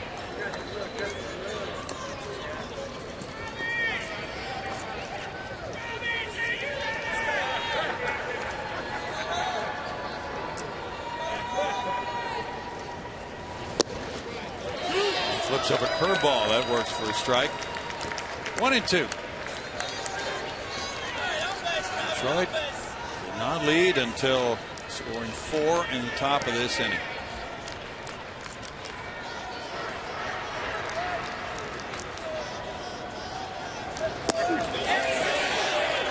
The appeal goes to third, and the swing is called there.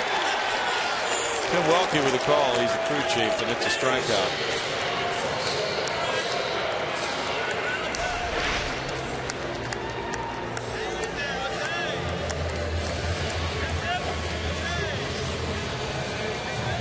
I wonder if there's any more tendency to call a check swing as a swing in the 14th inning than in maybe the 3rd or 4th. A lot of people would wonder that. You're right. Umpires would say no. Jose Altuve looks at ball 1. That was strikeout number 2 for Pitkonen. Dallas Keuchel in 4 1/3 innings allowed 7 hits, 4 runs, walking 4, fanning 4. 1 ball, 1 strike.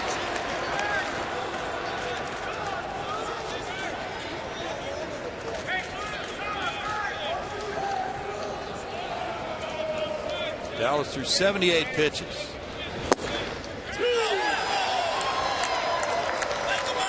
1-2. Tell you what, if the researchers really wanted to do something, they could research how many outings the Astros have had so far. This is game number 29, in which a relief pitcher had thrown at least 50 pitches. I'll bet it's been a few. Well, with the number of poor starts that have happened, we know 3 in a 5-day span that didn't get out of the first inning. So, yeah, there have been a bunch. And Bull Porter has set up the club that way for just that eventuality. 3 balls, 2 strikes.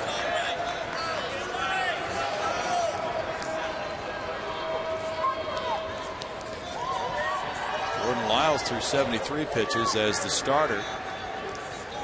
Dallas Keuchel threw 5 more pitches than that as the guy who took this game in the extra innings. And there's a walk to Jose Altuve.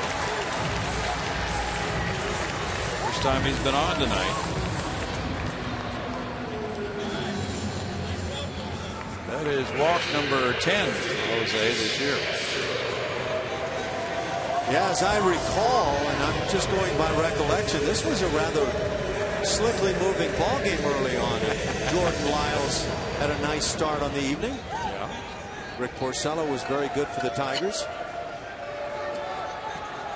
Got a Lance Parrish fan here.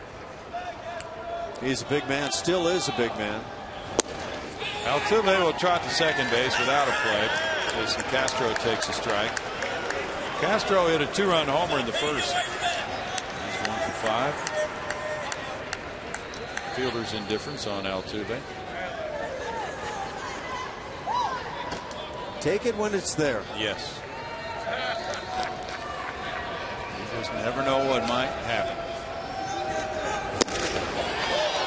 No balls, 2 strikes to Jason. I've seen this happen where the following play was one of those ground balls where the only play the infield was going to make was a force play at second base, and it was no longer presented. That's right.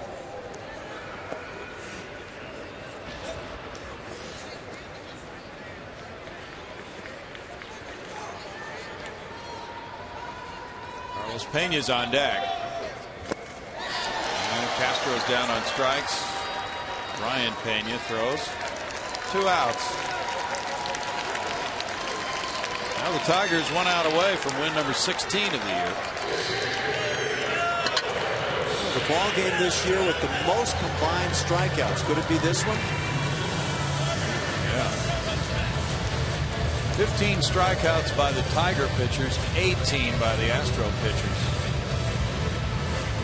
Conan just got number 16. It's 2 more. Okay, they've got 17 now. The Astros have 18.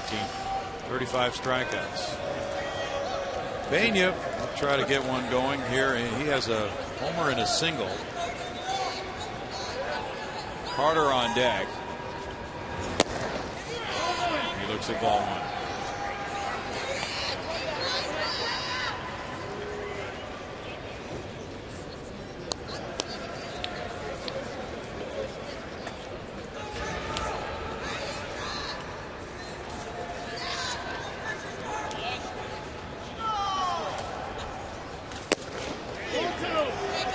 No strikes.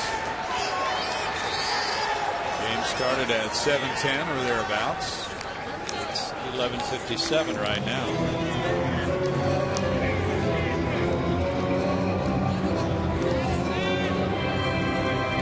I'll let you know, I heard from Jim DeShays just a few minutes ago. What did he chime in on? He was happy for us in the opportunity to work into the 14th. He had a day game, so he's gloating, right?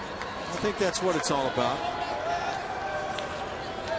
We'll be able to see JD in June, right, at Wrigley Field in person. If they're still playing there. Is he singing at the 7th inning stretch there yet? Hey! 2 balls and a strike.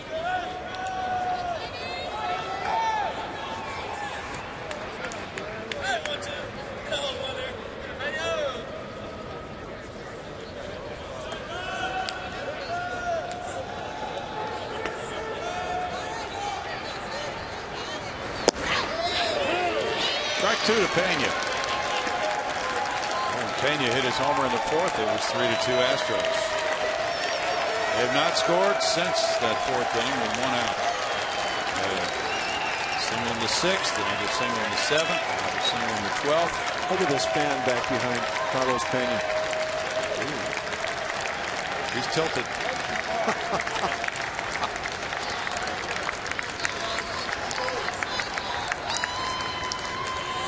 Get a different angle on the game, man. Yes, he does. In the dirt, and Pena stops it. Now it's a full count to Carlos.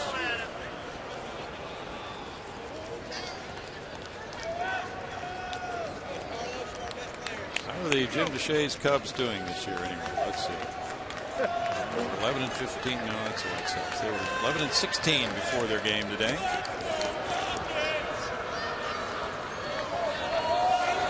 They lost.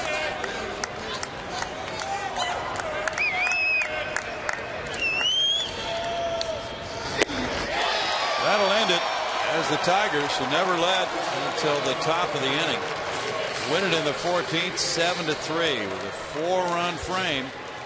Detroit moving to 16-11. Houston is 8-21. After game 1 of this 4-game series, we'll be right back. A nice round, 36 strikeouts. Oh, wait a minute. Yeah, 36.